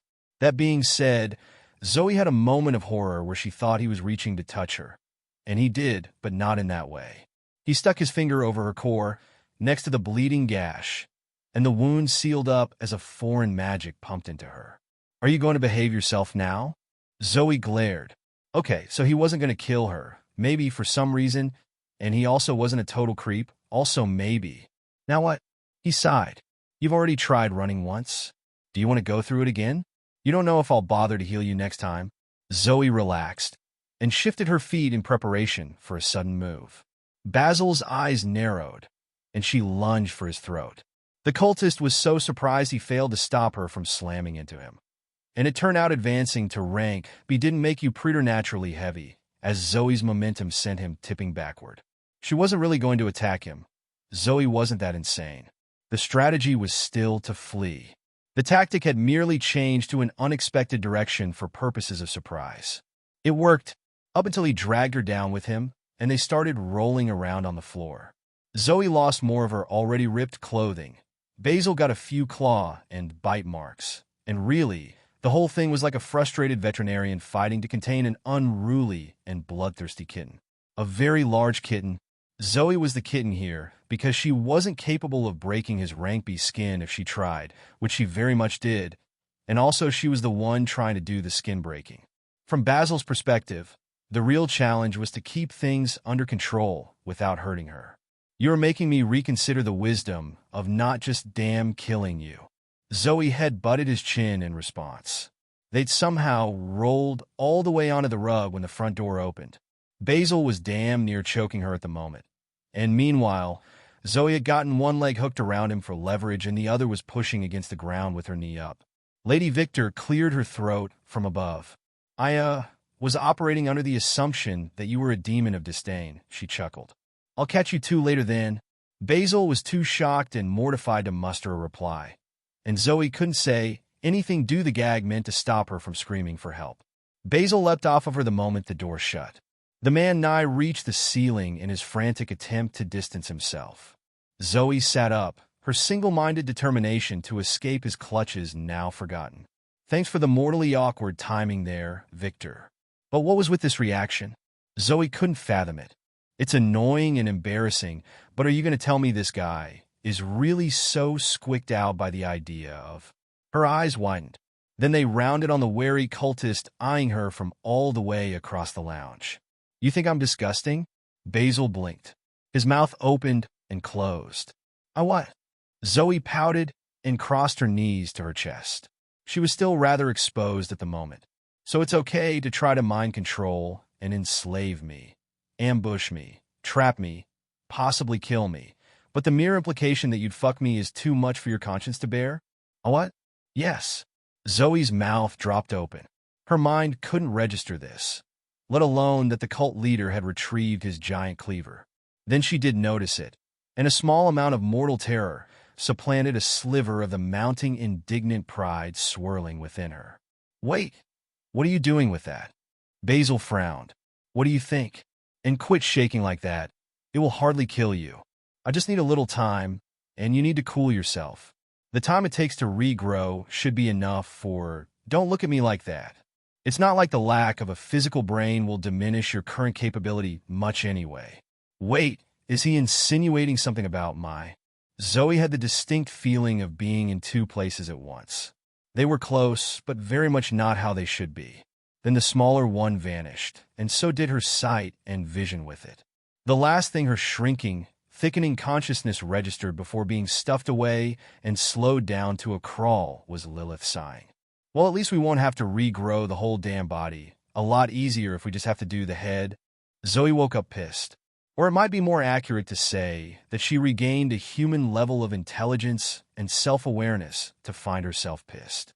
The sudden memory of her experience in the time between now and the last time she was a full person was as disconcerting as it was disorienting, in like at least 3 different ways. In chronological order, she could now remember what it was like to have your mind downsized and compressed like a shitty MP3, what it was like to continue on like that, and then what it was like for something about equivalent to a wolf to become human-like again. You know, I think a wolf is an accurate comparison there.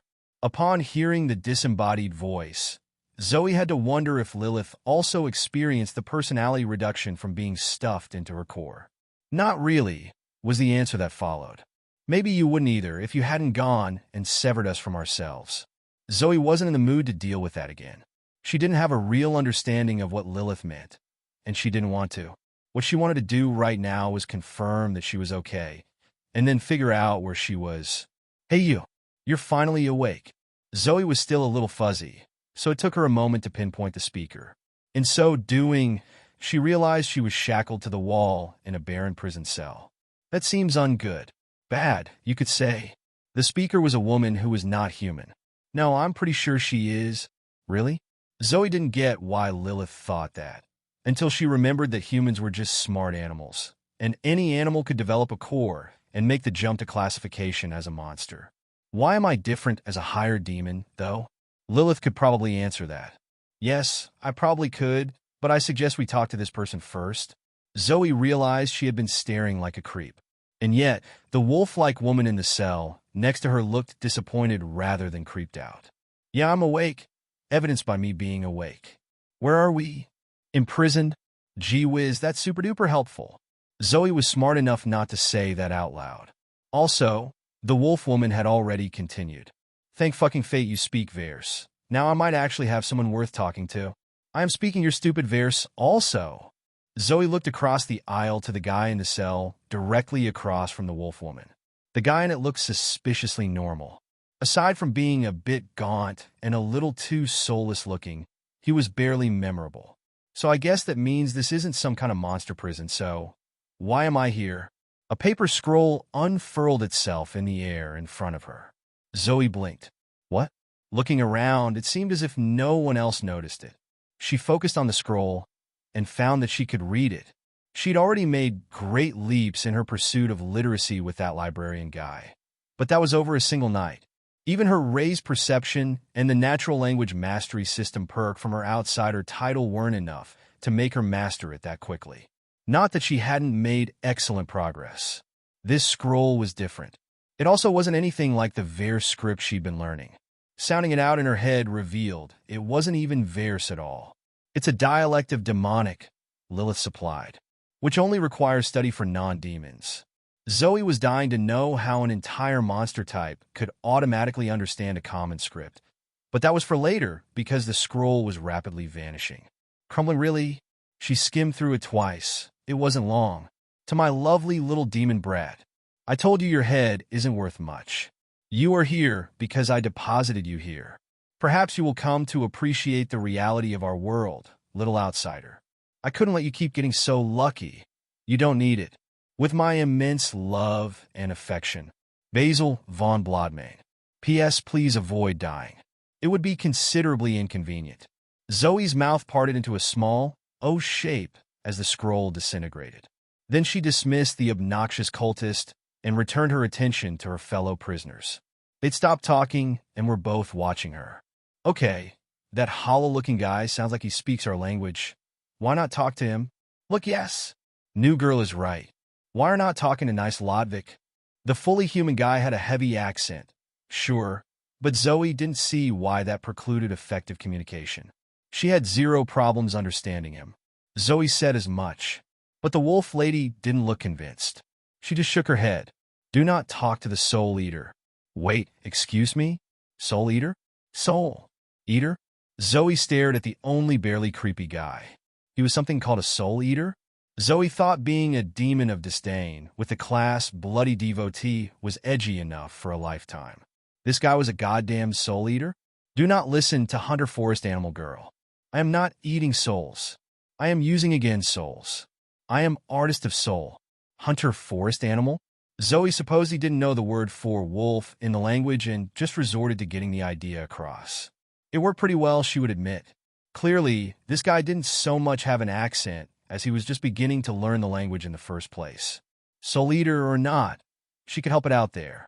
Wolf? She's a wolf girl, Zoe clarified while pointing to the wolf woman in question.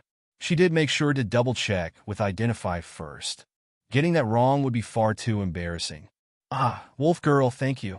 He nodded his head knowingly with a smile. Wolf girl. The identify information was useful enough, but hardly fascinating.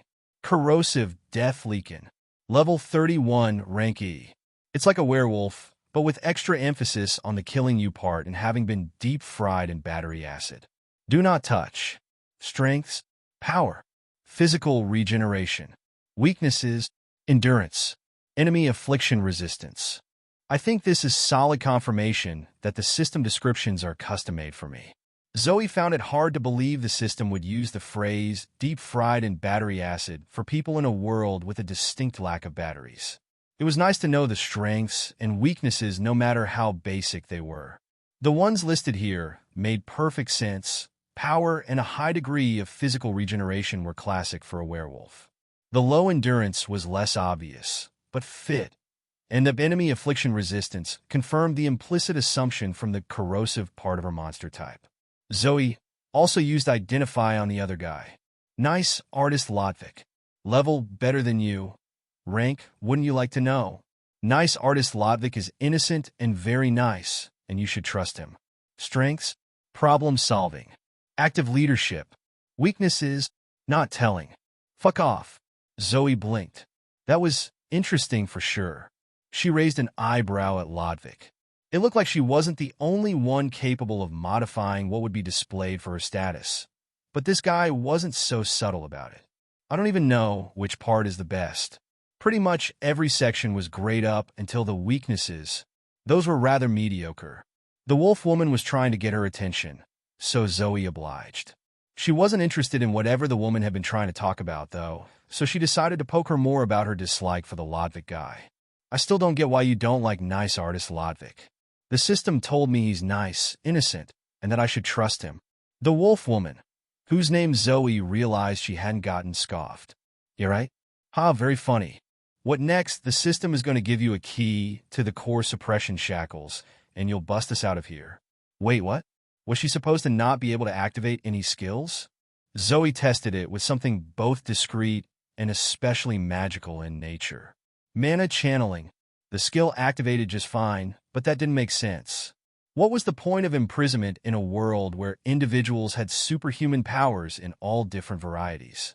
Unless there's a way to suppress that, which Zoe assumed there would be, and that fit with the comment about shackles. So how can I still activate skills if... Zoe froze as a thought occurred to her. Monsters don't have classes or skills. Cutting off mana channeling, she reached into her inventory. She tried to. There was nothing, not even the sensation of the ability failing. It was a disconcerting feeling, the spiritual equivalent of reaching into your pocket for something and your hand going through a giant hole. Holy shit, that was scary. There must be shackles to suppress classes and skills too, but if everything only had a monster core system or the class system, then why bother making shackles that did both? Zoe could only guess, but she assumed it wasn't something trivial to make. Zoe knew there was only one kind of being that had both, and it was one Zoe had since come to understand was quite rare. A higher demon. But while it was obvious Zoe was a monster, she still had the durable cosmetics the maids forced on her. And if anyone bothered to identify her, they probably did. and the status effect from her demagogue class would hide it. Zoe realized that Lodvik was looking at her. Really looking at her. His expression was unreadable, serious, maybe. "You can identify me." It was a simple statement, and it carried an immense weight. The as yet unnamed Leakin woman froze. Then she shook her head. "That's not possible." "She can." Lodvik didn't take his eyes off Zoe. "You have class and skills, yes?" It was Zoe's turn to freeze. Then she nodded. She also made sure to look around at all the other cells. She wanted to make sure the entire place wasn't about to erupt in chaos. To her relief, it looked like Lodvik and the Leakin truly were the only other ones who could speak the language at a usable level. Said Leakin's mouth hung open, exposing her appropriately enlarged canines. "How?"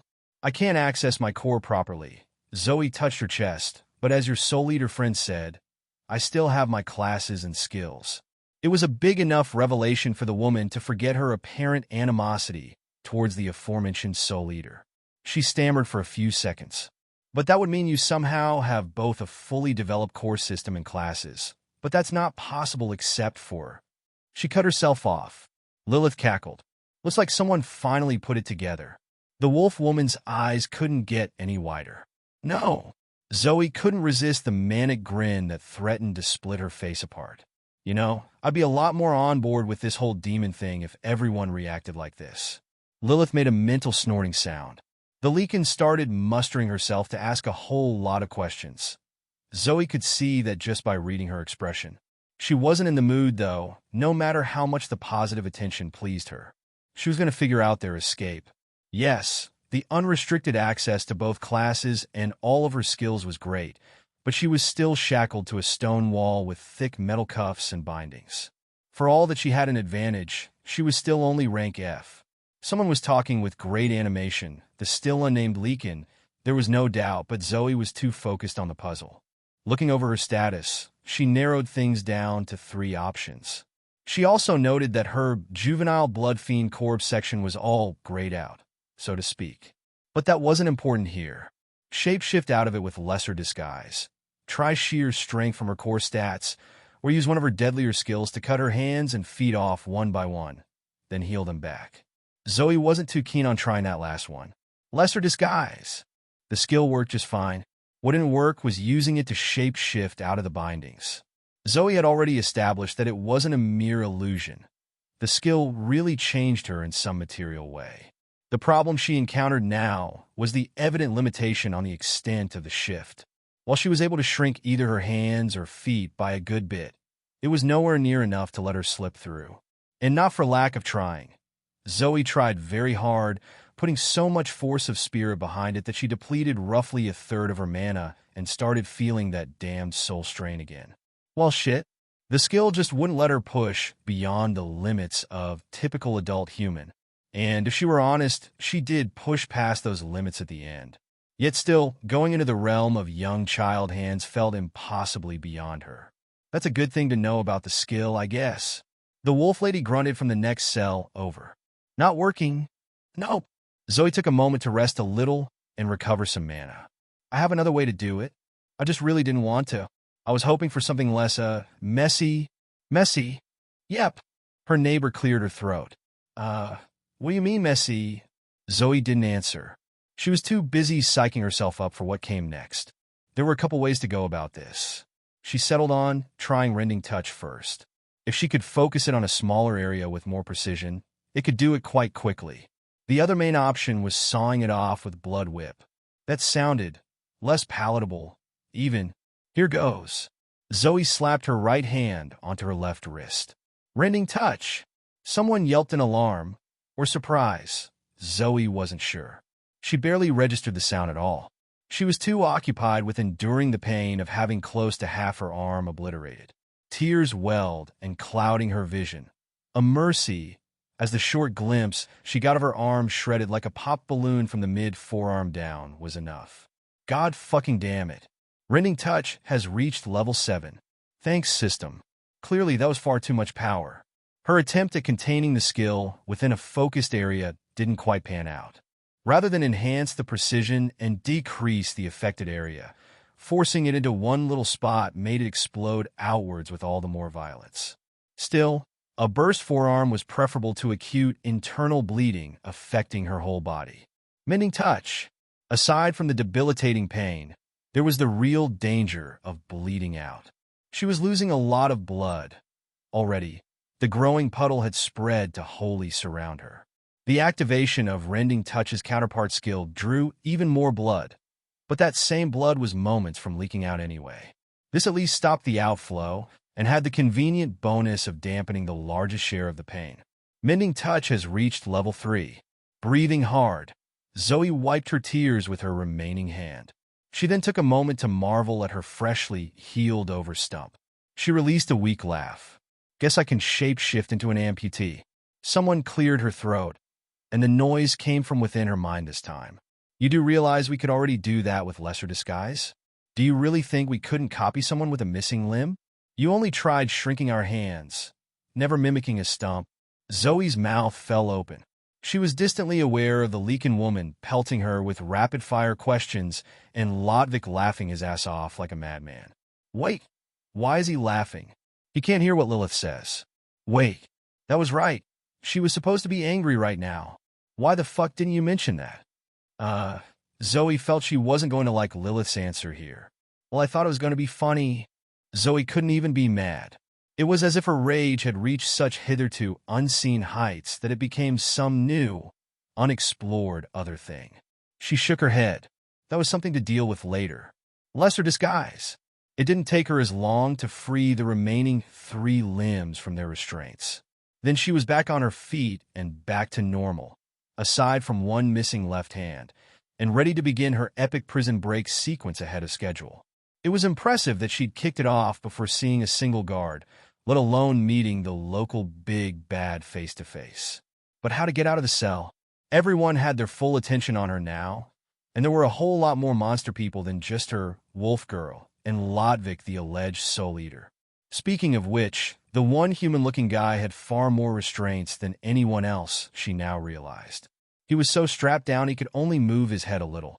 And if that weren't enough, the adjacent 2 cells were not only empty. His cell definitely looked extra up high security. There had to be an important reason for that.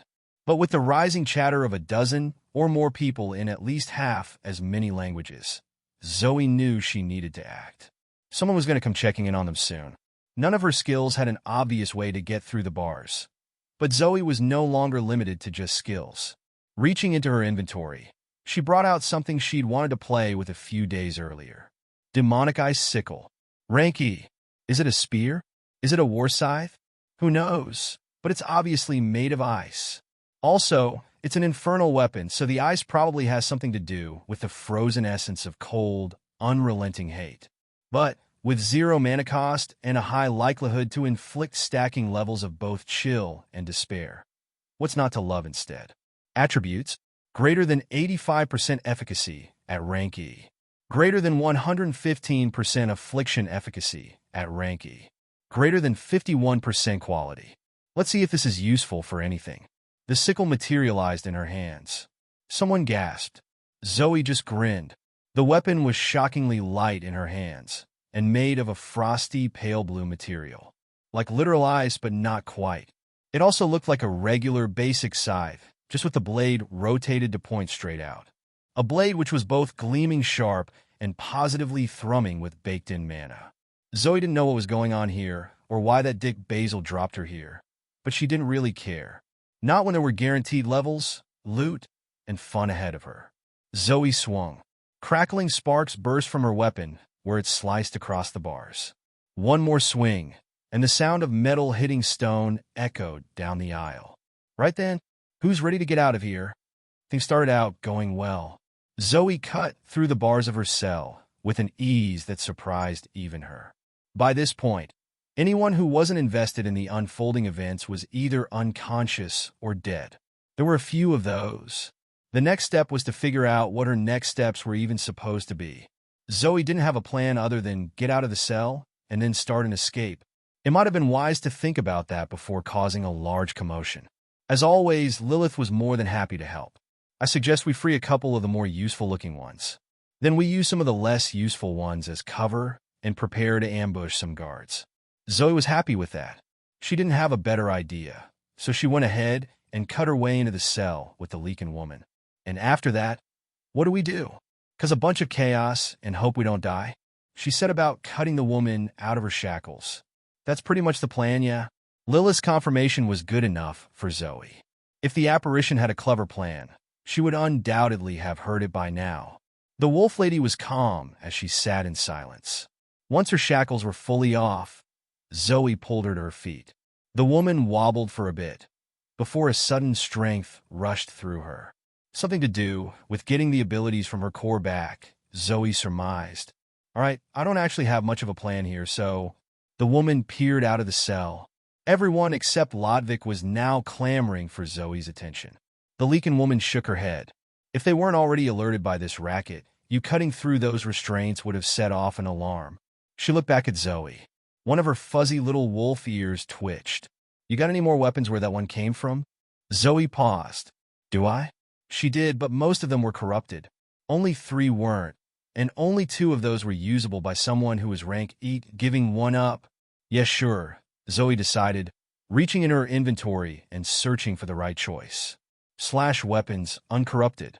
Scythe of Loathing. Embittered Venom Strike. Scepter of Disdain.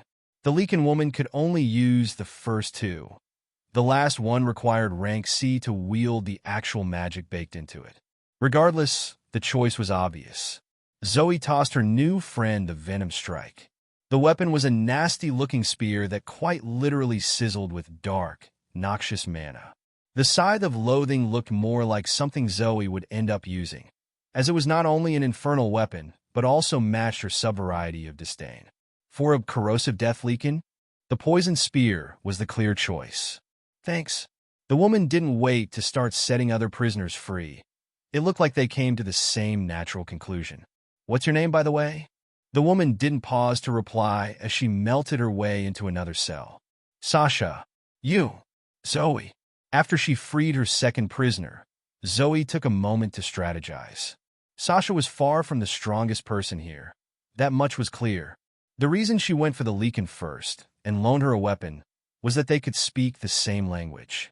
In terms of usefulness, that counted for quite a lot. But who next? Zoe's eye landed on the one guy who wasn't obviously inhuman, and also the only one who was both conscious and totally relaxed. Granted, he couldn't move if he had wanted to, but he could talk, and he wasn't pleading for her attention like everyone else. He just smiled at her. Do not free the Soul Eater. Zoe glanced at Sasha. Why not? The man was clearly the most powerful person here. The fact that he'd obscured his status would have made that harder to guess. Zoe was only rank F, but she could do that too. No, what made it clear was how he was in the one cell that had extra high security written all over it. Well, not literally, but it was still clear. Okay, I won't free the Soul Eater, Zoe called out as she made her way over to free the Soul Eater. That's when the solid metal door to the sector flew off its hinges. The dented slab of metal screamed through the air mere inches away from Zoe's face. Had she been but a second faster, she would have experienced her second decapitation that day. Not one to squander her good fortune, she dove forward just in time to avoid the following barrage of magical death. Others weren't so lucky. There were some screams and maybe someone died. Zoe wasn't paying attention. She had a job to do. You seem quite intent on freeing me, you know? Zoe was so confused for a moment that she forgot to make progress on getting into his cell. She also took a scorching ray of light to the shoulder. Hissing in pain, she gave up forcing her way into the cell in favor of reaching a blood whip through the bars to get him out of the shackles first. Not without hissing in pain from her cauterized flesh first. What the fuck happened to your accent? The Soul Eater, Lodvik, blinked as Zoe's whip sawed through the first of his bindings. What you were asking? Lodvik is still learned to speaking your veers. Yeah, sure, say what you want, Zoe muttered. I'll pretend I didn't hear that little lapse if you help me out of here, yeah? Okay. And with that, he was out of the shackles. He was still imprisoned in the cell, as the bars wouldn't give under Zoe's strongest assault. That was saying a lot, as her lovely demonic ice sickle carved through the rest of the cell's bars with ease. She'd leave her second new partner to deal with it. Now, it was her turn to deal with the guards, who continued pouring into the aisle from up ahead.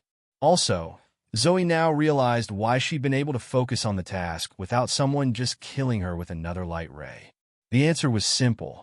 They were all bunched up and occupied by cutting their way through the press of angry and violent bodies closer to the entrance.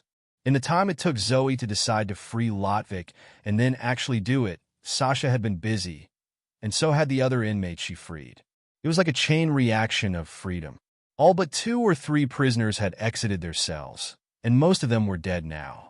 The highest rank Zoe saw among the guards was only rank D, but that was higher than most of the prisoners. The same held for their respective averages. Even so, the combination of unexpected chaos and sheer numbers worked in their favor. The first major problem from here on was that there was exactly one exit, and said exit was currently plugged up with mutilated bodies, violent monster people, and armed killers. The second problem cropped up just as Zoe contemplated attempting a mad charge straight through the flesh mass and leaning on her healing to survive the passage. Namely, the evident guard captain whom Identify told her was rank C. Rank D was already leagues ahead of Zoe. Rank C was enough to take on, and take down, every other person here at once. And unlike that alchemist Andric, Zoe was only able to get this guy's rank. Not even his class or level range were visible, which means he's even stronger. Fuck. And in the space it took Zoe to do that, he'd already slaughtered his way through the bulk of the opposition. Shit. Hey, hand me that almost dead guy, would you? Tearing her gaze away from the approaching juggernaut, Zoe looked to Lotvik, and then to where he was pointing. Yeah, that one? Okay. Zoe didn't get it, but it wasn't like she had anything else to do. She just had a hope that Lotvik could do something useful with the almost dead guy before the guard captain got too close. Said captain was, at the moment, being delayed by some kind of plant guy. The rank D dryad still held his ground, but not for long. Zoe locked eyes with the rank C guard just as she tossed the bleeding man over to Lodvik's cell. The captain's eyes widened. Ignoring the dryad entirely, he sent a jagged spear of shimmering white air screaming towards them. Zoe prepared to heal herself back from the brink of death, but the blow never came. He wasn't aiming for me. He was aiming not for Lotvik either, but instead the wounded prisoner between them.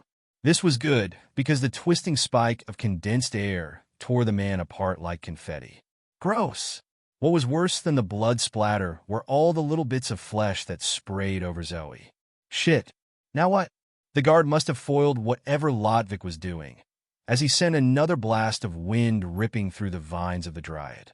Zoe needed to reevaluate her plans for escape. She stepped back into one of the cells. Almost all of the action had been taking place in the central aisle, but with the exception of Lodvik's cell, her sickle could cut a path through them. Just have to hope I'm fast enough. She wasn't fast enough. The last prisoner between her and the guard captain fell, and the rank C killer's eyes pivoted to her position. Fuck. It seemed a few people had been able to slip past him in the chaos, but not Zoe. Basil, you better get your ass in here now.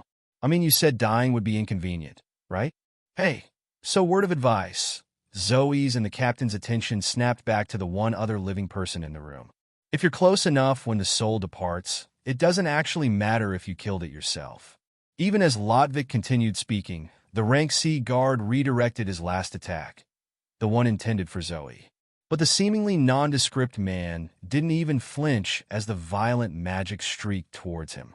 He didn't even dodge. He just flicked his hand towards the captain. There was no visible magic or skill activation to go with it. Yet the screaming wind magic never quite reached him. It dissipated in a chaotic blast of air, rather than the deadly spire from before. But that wasn't all. Zoe knew she should take the momentary advantage to flee. Yet she couldn't help but stare as the captain staggered and clutched his chest, as if struck by some invisible force. He staggered again, and then twitched, his limbs spasming as his eyes went wild in a silent struggle. And then he went still. No, he didn't collapse. He just froze, as if all the force animating his muscles just ceased. Finally, Zoe managed to start moving again, though she kept half her attention on the events still unfolding before her. With the indifferent expression of a man used to such things, Lotvik flicked his fingers, and the guard captain regained animation. Only, he now lurched over to the cell with all the grace of a jerky puppet. His eyes remained glassy and dead, not so much looking at his hands as he retrieved a key and slammed it into the lock. The door swung open. Zoe swallowed. What the fuck was that? Lilith sounded nervous. Some kind of soul magic. Very nasty at that. And this is pure speculation, but I guess he created a parasitic soul construct out of the soul from the monster we tossed him. That would explain whatever ability he used to do this. Zoe's mouth went a bit dry. That's fucked up. Is that normal for spooky soul magic? Somehow, the true answer was worse than what she feared. No, not at all. As I said, speculation. I've little knowledge of anything like this, and I imagine it would take an immense degree of skill to execute it all, let alone within seconds during an ongoing battle. And that's how Zoe came to feel she was in even more danger after the captain was defeated. Guess we know why Sasha didn't want us to free this guy now. But what was done, and Zoe might as well press the advantage. So, got any plans after this? I know we just met and all, but I certainly wouldn't mind getting to know each other a little more. Are you seriously propositioning him? Zoe didn't understand why Lilith sounded so incredulous. Yeah? Not as a romantic partner, silly. I mean as a killing people partner. And with that, Lilith was satisfied. Of course she was. Ludwig himself seemed partial to the idea as well. Of course, if you'd like. I'd be remiss to spurn the graces of the young lady who assisted me, let alone those of a higher demon. Nice. Neither said anything else as they joined up in the middle and set off for the rest of the prison. Zoe didn't need her high perception to pick up on the din of battle and explosions shaking the stone walls from further out. Looks like enough people made it out to continue the chain reaction. Seems like they'd have better measures in place to prevent something like this, though. Zoe then shrugged at that. It wasn't exactly her problem. What was her problem was that there was no sign of that wolf lady, Sasha. Zoe gave that particular woman her venom strike spear for a reason, yes, but it was a rental, not a gift. I want my spear back. Say, Ludwig drawled from beside her, all traces of his former accent gone. I hesitate to ask more of you so soon, yet I can't help wondering about those weapons you've conjured. Zoe got the hint. If you can even call that a hint, she mused. She didn't mind giving the Soul Eater a weapon in principle. Rather, the issue was which one. She wasn't giving him the Scythe of Loathing, because that would be too useful for her when she finally reached rank E. She couldn't give him the Scepter of Disdain, either. The reason was identical, save for that it would be when she reached rank D. All that was left, then, was her extensive stash of corrupted weaponry. Zoe might not have much idea what corruption was. In fact, she had zero idea, but she knew it couldn't be good. The system was cheeky, but it didn't play around. You shouldn't touch something whose very description said not to touch it. But what was the harm in asking? Well, she chewed her lip. What do you think about corrupted weapons? Ludwig's response surprised her as they stepped out of the ruined doorway and into the wider prison. He grinned. What would you say to a practical demonstration? Liliana von Gershenfeld did not know why her biological uncle Basil von Blodmane had dragged her hundreds of leagues down under the earth after kidnapping her. She did not care to know either. She only cared about getting home and getting revenge. At least her uncle only put her inside a storage closet in a slave-holding facility and not in a cell. Is this about his stupid politics?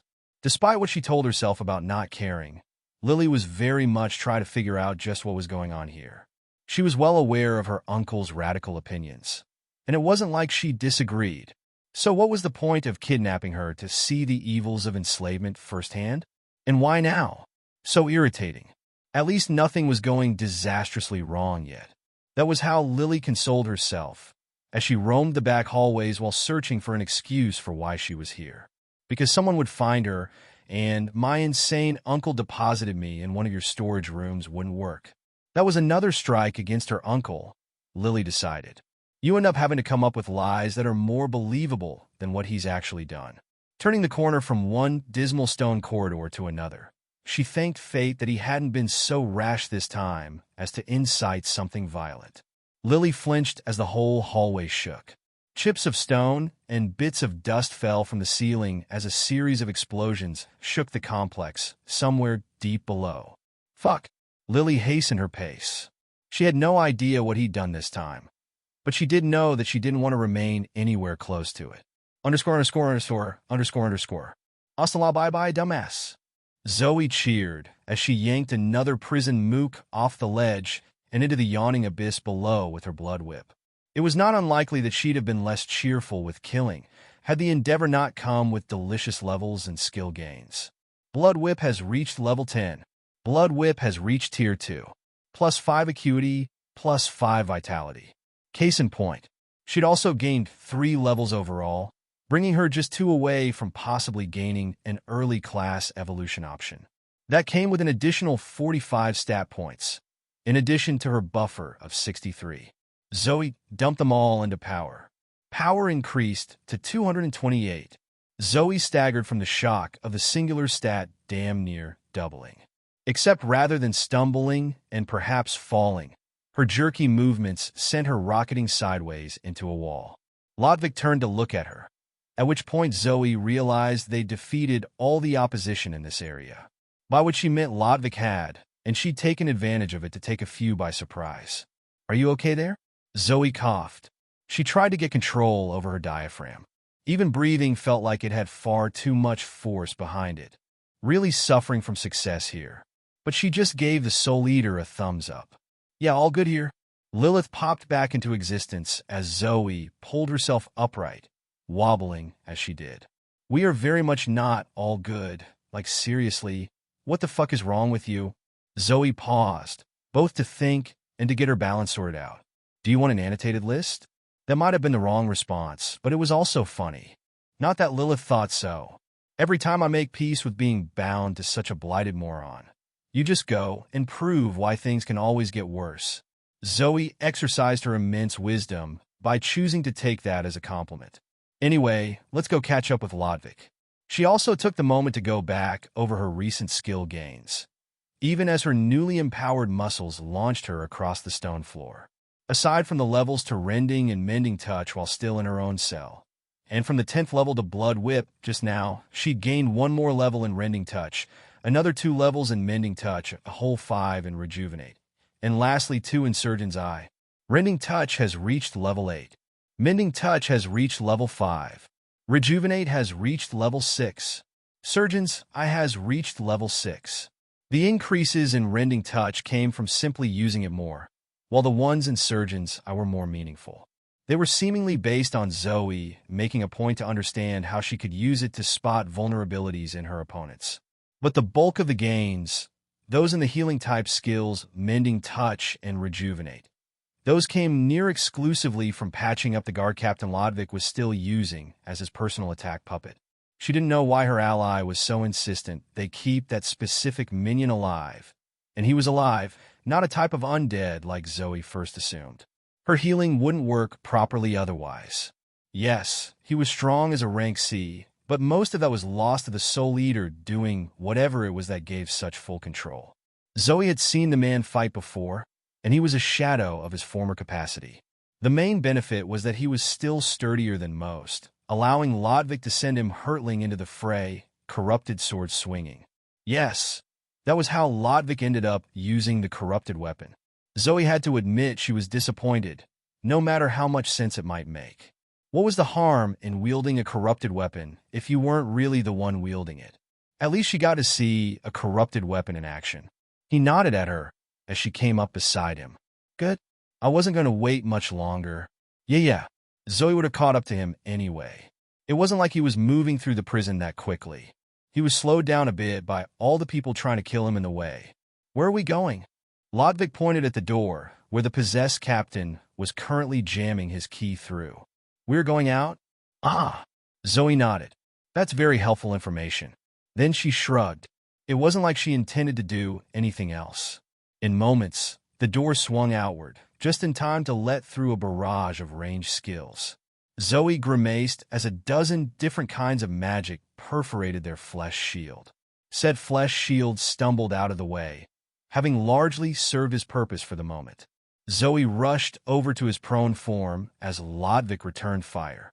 This was why she grimaced upon seeing how thoroughly the guard captain got shredded. She was well aware of the drill by now. Her job here was to heal him back to fighting condition. At least I can cheat by using some of his own blood. The captain had a high natural regeneration. It was useful in concert with the blood-based cost of mending touch, the fact that the skill healed him, and the fact that he was still technically alive and using his own stats and passive skills. Zoe could, on average, fill 2/5 of the cost of healing him with his own blood. Then, he'd regenerate it back in the time between that and the next use of the skill. That left Zoe to supply the remaining 3/5, a cost she was likewise just barely able to recover. Really, it was quite fortunate that Lodvik's version of a zombie was technically living. Mending Touch has reached level 6. About time. Zoe sighed. She wasn't doing anything special here. Just the frequent and intensive activations were pushing her skill levels. But the system wasn't finished. You have leveled up. You are now level 24. Plus 15 stat points. Plus 1% core progression. Zoe smiled at that. Now she was a single level away from getting a class upgrade. Potentially. Also, it meant she had another 15 stat points to spend. That was always nice. Please do not dump them all into power again. That was fucking moronic. And, as expected, Lilith had to come in just to be a downer. Like what happened to that whole thing of keeping a buffer. Zoe had not intended to do that again, because it had been impulsive and she already regretted it. That being said, perception has increased to 135. Zoe was very deliberate in how she ignored the unwanted tag-along in her mind as she and the guard captain rose back to their feet. Lodvik had taken down the last of the nearby opposition with small rocks. Yes, small rocks, aside from spooky, invisible death skills and sicking a mind-controlled juggernaut with a corrupted sword on people. She'd mostly seen him throw small rocks. Small rocks became quite deadly when your telekinesis fired them off so fast the air sounded with a sharp crack. What was perhaps more impressive than the pebble death arts themselves was the source. There wasn't a whole lot of gravel lying around, so the Soul Eater just ripped small chunks of stone out of the floor. With such powerful telekinetic skills, Zoe couldn't imagine why he didn't simply crush their enemies directly. I can imagine many practical reasons. Would you care for a list? Zoe thought about it. Her first instinct was always to dismiss Lilith, but this might be useful. She could always stand to learn more about magic skills and close combat tactics. Lilith explained her theories as they continued following Lodvik and his puppets. He'd gained a couple more from the last encounter, though he didn't seem nearly as protective of them. Case in point, he didn't so much as blink when the first of them was cut down. Meanwhile, the captain continued cutting through friend and foe alike with the dark, distorted form of the corrupted blade. Assuming the effect was due to the corruption and not something else, well, Zoe surmised she could visually identify what it looked like now.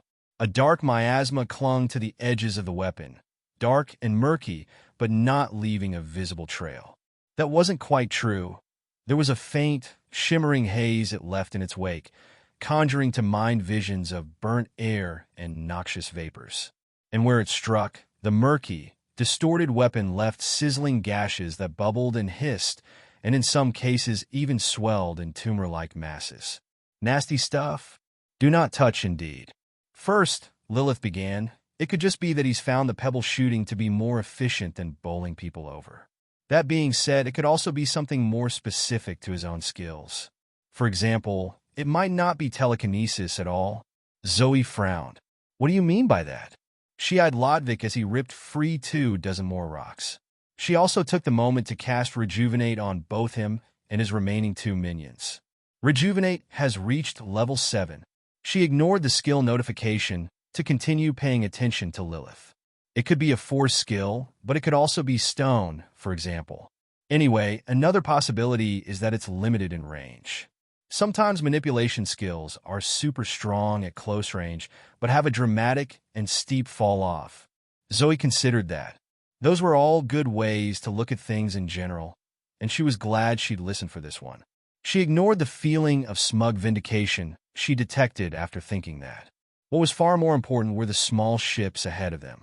Zoe hadn't noticed, but they'd been working their way lower and lower through the sprawling complex. At this point, the chaos must have spread to cover the entire prison fortress equally, as there was no longer much variation in where they encountered guards or escapees. But now, Zoe realized that they must be on the coast somewhere. Lotvik and his pet guards got them all the way to a massive and heavy gate on the lowest level, one which led to a sort of underground docks. A cavernous tunnel stretched ahead of them, shrouded in darkness save where a single torch flickered off to one side. The docks themselves were lit by just a couple hanging lanterns, and two small crafts sat at rest. As for the water, it was exceptionally still. Makes sense, Zoe thought, because it was contained in some sort of, what was the word, grotto? With how dark it was, it must either be night or the tunnel was quite long. Even if it bent to block out the light, she couldn't see far enough to catch any sort of bend. Her night vision had increased dramatically with both her stats and demonic makeover, which meant she could see quite far down its length. She also saw why Lotvik was so insistent on keeping the rank C guard captain alive. The gate was locked, but he didn't open it with a key. Rather, the puppet of a man slammed his hand against the bars. Zoe squirmed as an intense tingling shot through both antennae. He must be channeling some kind of magic into the gate. Stepping closer and hoping for a better look, Zoe tried to make out what was going on. Her ability to perceive the arcane with her antennae was only good enough to detect that powerful magic was occurring. Or it was right now. Lilith acted like a demon's so-called antennae were critical to their style of sorcery and represented a significant magical advantage. The magic surged to a crescendo. Tilting her head, Zoe was just able to make out how it raced outward through the network of metal bars like a pulsed wave. Then the gate swung open. You have gained the rank C skill, Manasight. Yo! Zoe fist-pumped. That had to be the greatest gain from this whole prison escapade yet. For levels? Double or triple that in skills increases. All the stats? This was perfect. The memory of sitting exhausted in the freezing snow, trying to manipulate her own mana into forming a spark, that was still vivid in her mind. Why wouldn't it be? That was only a couple days ago now. Even if the minor soul damage she'd suffered was healed up now. Zoe had not forgotten her goal of getting a mana manipulation skill and mastering magic. Sight was a manipulation, but this was no doubt a massive milestone. It was a rank C skill too, which meant it was both rare and really good. Yep, was all Lilith replied. Hey, demon girl, you coming? Zoe's attention returned to Lotvik as he stepped onto one of the two craft. You did me well back there. Do you have any plans for what to do next? Zoe frowned. The smart thing to do would be to get on that boat and get out of here. Lotvik was both strong and useful, and his company was the majority of the reason she'd made it this far. That being said, I wouldn't mind meeting up at some point if you stay around Verdunport. I need to go retrieve my spear, though. She hadn't forgotten the embittered venom strike spear she'd loaned to that wolf lady, Sasha. Wait, she should also take back the corrupted sword if they were to part ways now. Oh yeah, can I have my sword back?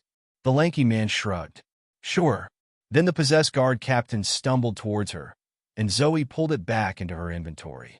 She made sure not to touch it herself. She'd started to notice how there was a faint necrosis spreading up the rank C man's arms despite how often she'd healed him. Thanks. Then she turned to head back into the prison. She needed her spear, and this was the most progress she'd gained in one activity yet. Not to mention how quickly it happened. Murdering your way through a fortress of rank E, D, and even a few rank C enemies did the body and soul well. Lilith giggled at that. Well, of course it does. Lotvik saluted her as he steered his craft out into the still water of the subterranean canal. I don't know where I'll go next, but if you're going to Verdunport, I have a feeling you won't be hard to find. Zoe raised an eyebrow. What did he mean by that? Good luck finding your spear. Yeah, see you later too, bud. Zoe laughed. And thanks. As the strange man started a strangely quiet engine of some sort and pushed off into the dark water, an unexpected system notification flashed before her mind's eye. Quest update. Hidden objective complete. Hidden objectives revealed. Get out. A familiar cultist cut off your head and dropped you in some kind of prison. This is a bad situation if you're a guard. And what's worse than one escapee? A whole lot of them, of course. Assist someone in escaping, and they'll surely be grateful. Being nice pays. Rewards. Free Lotvik. Elixir of Greater Soul Sight X3 complete. Free Sasha. Cloak of the Hunter Forest Animal. Rank E. Living item. Free Liliana. Dubiously legal passkeys X3. That was nice and all, but wait, what? Zoe's eyes lingered on the last line. Liliana? Why, hello there, you look rather violent. Do you want to get out of here with me? Lily prided herself on following through by sticking her hand out to the leaking woman across from her. There was a dead body slumped between them in the blood-slicked stone corridor. It wasn't fully collapsed like all the others due to the conspicuous icicles sticking through the back and propping it up. The rank E corrosive death leakin glared at her. You stole my kill. And with that, the elemental summoner's expression soured. I did not. He just got in the way of my icicle while he was busy killing you. That was a half-truth. She'd been aiming to skewer both of them. The wolf's expression soured as well. He wasn't killing me. I had it handled. Yes, of course you did. Lily stuck her hand out again. Anyway, do you want to help me get out of here? Do you want to partner up to get out of here? The woman stared at her hand like it was. Lily wasn't honestly sure what. It wasn't wariness, and it wasn't disgust. More of a simple, what is this? So she wiggled her fingers a little. Come on, I'm rank D and rich. You'll have better chances, and I can help you get away long-term if you're not too annoying. She tilted her head. And I'm a pure human, so I can imagine you'd find that useful under the current circumstances. The woman took her hand in her paw. It was really a hand, all things considered, and shook finally. Okay, sure. But why? What kind of question is that? Lily set off in the direction they'd both clearly been heading as she formulated an answer. A question in truth. What do you mean, why? I don't want to die here, and you look passably capable and tolerably sane. People always complained about how she was bad at working with others. That never made sense. She loved working with people and always did her best effort to team up. For some reason, it just had a tendency of not working out, or they just refuse her. Like, why though? Why are you here? Oh, well, that explained it. That was, in fairness, a reasonable thing to ask. Lily wasn't a guard, yet she was purely human. Yet she was also trying to escape. The logical conclusion was that she was, well, there wasn't a logical conclusion, was there? This wasn't an ordinary prison. My insane uncle kidnapped me, stuck me in a storage closet here, and then ran off. The truth was as good an answer as she could give this time. She continued while gesticulating at the air wildly. And then I presume he went and did something to cause all of this. They went down a flight of stairs. Lily got the feeling her new leakin friend had something to say, but had enough sense to wait until they saw if there would be any trouble waiting at the bottom. There wasn't. There was a young guard cowering behind a support beam. But Lily meant there wasn't a problem. She was going to just leave the rank F coward behind. But her new pal took a brief detour to go eviscerate him. Fair enough, Lily thought. The two of them were a whole rank apart, so the gain would be more worth it for her companion. This wasn't even factoring in the difference in what kind of progression the system awarded them, or their respective specializations. Also, she was the one actually imprisoned and soon to be enslaved by these people. I will not ask about this insane uncle right now. Lily was thankful for that, though she heard of but coming. But unless your uncle also planted some sort of disguised demon as a fake prisoner, I don't think he's responsible for the break.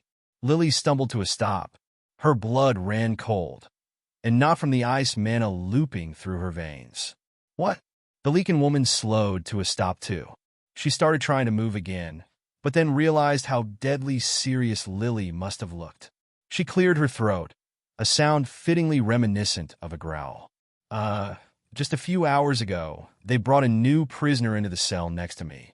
She was unconscious for most of it, but then when she woke up, she was able to break out of the suppression shackles and then start freeing us.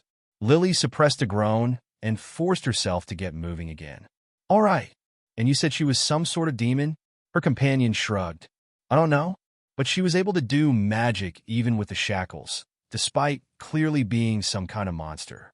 So, she would have to be a higher demon, right? Unless the shackles were fake for some reason, but hell fucking damn it. Lily scowled. Of course it wasn't just me. He went and dragged her into it. Lily realized she must have been muttering aloud when the wolf girl asked about it. Went and dragged who? No one. Let's just get out of here. If we're lucky, she's gone, and we won't have to deal with it. _______. You have leveled up. You are now level 25, plus 15 stat points. plus 1% core progression. Zoe was wrist-deep in a woman's chest when her eyes widened. The triumphant swell of a system notification soon followed. You have reached level 25 and are eligible for optional class upgrades. Would you like to view your available upgrade options? Zoe was close to jumping for joy, but she still had her hands stuck in a woman's chest. Thanks, system. I'll get around to that in just a minute. The notification disappeared from the front of her consciousness, allowing the gory scene around her to continue unimpeded. Surgeons, I has reached level 7. Surgeons, I has reached level 8.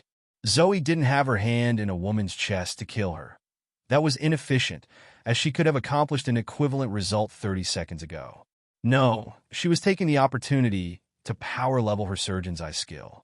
Her theory had been that physically digging around in someone in real time would help a lot with getting a grip on the information skill. She was right. Her messy endeavor was already paying dividends, though she'd had to expend a lot of blood healing her subject. Mending Touch has reached level 9. Rejuvenate has reached level 7. In fact, she'd now gained 3 levels in her most potent healing skill for it, along with 1 in the other one. Let's see if I can push just a little bit further. Up to this point, she'd been fooling around with just the surgeon's eye skill and her own hands. But what about Rending Touch? That was another one of her most potent skills, and it was like reverse healing. That could be useful to observe. Rending Touch. What was less useful was how near it came to just killing the unconscious woman. Shit. Zoe was forced to draw a massive amount of the woman's blood, which was already running quite low.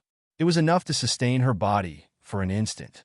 The resulting death was visually anticlimactic. The system, however, would beg to differ. Surgeons, I has reached level 9. Rending Touch has reached level 9. Rending Touch has reached level 10.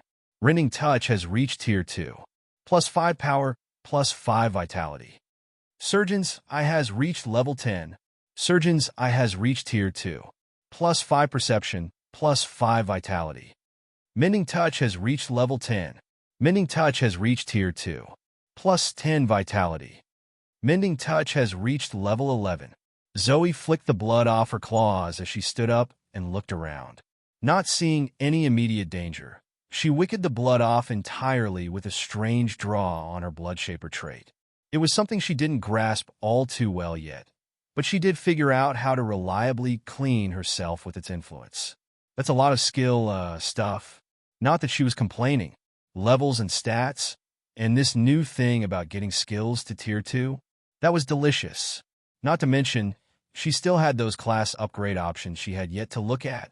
So that's exactly what she would do next, as she continued searching for that leak in Sasha. But first, she checked in on her status. Zoe Blackwell, level 25, rank F. Demagogue, bloody devotee. Hired demon of disdain. Alignment, infernal. Disdain, blood. Active quests, claim your right. Get out. Active titles, outsider. Usurper, humanitizer. No love among fiends. Stats and bindings. Power 233. Perception 140. Acuity 125. Durability 120. Vitality, blood 189. General skills. Identify 4, rank C. Hallowed Touch tierless. Mana Channeling 2, rank F. Mana Sight 1, rank C. Primary class skills. Acting 3, rank D. Persuasion 3, rank B. Mirage 5, rank E. Lesser Disguise 2, rank C. Cloak of Scorn 5, rank E. System Display Privileges Sis tier. Secondary class skills. Rejuvenate 7, rank F. Mending Touch 11, 2, rank D.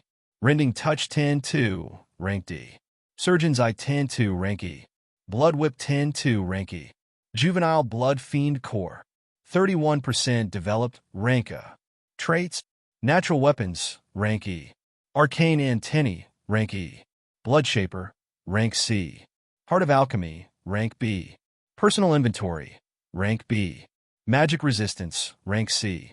Effects, plus 60 power, plus 60 durability, plus 82 vitality.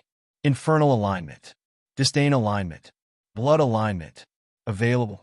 Greater than 15 stat points. Class upgrades, various. It was a staggering amount of progress for her short time in this new world. That was Zoe's opinion, and one with which Lilith genuinely agreed. We are advancing rapidly, the apparition remarked as she manifested as a tiny doll on Zoe's shoulder. It is unexpected. I can't imagine it will last, though. Zoe nodded. Probably not. But slowing down wasn't that big a deal when you were slowing down from absolutely ludicrous. Thinking back on the manner of it all, she decided the whole demon thing wasn't so bad at all. Told you, we'd have at most a third of the stats. And remember, a sizable portion of our power came from our experience fighting on behalf of Basil.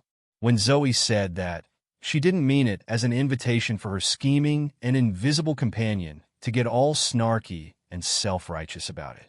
Also, she didn't like remembering the experience of being Basil's puppet. She could acknowledge now that Lilith's advice at the time was beneficial, sure. But the memory brought back uneasy feelings. Yeah, get all touchy-feely with me. Why don't you? The little plushie flicked her in the ear, a poor choice which resulted in Zoe grabbing the devilish thing and chucking it at the wall. Shut up. Let's look at those upgrade options.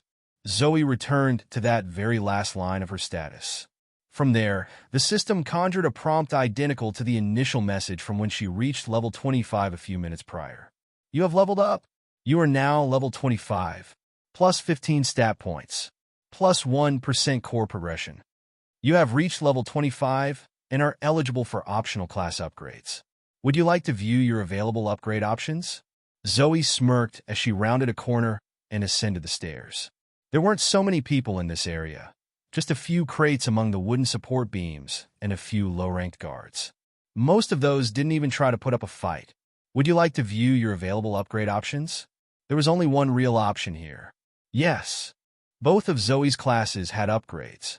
That was nice to see, even if she still didn't have any rank S ultra special god-killing options. One day, she reassured herself with great confidence. Regardless, her options here were simple but far from bad. Sanguine Disciple. Rank B. You have embraced your nature as a creature of flesh and blood. Continue down your path of carnage to further awaken your vital potential. Effects: plus 120 vitality. Greater bonuses to all body, blood, and life skills. Increased chances to earn blood, body, life, and death skills. Grants blood siphon, flesh manipulation, life ray, and reap. Guaranteed correlated skill at next core evolution. May grant additional skills at further advancement stages. Guaranteed evolution at next threshold. Increases carnage alignment. The blood must flow, unless you decide to magically clot it. The first looked like a direct upgrade to Bloody Devotee. Overall, quite solid, and the new skills included look nice. Zoe did wonder what Life Ray did because that sounded a little weird. Aside from that, there was the extension from just blood and body to also include life and death skills, and then the thing about a special skill related to her next core evolution. That had to be something demon exclusive. It wouldn't make sense otherwise due to the dual monster core and class system thing she had going. I do wonder about how that stat increase works. Comparing it to her current class, it went from 60 to 120. Did that new boost get added on top of what she had, or did it replace it? Knowing her luck, it would be the latter. Zoe moved on to the next options. Bloodrage Berserker. Rank D. Taking as much damage as you inflict is fine if you heal faster than the other guy, right? Effects: plus 30 vitality, plus 30 power. Bonuses to blood, berserker, melee, and body skills. Increased physical recovery. Grants blood rage, blade cyclone, and bloody retribution. Increases carnage alignment. You already tend to fight with bloody fury and little grace, so why not get class bonuses for it? Yeah, Zoe wasn't interested. This was a straight downgrade. Even if she wasn't put off by the drop from rank B all the way to rank D, the entire effects section left much to be desired. The skills Blade Cyclone and Bloody Retribution did sound cool and useful, particularly the latter. I think I'll still pass, though. With that decided, Zoe moved on from the only two Bloody Devotee options. There were 3 for Demagogue, and she read through all of them. Hunter of the Silent Storm. Rank A. Cloaked in shadow and ephemeral like the wind, Dance with the secret truths and lies of the world. Silent until you strike as lightning. Effects, plus 80 perception, plus 50 acuity, plus 20 power. Bonuses to all deception, illusion, stealth, information, mind, lightning, shadow, wind, and weapon skills. Increased chances to earn deception, stealth, mind, lightning, shadow, wind, and weapon skills. Grants Hunter's Mark, Shade Step, Silence Aura, Wind Manipulation, Lightning Strike, and Dagger Mastery. Grants additional skills at further advancement stages. Adds wind, shadow, and lightning alignments. Lightning is actually quite loud. It's a good thing this one comes with a skill to enforce silence. Weaver of the Endless Mirage. Rank A. This world is an illusion. Many are those to pierce its veil. Fewer are those capable of weaving it. Effect, plus 75 perception, plus 75 acuity. Extensive bonuses to all mind skills. Bonuses to all spirit skills. Grants mind manipulation, light needle, create illusion, and soul sight. You can cast skills without expending mana. Enables system privileges for displayed information. Incarnation of the Wraith. Rank A. Some are bound by the physical laws of this world. Others lack the means to effect material change. Take this opportunity to walk a path limited to neither. Effects, plus 50 perception, plus 50 power, plus 50 acuity. Bonuses to all body and mind skills, all body and spirit skills, and all spirit and mind skills. Bonuses to all shadow and metal skills. Grants mana manipulation, wraith step, spirit conversion, and withering blade. Enables system privileges for displayed information. Becoming a wraith is much better when you don't have to die first. Or would it be the second time for you? A few things really jumped out at Zoe here. First, all three options looked excellent, and they were all rank A. The second big thing she noticed was how excessively mysterious and complicated they sounded. Names like this were supposed to be for when she entered her god-killing phase, right? This was way too early. And despite how dubiously cool they all might sound, she was left with a lack of concrete information. Not that it's any less than what any class description has. It was simply that the overall vibe communicated in the descriptions was harder to pin to concrete expectations. With that, Zoe decided to bank the demagogue upgrades for the present moment. Bloody Devotee, however, could certainly use an upgrade. You have selected to upgrade your secondary class to the rank B class. Sanguine Disciple. Do you wish to proceed? Yeah. Zoe was used to the particular way the system did these things by now. Just like when she'd first awoken the demagogue class back in that ancient, underground temple, nothing happened for a few seconds. Then the weight of the system slammed into her and vanished just as quickly. It left her blinking brilliant spots out of her eyes and stumbling to regain her balance. A bit unpleasant, but she'd take this over what her core evolution had been like.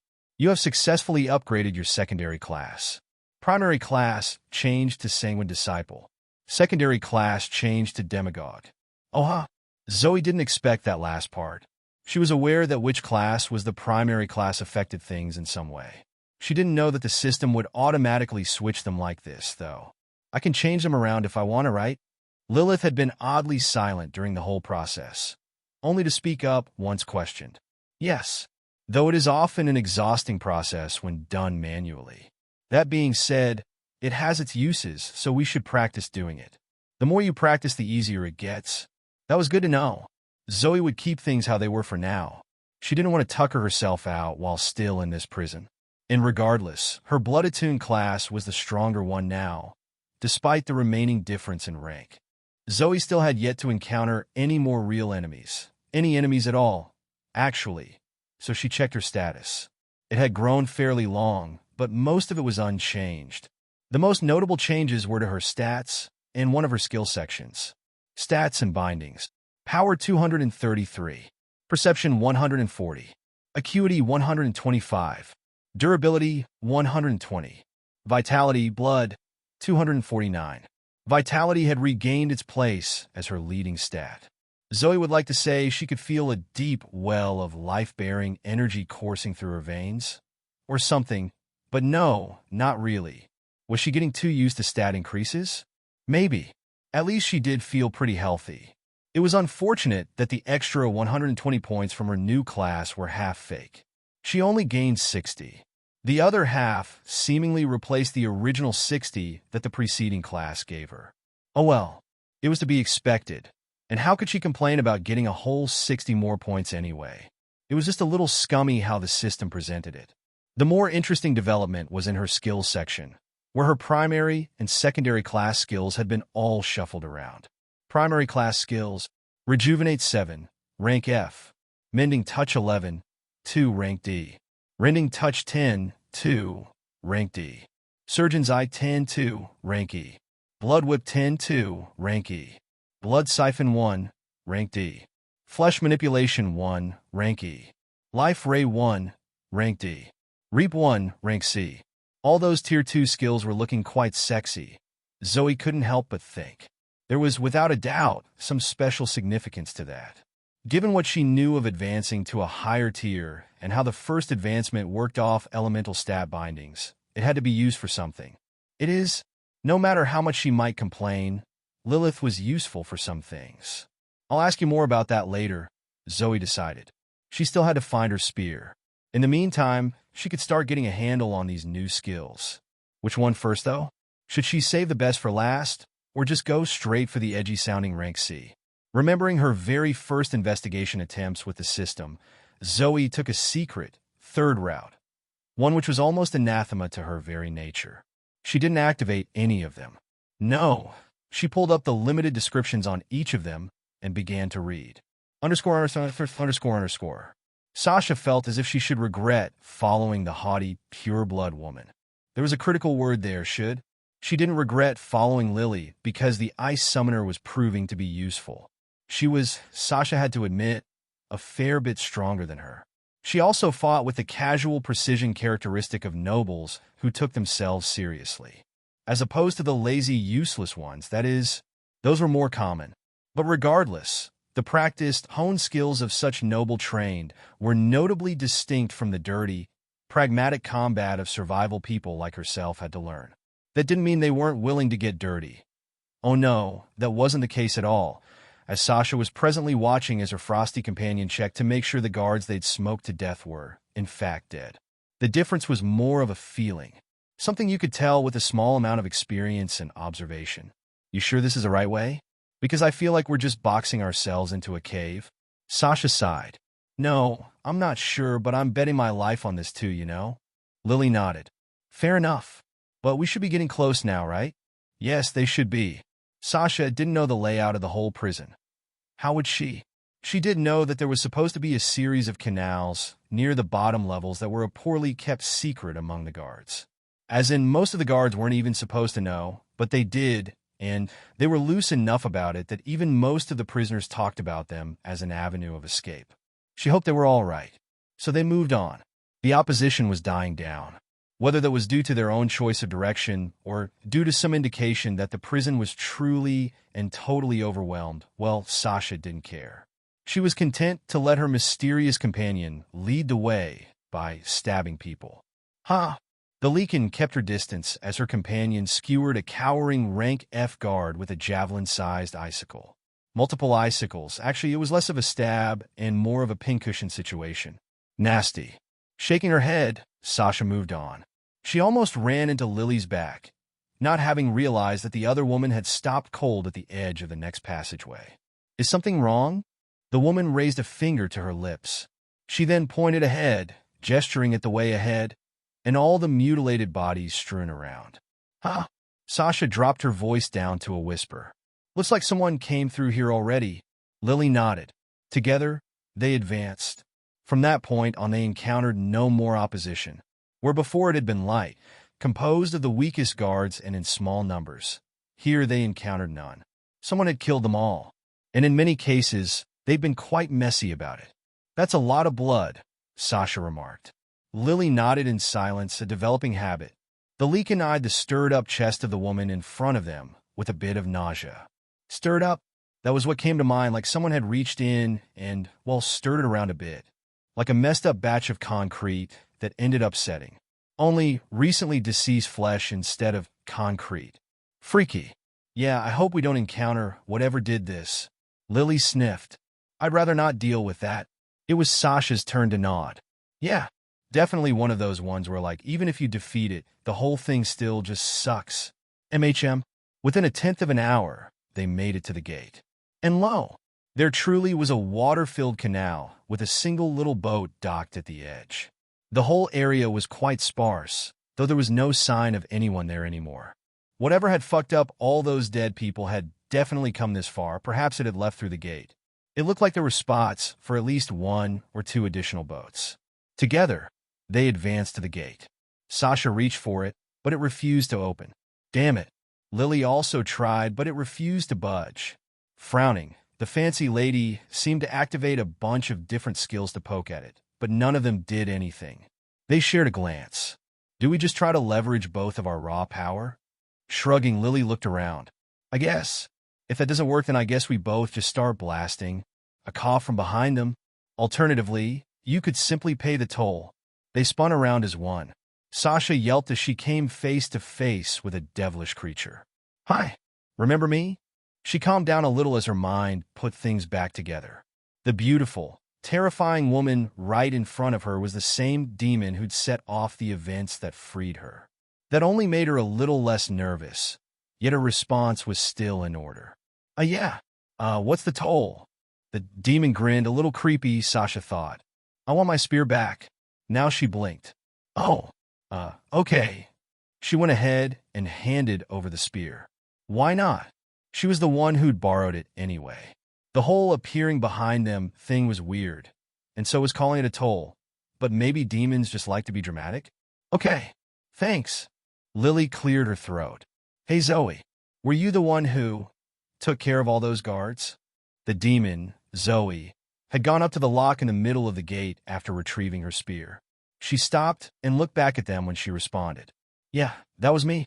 There was also that Lodvig guy, but we took a different route to get here than you guys did. He left earlier, though, so I've just been waiting for you. Waiting? Why? Sasha wanted to ask that, but she didn't. Lily, however, did ask what was on her mind. How did you know I'd be here? I mean, thanks for waiting, but... Wait, did Basil drag you into this too? Huh? Oh yeah, he did? The Zoe demon finished fiddling with the lock, and the gate swung open. But no, I didn't know he kidnapped you too. I meant the wolf girl. She had my spear, and I wanted it back. What? That was easy enough to understand on a literal level, yet it befuddled Sasha. She just waited around in a dungeon prison just to get back a ranky spear? What? Surely this demon had to be far more powerful. Rank C at least, right? It was a few seconds before she realized she'd been standing still, while the other two had made it all the way down to the boat. Hey, Hunter Forest Animal Girl, you want to come with us?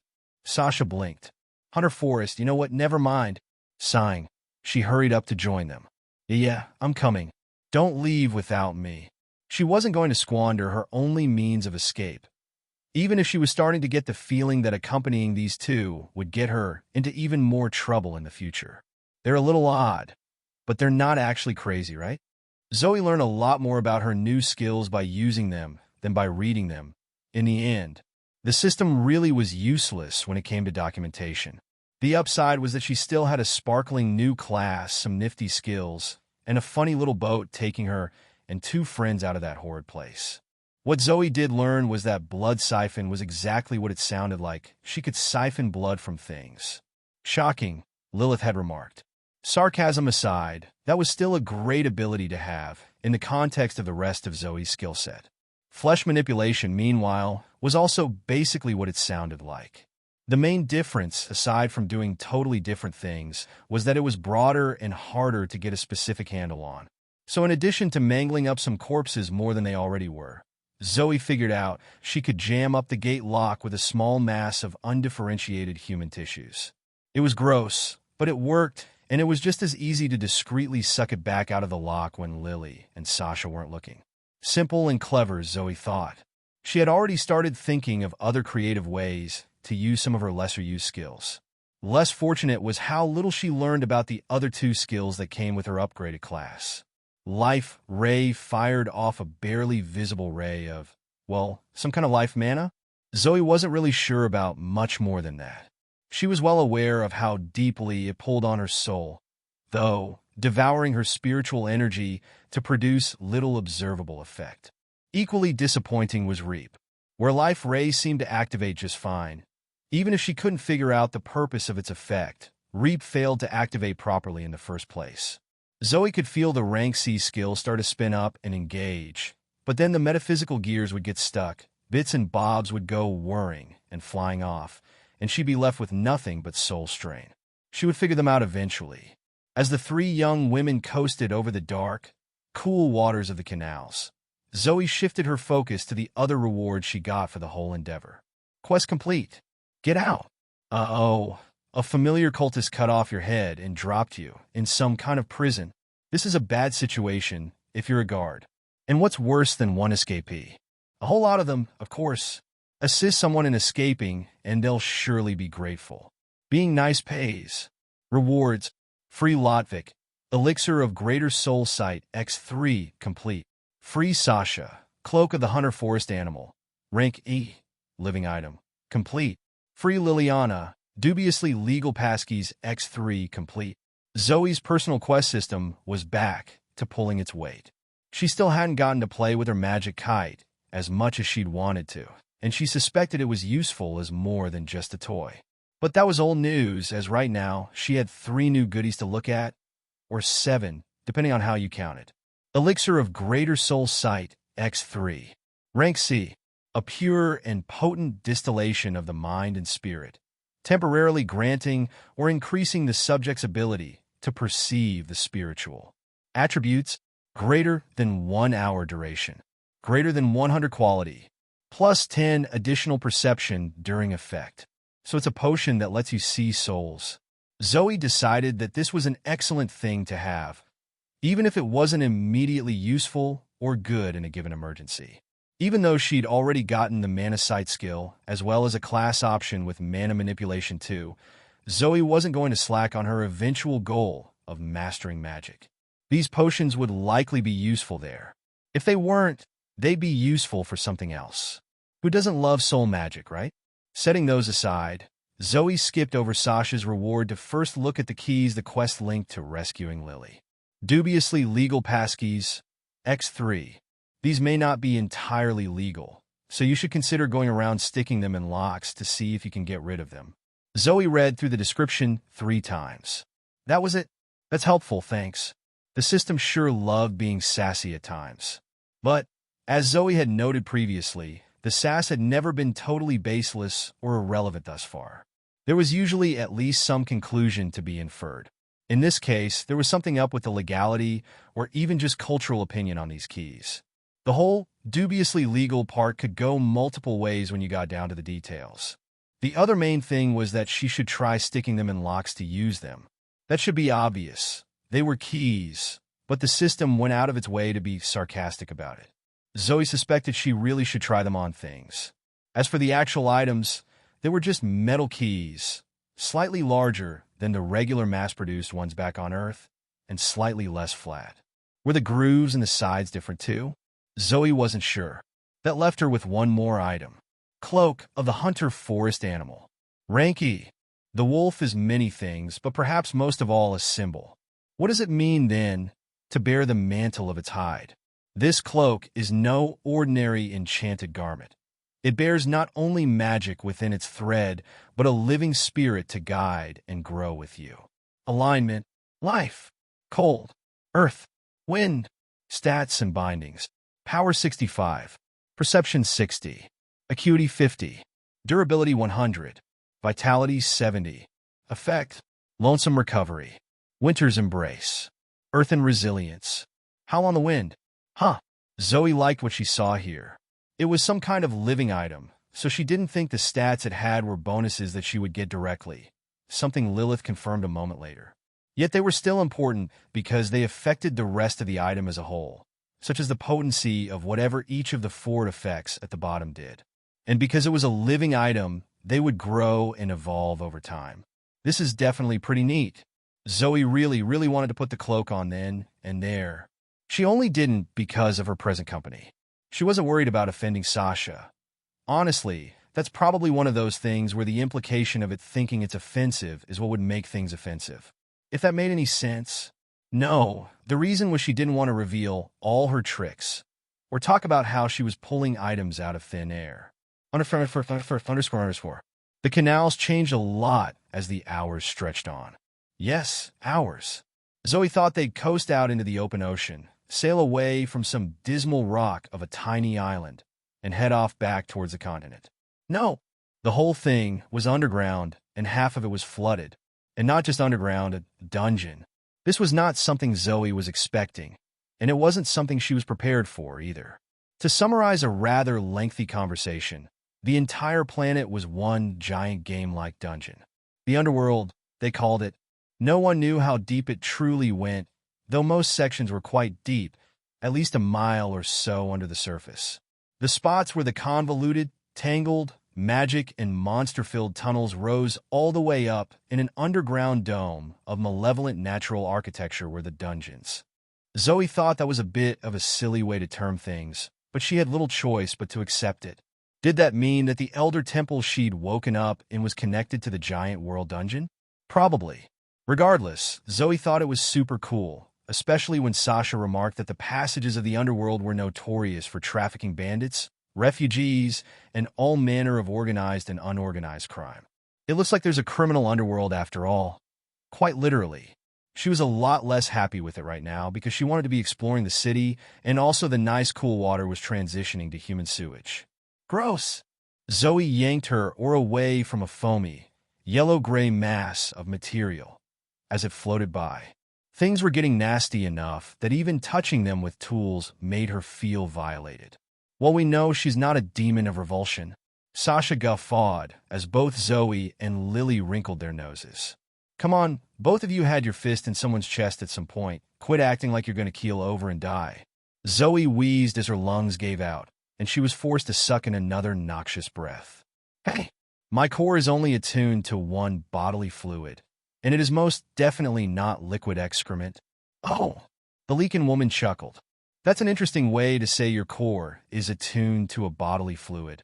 Zoe glared at her, but her patented death glare didn't seem to be working. Let's see. The liquid excrement would probably be fear, so if it were sorrow, then tears maybe. Zoe shook her head. Is it not obvious? I mean, she just talked about sticking hands in people's chests. I think she's just messing with us, Lilith clarified. That was probably true, and the wolf woman got a mischievous glint in her eye a moment later. Well, it couldn't be something as obvious as blood, and that would eliminate wrath, and I don't know what would even go with disdain, like what bodily fluid even goes with a feeling of pride. None of them, maybe. For all that she was annoyed by the teasing, Zoe had little idea what she was talking about. What were all these names? Like what even was the disdain thing related to her demoness?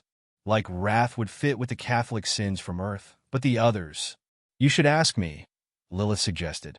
And Zoe took her hallucinatory companion up on that offer, because it was at that very moment Sasha latched onto another class of bodily fluids, and the euphoric and passionate feelings that might go along with them. Underscore. Given that the flooded tunnels had been transitioning into clearly artificial sewer works, Zoe expected them to climb a ladder, lift up a manhole cover, and emerge in some back alley in the middle of the city. Instead, they emerged straight out into the afternoon light with the boat still beneath them. Huh? Zoe discarded her, or over the side, garnering a sharp look from her two companions. I didn't expect the ocean. It was indeed the ocean. The calm, sunlit sea stretched outward before them, disappearing over the horizon as it met with the billowy shapes of fair-weather clouds. Behind them was a bit of sandy, scrubby coast, and not 100 yards behind there was solid tree line. Farther up the coast to the north, Zoe could make out the familiar spire of the Mage Tower.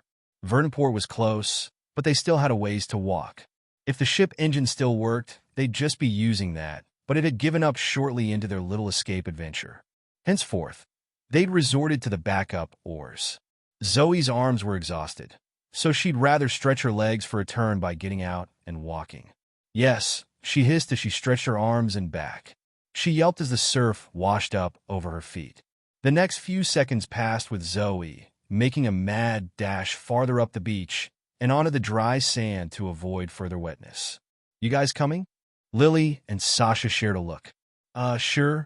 Sasha hesitated. Where are you going? I'm going back to Verdunport, Lily said as she hopped over the side and joined Zoe where the weeds met the pure sand. I have an uncle to murder. Nodding sagely, Zoe voiced her agreement. Verdunport for me too, I think. I also have an uncle to murder. She paused. Well, I mean, he's not my uncle, but he's an uncle. He's Lily's uncle. Everyone laughed at that, even the annoying little person tagging along inside Zoe's head. Why is that funny? That wasn't supposed to be funny. Whatever. Let's go. She turned and trudged upwards through the scrubby weeds, up until she hit a paved road stretching along the coast. Zoe idly wondered where it would take her if she went south instead. She began heading north. The other two joined her, but a moment later. Any plans on getting into the city? Lily asked. Zoe stopped walking. Plans to get into the city? All right, the whole thing with everyone expecting a demon and inquisitors or something everywhere. Zoe had forgotten about that. On second thought, I will not be going to Verdunport at this time. And with that, she made an abrupt turn on her heel to start heading south. Fair enough, she heard Lily call back over the sudden wind. Sudden gusts were picking up, but Zoe didn't mind. They were, for the most part, coming inland, so they didn't impede her progress. A bit of stormy, coastal wind while walking down a beachside road was a welcome change in scenery from the sewers. Mind if I join you? Sasha had come up beside her. Zoe half expected that. It looked like Verdunport wasn't the most welcoming for either of them at the moment.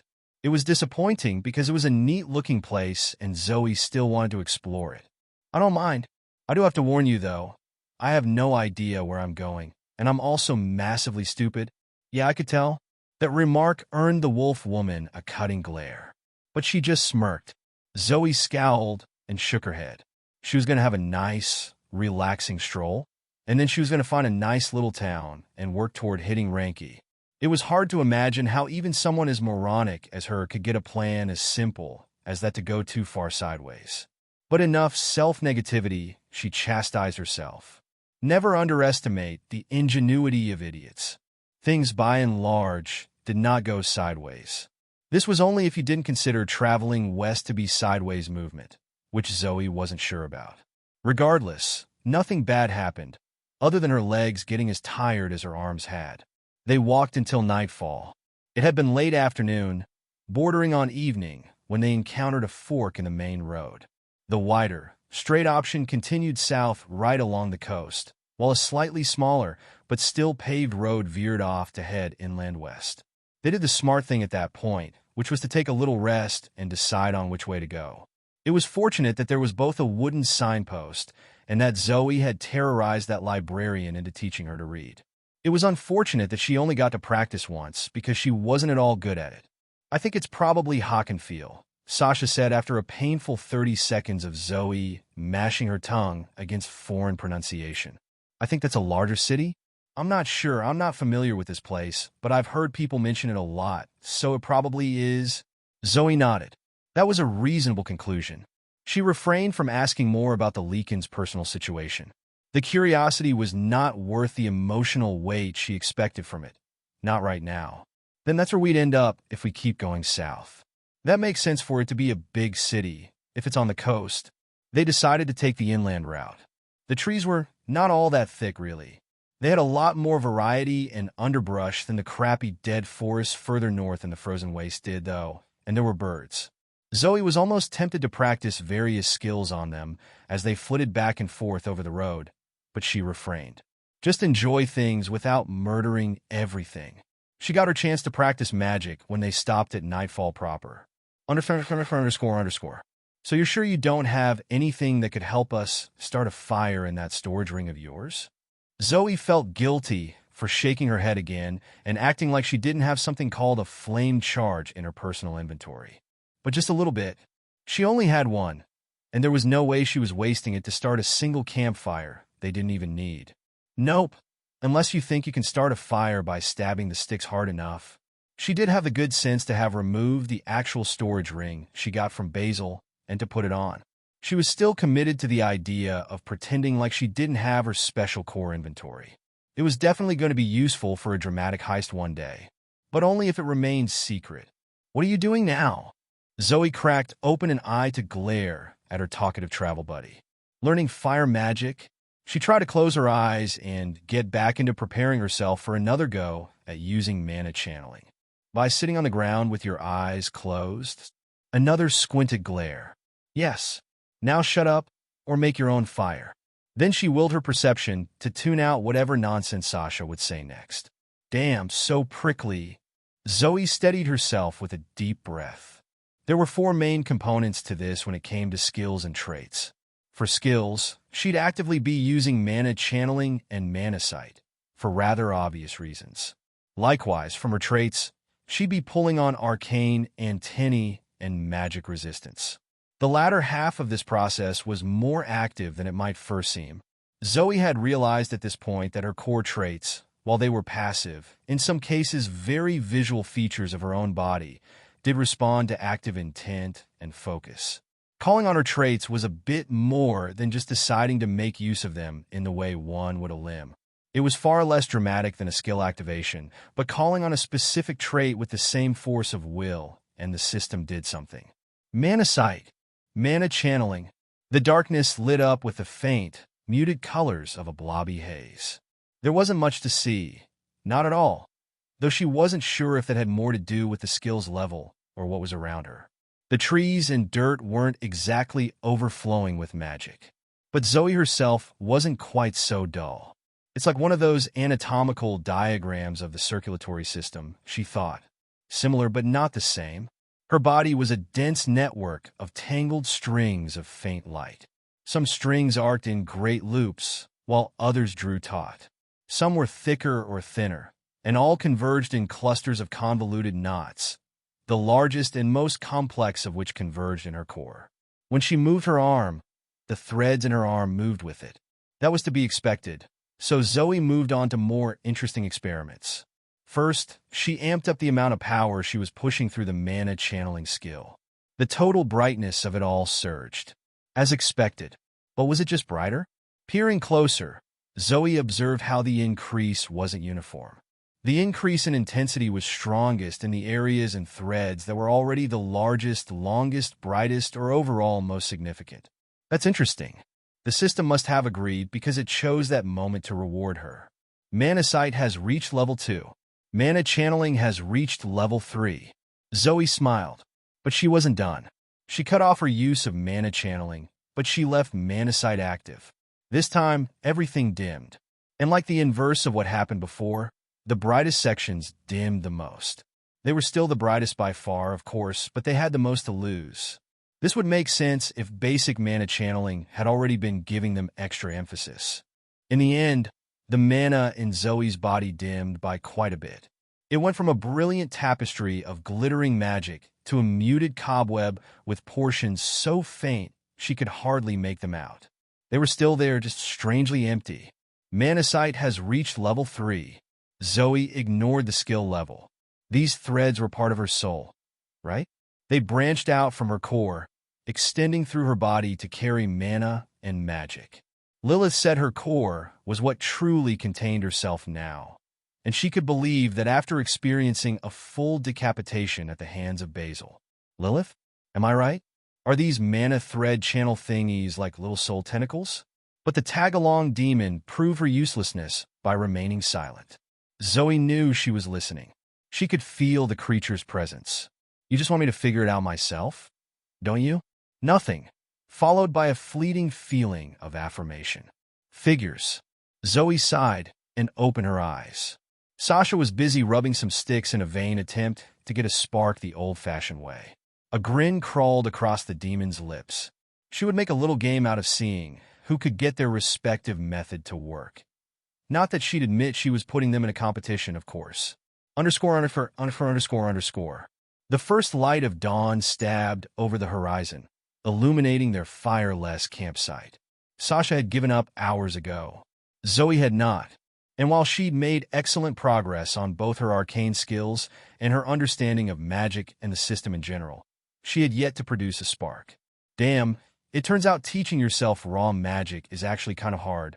Wait, how long have you been awake? Sasha blinked and stretched, raking her eyes over Zoe's extremely not sleepy body. You look like you've been up for a while. Shrugging, Zoe stretched as well. Since I finished growing my head back yesterday, I guess. You rustle about a lot in your sleep. You know? Silence. You watch me sleep? And now this was getting annoying. It's hardly my fault you continue wasting a third of your life away, like the pathetic mortal you are. She didn't say that, though. She was mature and could be more diplomatic about it. I was not leaning over you the whole time taking notes, if that's what you mean. You're just noisy, especially on sticks and leaves, as if in adherence to some universal harmony of comedy. It was at that instant a stick fell out of the wolf woman's wild mane. Come on. Zoe stood up and kicked more leaves on her as she passed. Get up, I'm bored. Gee, talk about domineering. Someone might have muttered from behind her, but Zoe didn't put much weight in the opinions of boring people. Wait, hey, look at that squirrel. And now Zoe was truly exasperated, rounding on the fluffy woman, who still had yet to rise up on her own two legs. She let loose. Stale mana had been building up in Zoe's channels for a while now, though she hadn't thought it was much of a problem. But now it was boiling over, burning at her flesh like bubbling, sticking, hot syrup that she needed to get out.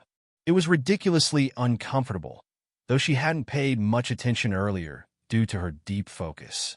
She was cranky and impatient and bored, and Sasha was holding her up over a damn squirrel. Are you 7? 7 what? Zoe's eye twitched. That's it. The hot, cloying syrup roiled and grew turbulent. A searing heat, so potent it felt icy, shot down her forearms, stinging at her fingertips until Zoe swore she felt droplets of sweat pour down them. She could hear a roaring inferno building up in her ears. Her companion suddenly looked terrified, going so far as to raise her hands defensively. Just something about that squirrel looks odd, and with that, Zoe's steam all dissipated. Or it should have, but whatever rage she was feeling had become something far more than emotional. This was because she finally saw the squirrel, and it was actually kind of weird. Part of it was the weird lock of hair on its head, but also the way it gulped and took a step back upon feeling the heat of Zoe's ire. Squirrels don't act like that, and maybe she should have been curious. But Zoe's unnaturally hot rage needed a target, and now she was just massively pissed that some stupid weird monster had the audacity to think it could play her for a fool. The anger and the painful, stale mana that accompanied it weren't just rekindled. They detonated. Burn! Zoe's mind didn't register what happened until after her white-hot mana baked straight through 3 different trees and left the surrounding forest floor a sweltering, charred pit. Pit might be a stretch. Regardless, she'd burned up all the leaves, and that left 2 other women dealing with some serious new burns in one case and trying to stop it from spreading in the other. Mana channeling has reached level 4. You have gained the rank B skill, Mana Manipulation. You have gained the rank E skill, Hellfire Blast. You have gained the rank D skill, Hellfire Eruption. Zoe did not know how to feel.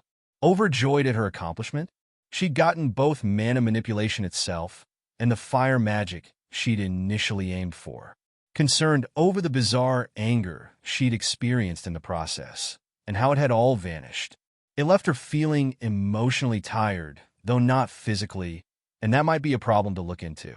Maybe she should also be concerned about preventing the whole forest from burning down, or maybe the fact that she'd just given that archer and enchanter girl, Millie, some real nasty burns just now by accident. But thinking through all of that, Zoe decided she wanted to be annoyed again. Kneeling in front of the injured girl, she prepared to use her healing. But first, she could draw things out just a little bit, right? So she made sure to look real stern as she spoke. Why the hell were you spying on us by pretending to be a squirrel? I wasn't spying on you, the wounded human girl protested. I was just walking through the forest when I saw you and decided to come over and have a look.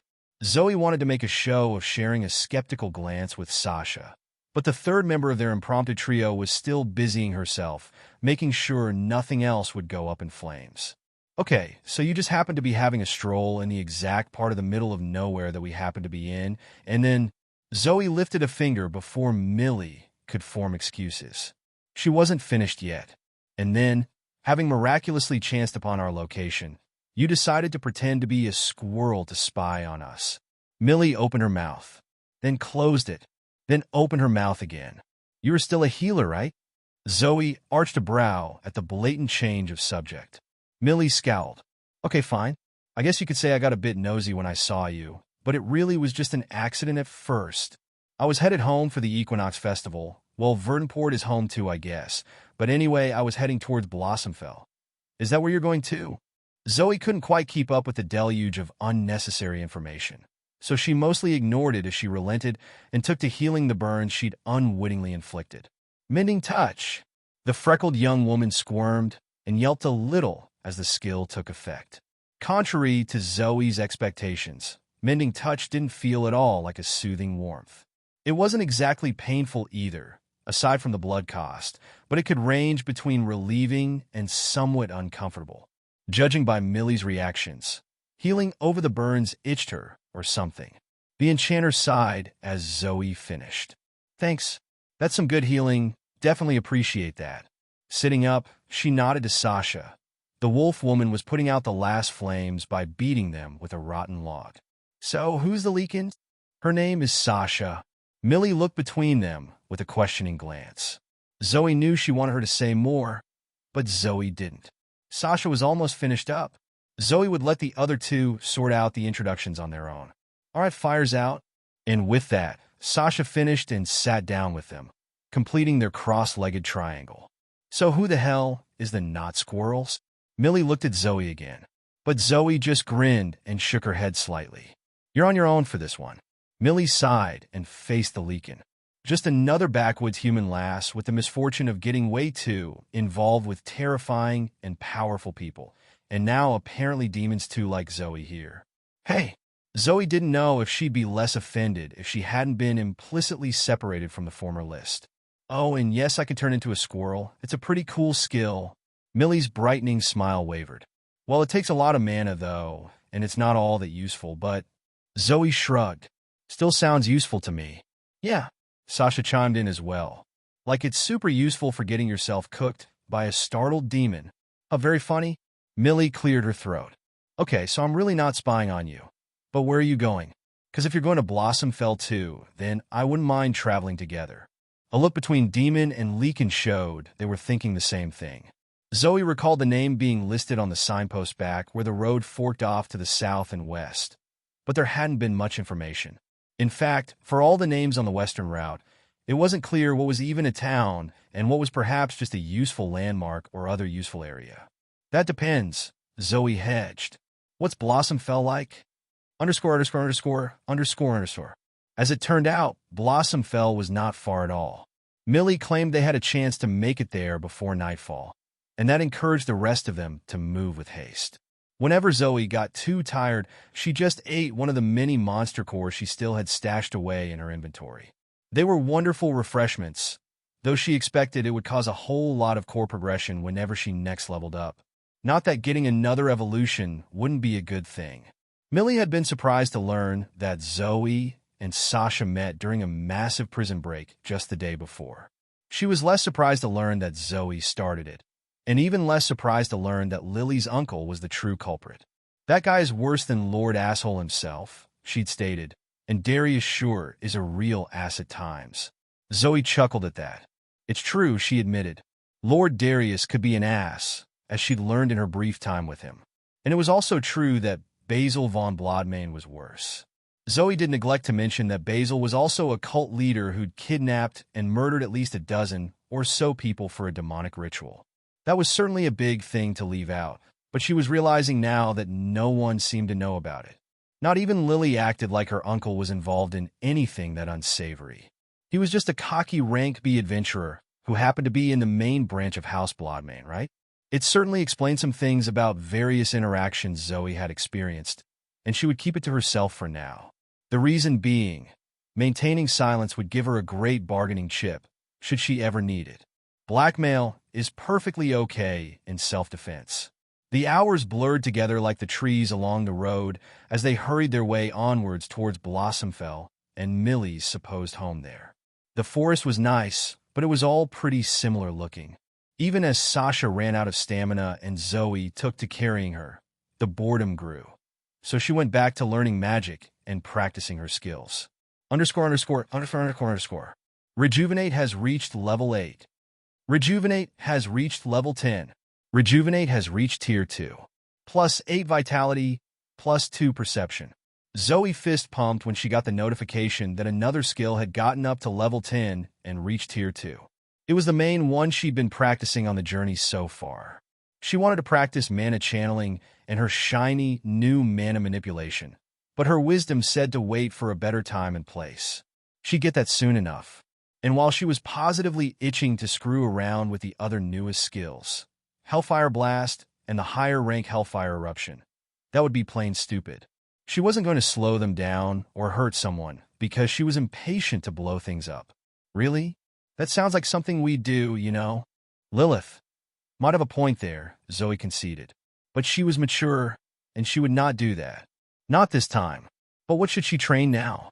It needed to be something safe, something that was on the lower end of her current skill levels, but she also wanted something that wouldn't take too much energy or focus.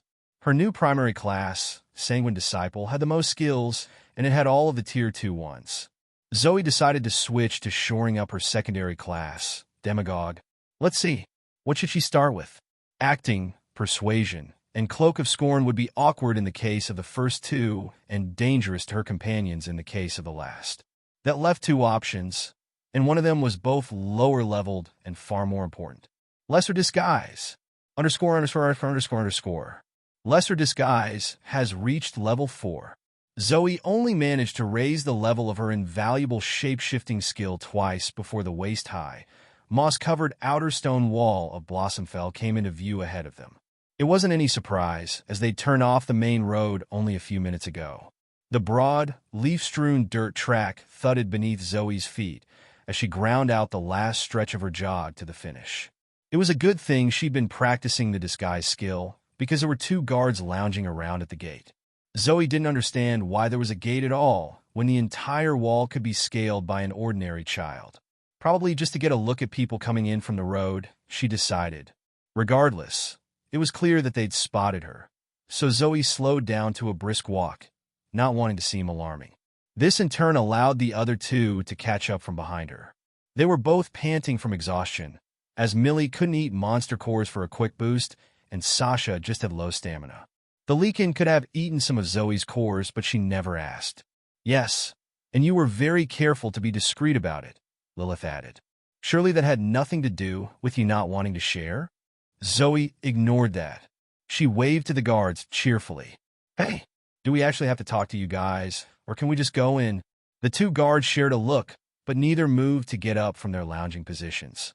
One was also clearly a bit older and better equipped than the other. New guy and mentor, maybe? The older guy squinted at all 3 of them. A flash of familiar recognition lit up his face when he saw Millie. That depends, he said at last. Are you intending to stay for longer than 2 weeks? If so, we just have to record you. Zoe chewed her lip. There was a decent chance she would be staying here for longer than 2 weeks, yes, though she wasn't entirely certain. But did she want to be listed? The whole point of coming here, instead of Verdunport, was to keep low. She could just lie, right? It was Millie who answered first. Yeah, and you already know me? She turned to look at Zoe and Sasha. Don't take too long if you want me to wait for you. And then she simply strolled past the low stone wall and into the quaint little town. Shrugging, Zoe stepped closer until she was just in front of the still-seated guards. They looked bored and just barely curious. I won't be here for longer than 2 weeks. But let's say something changes and I do end up staying longer, which I most definitely do not intend to. Is that a problem? It was the younger, fresher-looking guard who spoke this time. Well, according to the official protocol, the mayor. And he was promptly interrupted by his senior. Not a problem. Not a problem at all, as long as you don't cause trouble. And if you have the coin to afford our town's lovely services. He glared at the younger guard to keep him quiet. Zoe thought she got the hint here. All right, thanks. You 2 have been quite helpful. So how about a tip? And with that, she reached into her inventory for a few silver coins. The guard grinned. Zoe remembered this time to act like she'd taken them from the storage ring on her hand and not from the trait she had from her monster core. A most generous tip, madam. I hope you enjoy your stay. however long or short it may be. Now grinning herself, Zoe beckoned for Sasha to follow her through. Well, that was easy. Having a big stash of cultist money sure was nice, not least when it turned out you could bribe people. Though she was a bit worried when the younger guard shot both her and his co-worker a dark glare, up until said co-worker tossed him one of the silvers. That put a guilty smile back on his face. I can't believe that worked, Sasha whispered to her after they had entered the town proper. Every time I've tried to bribe guards, it just makes the whole thing even harder. Although, I've never really had silver on hand to toss at random civil servants like that. Zoe laughed. Well, yeah, that's why it worked for me and not you. You don't get to bribe people if you're poor. That's literally how bribery works. Come on, let's go check out this town. Zoe was more excited than she sounded. It wasn't a high-energy excitement. She'd had plenty of high energy. Really, she appreciated the prospect of a nice little town where she could take things easy while still training and leveling. Surely there had to be monsters in the area who were in need of someone to go around killing them. One thing was certain, I'm going to hit rank E before leaving. There was a high likelihood someone would try to interfere with that. It was clear by this point that Zoe would need to get stronger. But there was something in this world she was already good at, and it made her new purpose quite clear. Level up through excessive violence. It didn't take Lily long to re-enter Verdunport. Yet the heiress didn't go back to the Bloodmane estate straight away.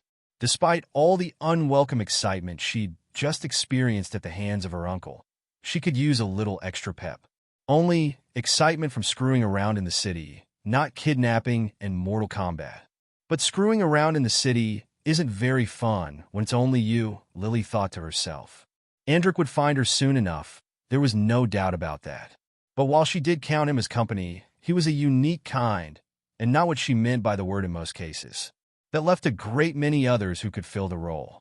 So as the elemental summoner strolled through the hazy afternoon marketplace, she mulled over her options. She had found herself at the heart of the most solidly mid-grade area of the main mercantile district. Such places were where one could most reliably find any manner of person, from the dressed-up nobles to merchants, artisans, street performers, and urchins, and most of them making all manner of noise. Ignoring one of the more reputable-looking street vendors despite her stomach, Lily headed off in the direction of the tower. The tower, the Bronze Eyrie. It was the only place in the entire city one could consistently find the quarry she'd now chosen. Little Archie with his billowy robes and anemic-looking staff. Why him? Because he's a wimpy sourpuss and dragging him around is really funny. That was why. And also because Lily wasn't in the mood to compose herself for more demanding company. No, the Ice Mage wanted to be the one making things difficult.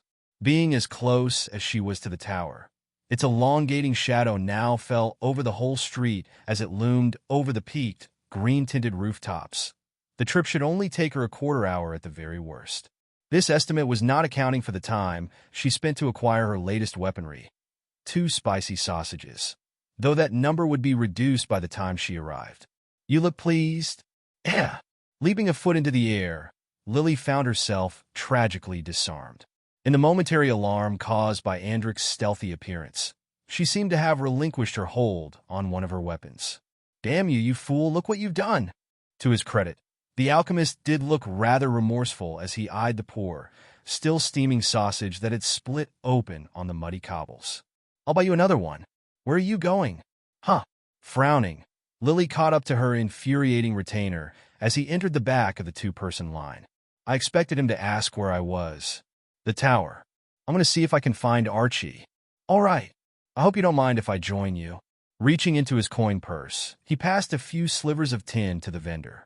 Yes, the man often carried a coin purse, despite the perfectly functional storage ring on his finger. Lily never understood it. You're going to join me regardless of my thoughts on the matter. Mustering as much noble haughtiness as she could spare at the present moment, Lily plucked her replacement sausage away from him. And I could hardly stop you. Yes, which is why I said I hope you don't mind. The alchemist remained oddly quiet as they moved on. Not that Lily would complain. It gave her time to think. She expected her half-brother to have dragged her back to the estate by now. Half-brother, huh? She always laughed at that little joke of hers. He wasn't her half-brother. He wasn't even adopted. When Lily said Andric was her half-brother, She meant that he felt half like a brother and half like an obsessive parent. He obviously wasn't her literal half-brother, because as far as anyone knew, she was a scion of the small but respectable Gershenfeld merchant family.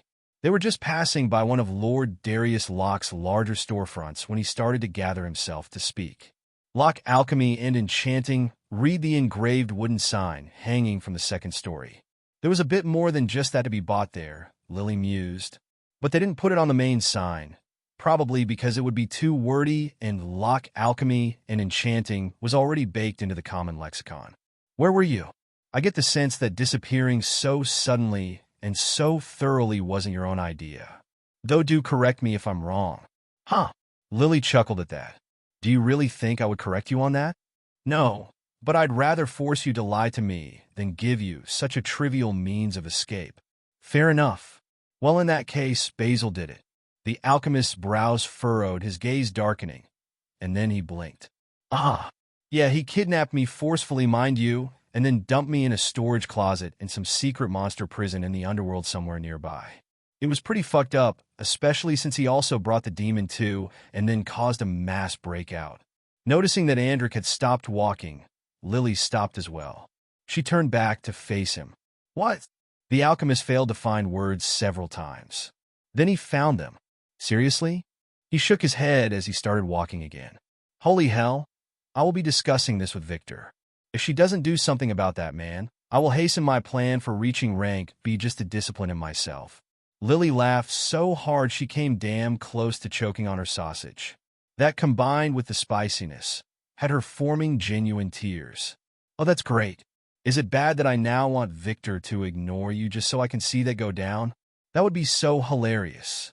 Yeah, so I became one of the youngest people ever to hit rank B ever just so I could beat up my friend's annoying uncle sooner. Oh man, I don't know how to make a joke, Liliana. But really, this is serious. And are you certain it was him who caused this mass outbreak? Lily nodded. Oh yeah, for sure. I mean, I didn't see him start it. But who else could it be? She paused as a thought struck her. This also allowed her to polish off the remainder of the sausage. It could have been the demon, I guess. Actually, I think that's quite likely. But he's the one who brought the demon there, so...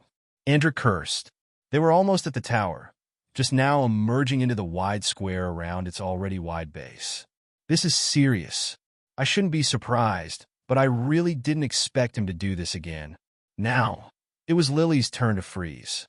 Wait, what do you mean by again? Underscore. It had been 2 weeks since Sean's return to Verdunport. In that time, little had happened. Little of note, that is, aside from his meeting with the High Inquisitor. That was something that was definitely of note, but the young Templar had expected, well, more. For all that he'd experienced, and for all the heightened activity of the Inquisition as a whole, Sean found his 2-week vacation to be remarkably mundane. He spent most of the time with either Captain Hardy or Magus Arthur. The irony there was that he engaged with the former as a friend and with the latter as a professional. The captain was making good progress with replicating those experiments. Well, that's what the old warriors said, at least. The metal mage had grown increasingly enthusiastic about the whole thing, bordering on manic, perhaps. Sean didn't understand why, but he knew Captain Hardy well enough to be optimistic himself. The time he spent with Arthur was devoted to improving his understanding of arcane theory and honing his abilities with more nuanced, delicate magic.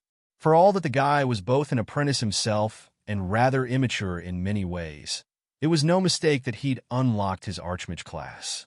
Despite being roughly the same age, Sean had come to believe that additional levels and a growing maturity would take Arthur's existing potential very, very far. I just wish he was a better teacher, Sean thought for the 100th time. His tutoring consisted of assisting his fellow apprentice with the crudest parts of his research.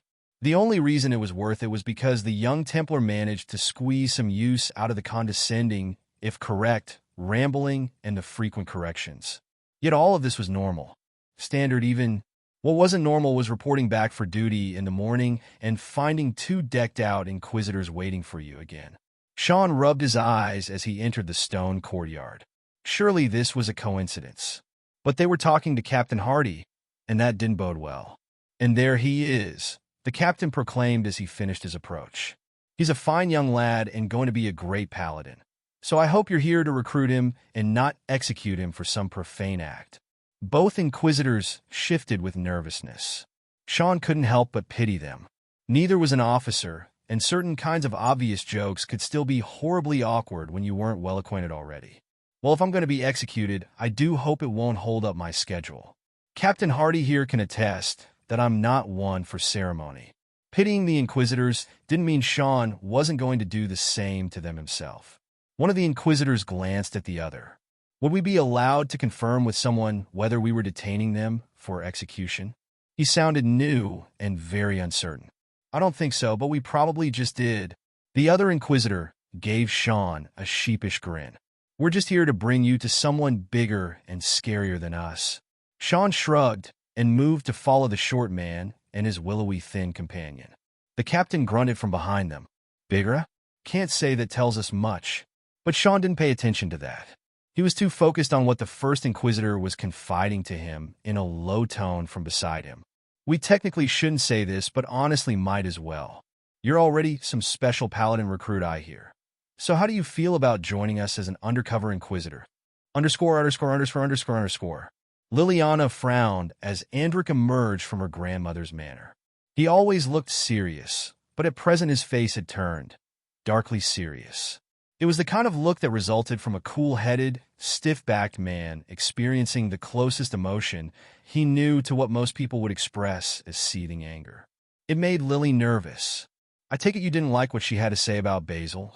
His curt nod told her all she needed to know. Figures. I guess I shouldn't expect anything less from the head of the legalized cult. The alchemist stiffened at that, something which shouldn't have been possible. That is no way to speak about your own family. You are more a part of this legalized cult than I am. Huh, am I? Lily wasn't sure. Her laugh became a bit bitter as she thought about it. I'm not so sure about that.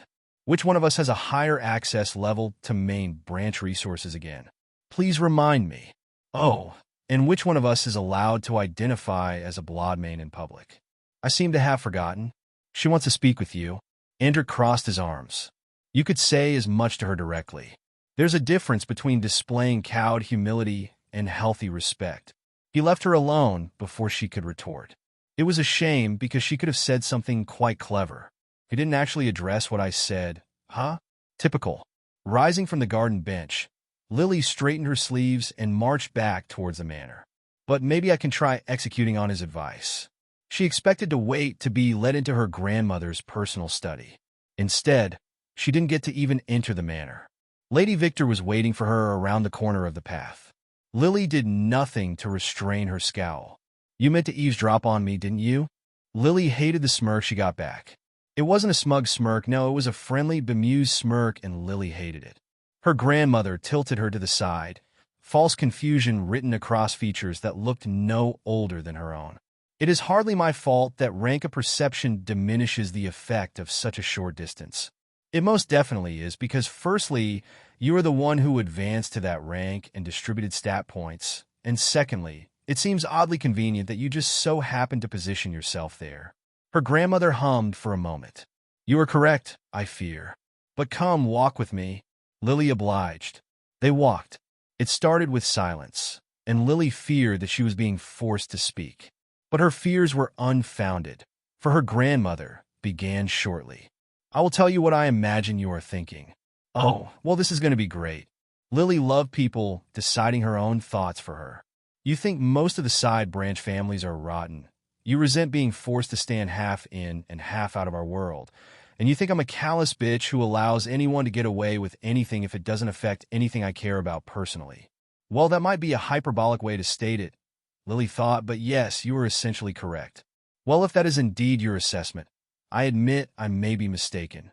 Then you are mostly correct. What? Lily had a quick enough wit to remain upright and moving, though she did stumble a bit. Her mind froze over for the span of a breath, and then exploded into a blizzard of activity. This is going to be some big, heartfelt monologue about her life story, her purpose, and the role of the family in the kingdom, isn't it? That would be better than the usual lecture, but still largely uninteresting. Your uncle is a vile man. I don't care about his radical politics. In some ways, his ideals might be correct, though in practice he is dangerous and unpredictable. At that point, her grandmother stopped walking. No, I am referring instead to the infernal cult he has built and their increasingly bold actions. What? Lily stared as the head of the Bloodmane main branch nodded. Yes, a true cult, the illegal kind. Your uncle reeks of disdain. But that is not the worst. He and his followers have taken to experimenting with corruption. Lily remained silent for what felt like multiple minutes. It was likely far shorter than that. You're serious. You're truly serious, aren't you? Of course I am. She shook her head with. Was it sadness? Basil has gone down a path from which I fear there is no departure. Sacrifice-fueled ritual is far from his worst sin. I believe he has done these things for the worst reason of all, an obsessive drive for the pursuit of knowledge. At this point, a passion entered her grandmother's voice that Lily had never heard. It was disconcerting, perhaps more so than the revelations themselves. Lady Victor clenched her fist. A motivation of power, glory, revenge, spite. All of these things are far less forgivable, but they're also less dangerous. A man who pursues the profane for the love of the pursuit itself can accomplish far greater horrors. Can and likely will. Lily could only nod. She understood what her grandmother was saying. Thought so, at least. But then why? Why allow him to continue? Basil is strong, but surely he couldn't stand against you. No, he could not. But his ignorance of my lack of ignorance makes him useful. Liliana, your uncle is not the only powerful individual meddling with things he shouldn't. Do you realize why that scheming mentor of yours saw it fit to rescue a higher demon from the wastes? Why he would bring the girl to us? Why he would make hasty and extensive preparations for taking on not a sick student, but a true apprentice? Lily didn't. In fact, the last part was news to her. No, not really. I would just assume he thinks it would be entertaining. That's why he does basically anything. But her grandmother scoffed. Liliana, you have much to learn if you think someone like Lord Locke does anything, because he is simply bored. I do not know his true motivations with certainty, but I can guess. Lord Locke has discovered the same cluster of elder ruins that I have, that your uncle and his cult have, and that the church doubtlessly has too. Elder ruins? This kept getting crazier and crazier. Lily felt like she would soon lose track of all the colossal revelations. He knew, too, that Basil meant to execute his own ritual of demonic ascension. And when the team of students he sent into that very territory at that very time encountered a mysterious healer, he deduced the greatest secret of all. Lily waited for it numbly. Her grandmother made sure to look her in the eye. Your uncle failed. He tried to incorporate the elder's strange arts into his ritual, and it did not go as planned. Some unexpected confluence caused by his profane intentions summoned something. Or perhaps he simply awakened it. The demon? Lily didn't know why the demon, Zoe, was so special. Aside from being, well, a higher demon, what did she have to do with all of this?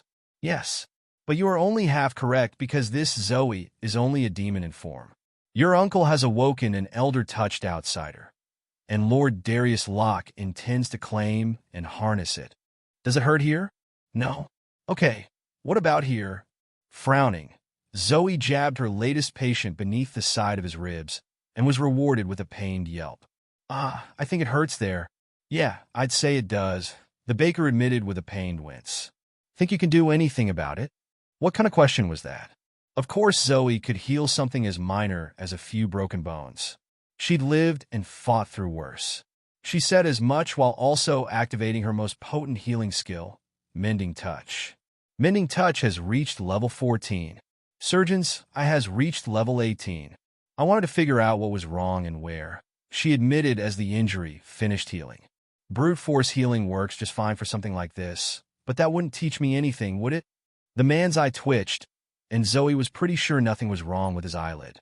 So you're telling me that you could have healed me right away, but instead you poked and prodded me to work on your other skills? Zoe opened her mouth, closed it, and then opened it again while raising a finger. Well, it sounds bad when you put it that way, doesn't it? But think about it. You got poked a bit and now you're all fixed up. If I wasn't here, you'd still have 2 broken ribs. So it's still a lot better than otherwise, and how do you think a benevolent, kind-hearted healer like me would level up otherwise? While the baker didn't look enthused, he did look resigned. Fair point. I guess that's what they meant when they told me Miss Olivia is quick, good, and cheap, so you'd better watch out. Huh, no kidding. Zoe scowled as she escorted the burly man out to the front of her newly established small business. Look at me, I'm a small business owner. Mom would totally be proud. All it took was the right magic and a little determination, and also bribery of government officials, extortion of a coincidentally injured attorney, and spending a whole lot of money that technically wasn't hers and that she never paid taxes on. But when you think about it, I did start with nothing in this world. So that means I'm a true self-made entrepreneur. But what is this guy talking about? Who is they? Zoe decided to ask. The baker chuckled in response, a deep, heavy sound like a bag of stones, shifting around. He only spoke one word. Customers. His wide smile remained as he reached into his trousers, only fading when his hands came up empty. Shit, I meant to grab my coin purse when I left, but I must have forgotten it. How much is it going to be? I might as well go get it and get this taken care of now. Zoe pursed her lips. She would be far more concerned if this place was a big city like Verdunport. But Blossomfell was a small, quiet place where half the people you met could give you all kinds of gossip on the other half. She doubted a long-time resident would try to stiff her, and if he did, a small town made it far easier to track down specific people and beat them up. That being said, I don't think that's necessary. You're the best baker here, right? A mixture of confusion and relief washed across the man's thick features. Well, ma'am, I guess you could say so, seeing as I'm the only one. Perfect. Then surely you would know what the mayor's favorite kind of cake would be. Confusion and relief gave way to confusion and hesitance, but Zoe pushed on. Oh, and how soon can you have it ready? I'd like to have it by the afternoon if possible. While he looked no less confused, the baker scratched his chin and shrugged. The man's a fiend for chiffon, no question about it. And yeah, I can definitely do that. He paused. But are you sure that's what you want instead? My cakes aren't nearly so expensive as what I owe you. Now Zoe grinned. That's true, but I was being nice because I didn't really care. But now, she couldn't let go of her curiosity now. That's true. So what if you made one that was... ______. Zoe's introduction to her new life had started off rough. Most of the bad things like ritual cult murder and kidnapping happened within the first week, though. The remainder of the past month had progressed far more smoothly. Zoe was almost ready to hit rank E at last, but the final roadblock to her advancement was going to be a challenge. Zoe needed to figure out how to convince a paranoid old man to let her onto his property. When she'd first arrived in Blossomfell, Zoe had bribed the guards on duty to leave her out of any official records. This turned out to be either a smart move or entirely unneeded, depending on how you looked at it. While Zoe did end up staying for longer than 2 weeks, it had been 3 already. She hadn't remained in Blossomfell as herself. Rather, she'd invented a new identity for herself with her lesser disguise skill. The skill allowed her to take on an alternative appearance, and it was far better than a regular illusion. As far as Zoe could tell, it was a form of true, if limited, shape-shifting. It wasn't hard to copy a mixture of features from that noble Lady Lily and her new friend Sasha. Zoe was careful to leave out any of her own features. There was no reason to lessen the effectiveness of her disguise by linking it back to herself. And that was how the humble township of Blossomfell found itself in the possession of a new healer. No one was going to complain about that, because even Zoe's rank F healing abilities became quite valuable, especially in a smaller community several hours to a day removed from a larger city. And so, in the end, the most challenging, frustrating, and dangerous part of establishing herself as Olivia, that young healer in the woods who got rid of old Cronin's cough, was the paperwork. Really, what kind of magical fantasy world gives you a bunch of tax forms and legal waivers for setting yourself up as the local medicine witch? The answer was this one. Zoe didn't want to bother with all that, so she started bribing people. There was also a point where some local politics she didn't care about threatened to interfere. She resolved that specific problem when she did the opposition's attorney a favor by healing his leg, which unfortunately happened to suffer a nasty break right before she showed up to a private meeting with him. She also bought a nice house at the edge of the town. The Leakin woman she'd met during her prison escape, Sasha, was staying there with her. Most of the necessary money had come from the storage ring the cultist chief Basil had given to her when she'd first arrived in this world, and was pretending to be under his control. Given that his pocket change had been enough to outright purchase both the upscale manor itself and the plot of land it was on, Basil must be disgustingly rich. Zoe was more than happy to benefit from that. But getting involved in the local real estate market wasn't the main reason Zoe decided to set up in Blossomfell. She was determined to reach both level 50 and rank E, and earning a steady income as the town medicine girl wasn't going to accomplish that on its own. Maybe it would if I kept at it for long enough, but patience is not one of my virtues. I need to keep getting stronger. So while ordinary healing was both honest work and a decent way to get a few extra levels and relevant skills, Zoe needed something more. And not just more, she needed something more violent. Hence, she'd sought out anything approaching what you might call adventuring work that led her to the old rank D adventurer and local guildsmaster. Unfortunately, the old guildsmaster was a real cranky bastard. Zoe didn't like him, and he didn't like her, though she suspected the latter wasn't personal and was only due to her status as another human being. Demon, technically, but I doubt correcting him about my species will improve our relations. The retired adventurer was the exact person Zoe would love to learn from. What with his potent lightning magic, personal library, dusty armory, and not least his extensive experience as an adventurer in Norvask. That's why she sought him out in the first place. It wasn't her fault the lazy grouch happened to be a bitter asshole. Yet talking to him the first time did provide her with some useful information. Blossomfell was near an abandoned mine. While the humans in the area had ignored the place for the last 30 or so years, other creatures hadn't. The mine was said to be infested with a variety of monsters, which was the main thing that had stopped anyone from searching around for any valuable tools or materials left over. This should have been an unexpected stroke of good luck. It was the closest thing to a beginner dungeon Zoe could ask for, perfect for leveling. But bad luck followed the good, because who owned the mine and the property it was on but the misanthropic guildsmaster himself? First, Zoe tried asking nicely. Then, she tried bribery. When that didn't work, she resorted to Plan C, trespassing. It started off well enough. But Zoe's food fortune lasted up until she ran face first into the dangerous and unhinged home defense methods paranoid old men are liable to construct on rural properties. At least she learned what kind of magic the guildsmaster used. That third attempt also earned Zoe her first level in lightning resistance. It was evident by this point that she would need to embark on a radically different approach. It was this line of thinking that led her to the town hall with paperwork, a plan, and a really big cake all tucked securely in her personal inventory. Well, maybe not the plan. I don't think you can store a plan unless you wrote it down, which I didn't. An obnoxious snicker resonated within her own mind. Zoe scowled. Lilith had been quiet as of late, but her involuntary imaginary acquaintance was still always present. While Zoe knew that the disembodied passenger was a result of something that happened back when she'd stolen the fruits of a sacrificial cult ritual to become a demon, she didn't understand any more than that. It was yet another thing to work on. The sooner she was free of the demonic entity, the better. The town hall of Blossomfell sat in a rare and happy middle ground between pretentious and underwhelming. It was just large and stately enough to induce an impression of authority and legitimacy, but not so grand as to become self-indulgent.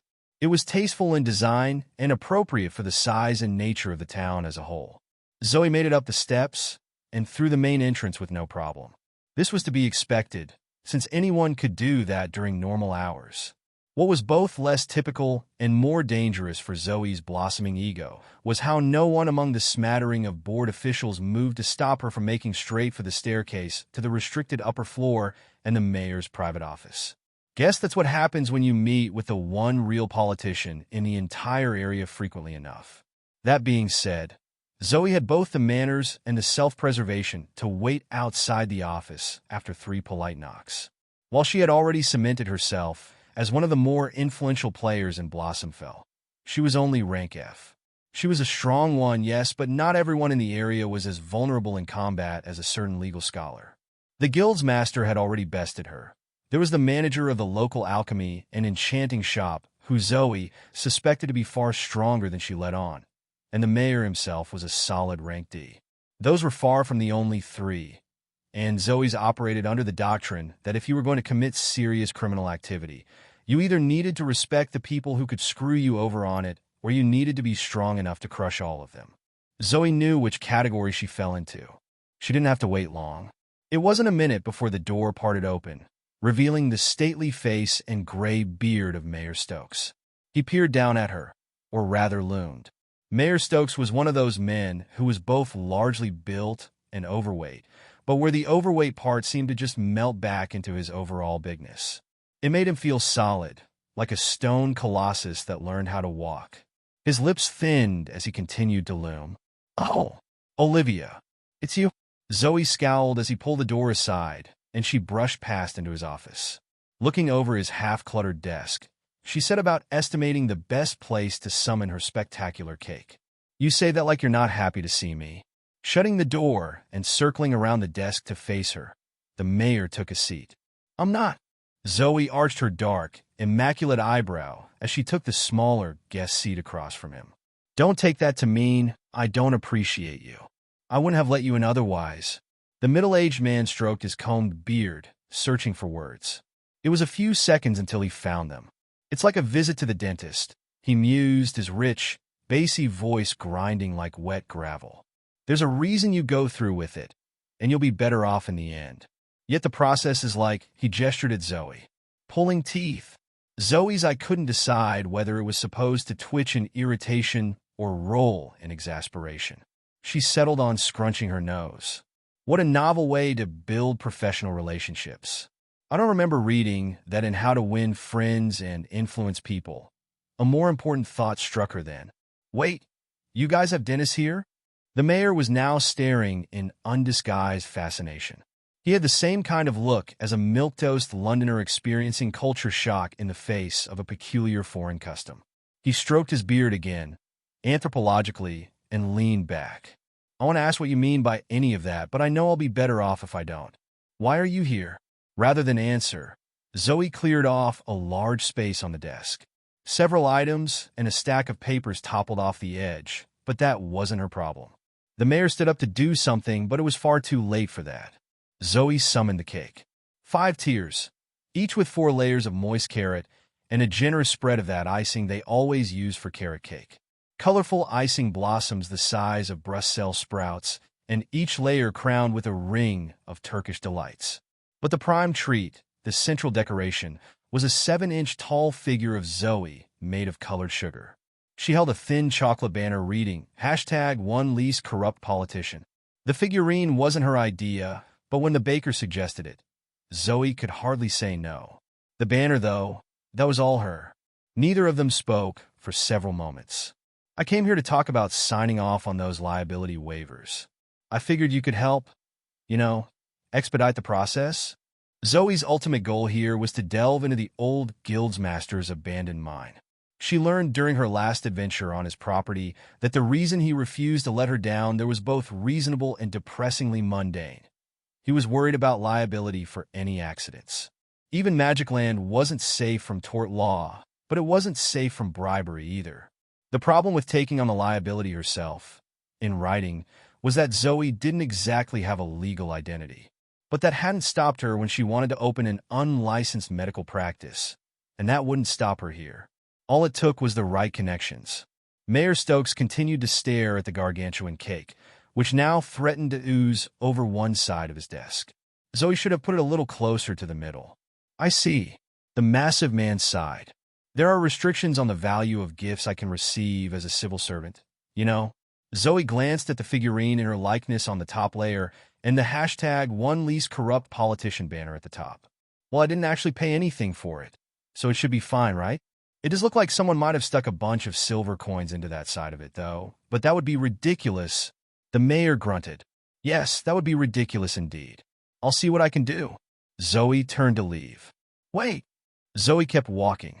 "What am I supposed to do about this stupid cake? I can't just have this thing on my desk, Eat it?"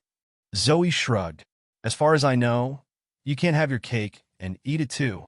__________________________________________________________________________h Olivia left through the only door in the office. He hadn't exaggerated when he compared interacting with her to dental work. He was glad to have her, though. That was equally true. Even without the additional benefits to working with her, the town could only benefit from a healer at her level. Olivia was good for the town, she was good for him, and she hadn't caused too much trouble. Yet, the incident with Jacob's attorney was fairly tame to begin with, and she'd covered for herself without even needing his help. But while Stokes understood he was a small fish outside Blossomfell, he felt confident in saying he was experienced enough to remain wary. Something's not right about that girl. And he didn't mean her assertiveness in circumventing the law, her willingness to get physical, or even her obvious fake identity. Well, maybe a little of that last one. But there was something else about the girl, something that kept his eyes focused and made his muscles get ready to tense.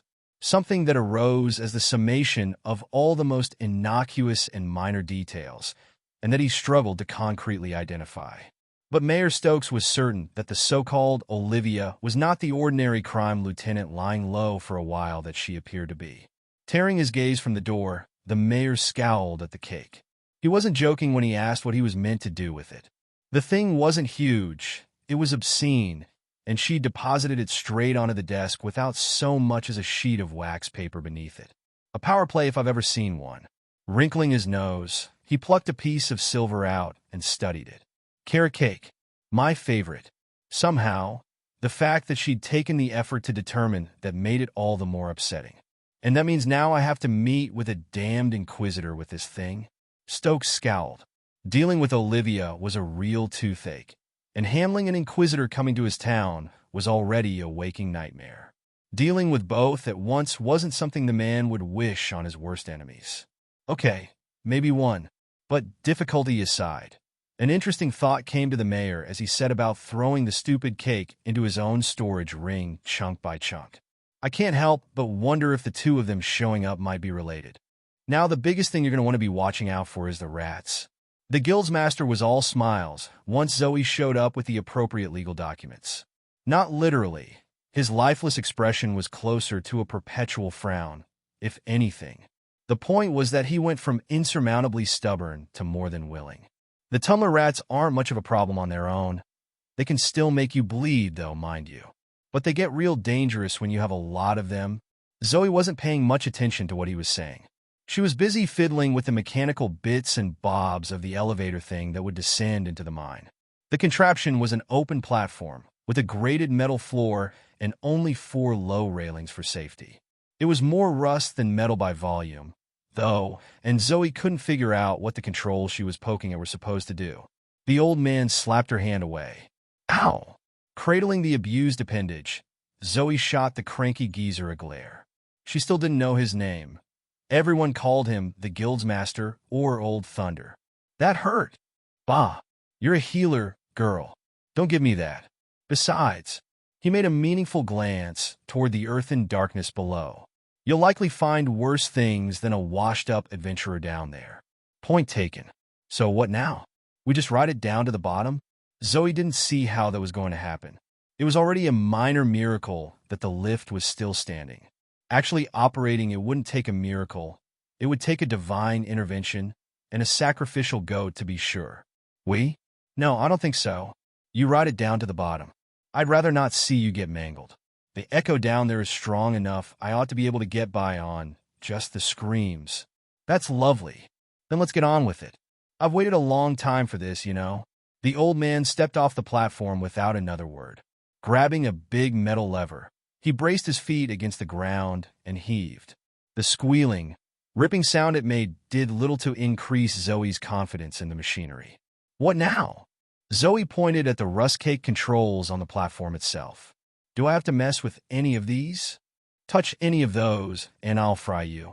Releasing the lever, the lightning elementalist walked over to the other side of the entrance and placed both hands on a set of metal rods.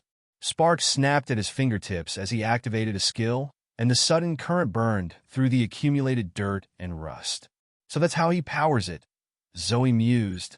Then the floor fell out. The fall lasted for about 2 seconds. She then slammed back onto the platform as it ground to a sudden, shuddering halt. From there, the descent was both slower and more consistent, if not exactly smooth. This better be worth it. Zoe was going to be pissed if she went through all of this, only to get stuck spelunking for a few hours without encountering monsters or treasure. I need worthy opponents. I feel like you should also be pissed if we encounter something really strong and get horribly maimed. That could happen too, you know.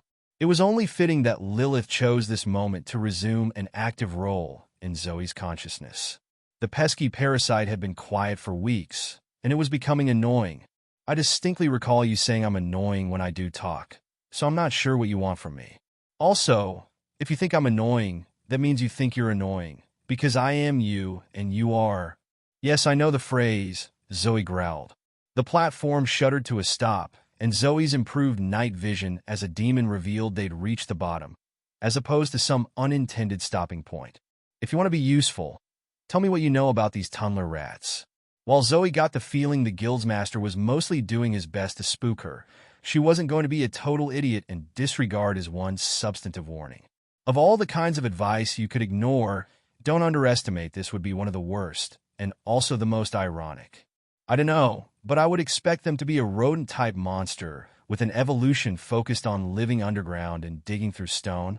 Stepping off the platform, Zoe scanned her surroundings for immediate danger. Once she was far enough that she couldn't see the opening at the top of the shaft, she stopped. So a tunnel rat is a rodent that lives underground and digs? Huh, that's very helpful, thanks. It certainly wasn't obvious, and there's no way I could have figured it out. Not caring for a response, Zoe double-checked that she was out of view, then activated one of her newest skills. Hellfire Blast. By new, she meant 3 weeks old. Zoe obtained most of her current skills within the first week of being in this world. The blast of unruly, crimson magic revealed the extent of the current cave area in spooky red tones. Streaking through the air at a pace that was both fast and still possible to track, it traveled a few tens of meters before splashing over a cluster of stalagmites. The far wall wasn't much further. While the altered biology that came with Zoe's new nature as a demon came with greatly improved low-light vision, her eyes did still use light. Better sensitivity and adjustment speed in the dark didn't make extra illumination useless.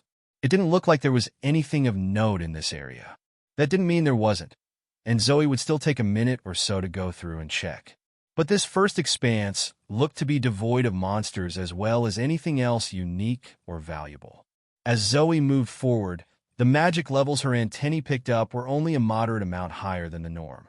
That being said, they also indicated a sharp increase in both strength and variety wafting up from the crude tunnel straight ahead. If Zoe's level and skills had lagged a bit since she arrived in Blossomfell, one thing that hadn't was her skill and instinct with using her arcane antennae.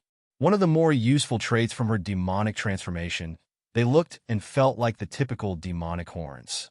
In fact, that's what Zoe assumed at first. As it turned out, they were functionally more akin to insectoid antennae, except they sensed magic rather than chemicals. The horn-like appearance was from the tough, hard outer protective layer. The effect of shifting to look fully human with her lesser disguise skill hampered their abilities somewhat, though, and that was one of the things Zoe trained nearly constantly during her stay here so far. According to Lilith, interpreting and relying on the feedback from her antennae was natural instinct for most demons.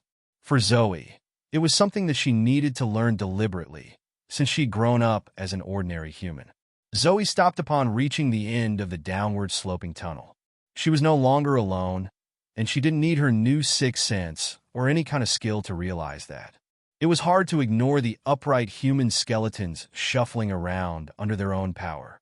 Since this mine was just a mana-rich hole in the ground and not a real dungeon, Zoe doubted the skeletons had just spawned in like video game enemies. A real dungeon was a place where the labyrinthine and planet-spanning underworld rose up to breach the surface. This place, meanwhile, was no different from an abandoned mine back on Earth, except that the bats and other critters could mutate into magic-wielding monsters. The skeletons themselves wore an assortment of old work clothes and mining gear. Zoe was no expert in mining, but it didn't take a genius to recognize mining helmets and pickaxes. The one thing that marked them as magical in nature, aside from walking around while dead, were the eerie, teal flames flickering within their rib cages and licking up into their skulls. That must be the magic animating them. Or maybe it's their souls. Whatever it wasn't natural. The flames were too quiet, too dim, and somehow wrong in their movement. It's like fire in slow motion, Zoe realized. One of the skeletons took notice of her. It raised its pickaxe and charged. Perhaps Zoe should have felt alarm, but the sight of a glowing green skeleton waddling towards her like an angry security guard made her laugh. The creature was far from agile. Careful, though. That pick is still sharp enough to carve through our skull. Zoe scoffed. I doubt that will be an issue when I've already survived one decapitation. But the skeleton was almost upon her. Dropping the banter, Zoe ducked, darted around the shambling monster, and swung out with her leg. The skeleton stumbled, but Zoe didn't come out unscathed. The mass of bones was far heavier than it had any right to be. She should have swept the skeleton clean off its feet, yet it was able to right itself, and her shin felt bruised. Zoe hurried to get some distance and glared at it. How the hell did you get that solid? Dairy-based combat enhancers? Not being much of a conversation partner, the skeleton elected to swing its pick from the side this time. It would have gored her through the kidney if she stayed still, but Zoe wasn't that oblivious. Deciding to take a gamble, she stepped forward instead of back, planted herself, and braced to catch the weapon by the handle. Damn! It worked, but she felt her arms shudder. Zoe's 233 points in power felt like they should put her near or even above the upper range of mundane human strength. And that was with her slender frame and utter lack of technique. And while she caught the handle and held her ground, she was really leaning into it. The good news? The skeleton had now lost its weapon. Or so I thought. Please let go already. Their dance macabre had degenerated from an elegant waltz to a petulant tug-of-war game. The skeleton couldn't overpower Zoe. If anything, she was the stronger one. But she wasn't strong enough to yank it free, or perhaps the skeleton just had too good a grip. It seemed they had reached an impasse. But unlike Zoe, the skeleton wasn't alone. I'd pay more attention to our surroundings, Lilith remarked as Zoe released the pick just in time to avoid a shovel to the head. Skeleton 2 snuck up behind her, getting close enough to attack before Zoe's antennae alerted her to it. That left Skeleton 1 free to use its pick again, and Skeleton 3 hadn't been sitting around. It was closing in too, and it dual-wielded a pair of wrenches. Skeleton 4, however, was content to sit around, having yet to take a break from picking up rocks and throwing them down a hole. Which was good, but there were still 3 others surrounding Zoe, and they continued to press closer. Big mistake, Bone Boys. Everyone knows clustering up makes it easy to use the AoE. Hellfire Eruption. Angry red embers exploded from Zoe's body, like with billowing crimson flames trailing behind them. Within a second, scorching ash engulfed the air and ground within a sphere a few meters wide. The force of a magical blast pushed the skeletons away, and Zoe took the chance to escape. Hellfire Eruption has reached level 2. The monsters weren't finished yet, but it wouldn't be much longer. They were on fire after all. Zoe didn't understand how old bones could actively burn, but burn they did. The dim, cool, sedate glow of the strange magic animating the skeletons had erupted into a raging crimson inferno. Yellowed bones turned black, then turned to pale ash. They stumbled for a second or two, but then one by one or 3 assailants collapsed even as they continued to disintegrate. Even once the hellfire had consumed the bones utterly, 3 ruby flames remained in midair, containing the final desperate struggle of whatever invisible fuel burned within. You have leveled up. You are now level 31. Plus 15 stat points. Plus 3% core progression. Ashes to ashes, huh? Zoe eyed the thin layer of ash strewn about the cave. Turns out fire really is effective against undead, I guess. They weren't just burnt to a crisp, the crisp was burnt too. That's generally true, Lilith said as she popped into existence beside Zoe. Well, the apparition wasn't really there. She was, as far as Zoe could tell, an involuntary projection of her imagination. But also, hellfire is generally effective against most things. It was pretty cool getting to see it visibly consume their souls. Zoe was midway through raising her hand to blast the remaining skeleton when she paused. Wait, what? Wait, hold up. Burn their souls? Lilith nodded. Zoe eyed Skeleton 4, who was still tossing the remaining rocks down the hole, either oblivious or uncaring to the fate of its fellows. Is that teal fire their spirit, then? Yes, it is, Lilith confirmed. Or something like it, at least. Zoe nodded. She wasn't surprised, even though she didn't know it beforehand. Perhaps the more interesting bit was that her fire could burn even something as ephemeral and abstract as a soul. Zoe's Hellfire skills were her most recently obtained skills, along with mana manipulation. After gaining all three in one incident on the way to Blossomfell, she hadn't had a good opportunity to test them at their full power. Hellfire blasts had been limited to risking tiny bursts in a tightly controlled area, and she never got a chance to use Hellfire Eruption at all. But now, there was nothing holding Zoe back. She raised her hand to the one remaining skeleton. Still moving those rocks, huh? Must have worked yourself to the bone by now. Hellfire Blast. So I hope you don't mind getting a posthumous retirement. It took all of Zoe's willpower to keep a straight face as her skill blasted the undead miner apart. Remember, she chanted to herself, it doesn't work if you can't take your own one-liners seriously. Yes, Zoe was still determined to improve her ability to make remarks during combat, and this area was a great place to practice. Lilith cleared her throat. She didn't have a throat to physically clear, so Zoe knew it was a calculated move. I'd rather you not. That was really bad. Having my consciousness chained to a bumbling idiot is bad enough. I don't need to deal with acute secondhand embarrassment on top. Predictably, the troglodyte demon was incapable of appreciating Zoe's unique genius. But that was okay. Zoe would have more time to practice. The cave system continued deeper, and the sensation of magic only continued to grow in intensity. Walking past the ashen remains of her foes, Zoe pondered what to try next. Aside from training her overall combat technique and leveling up her skills in class, there were a few specific skills she still needed to understand. The two that stood out most were Life, Ray, and Reap. Both had languished at level 1, with Zoe unable to figure out what they did.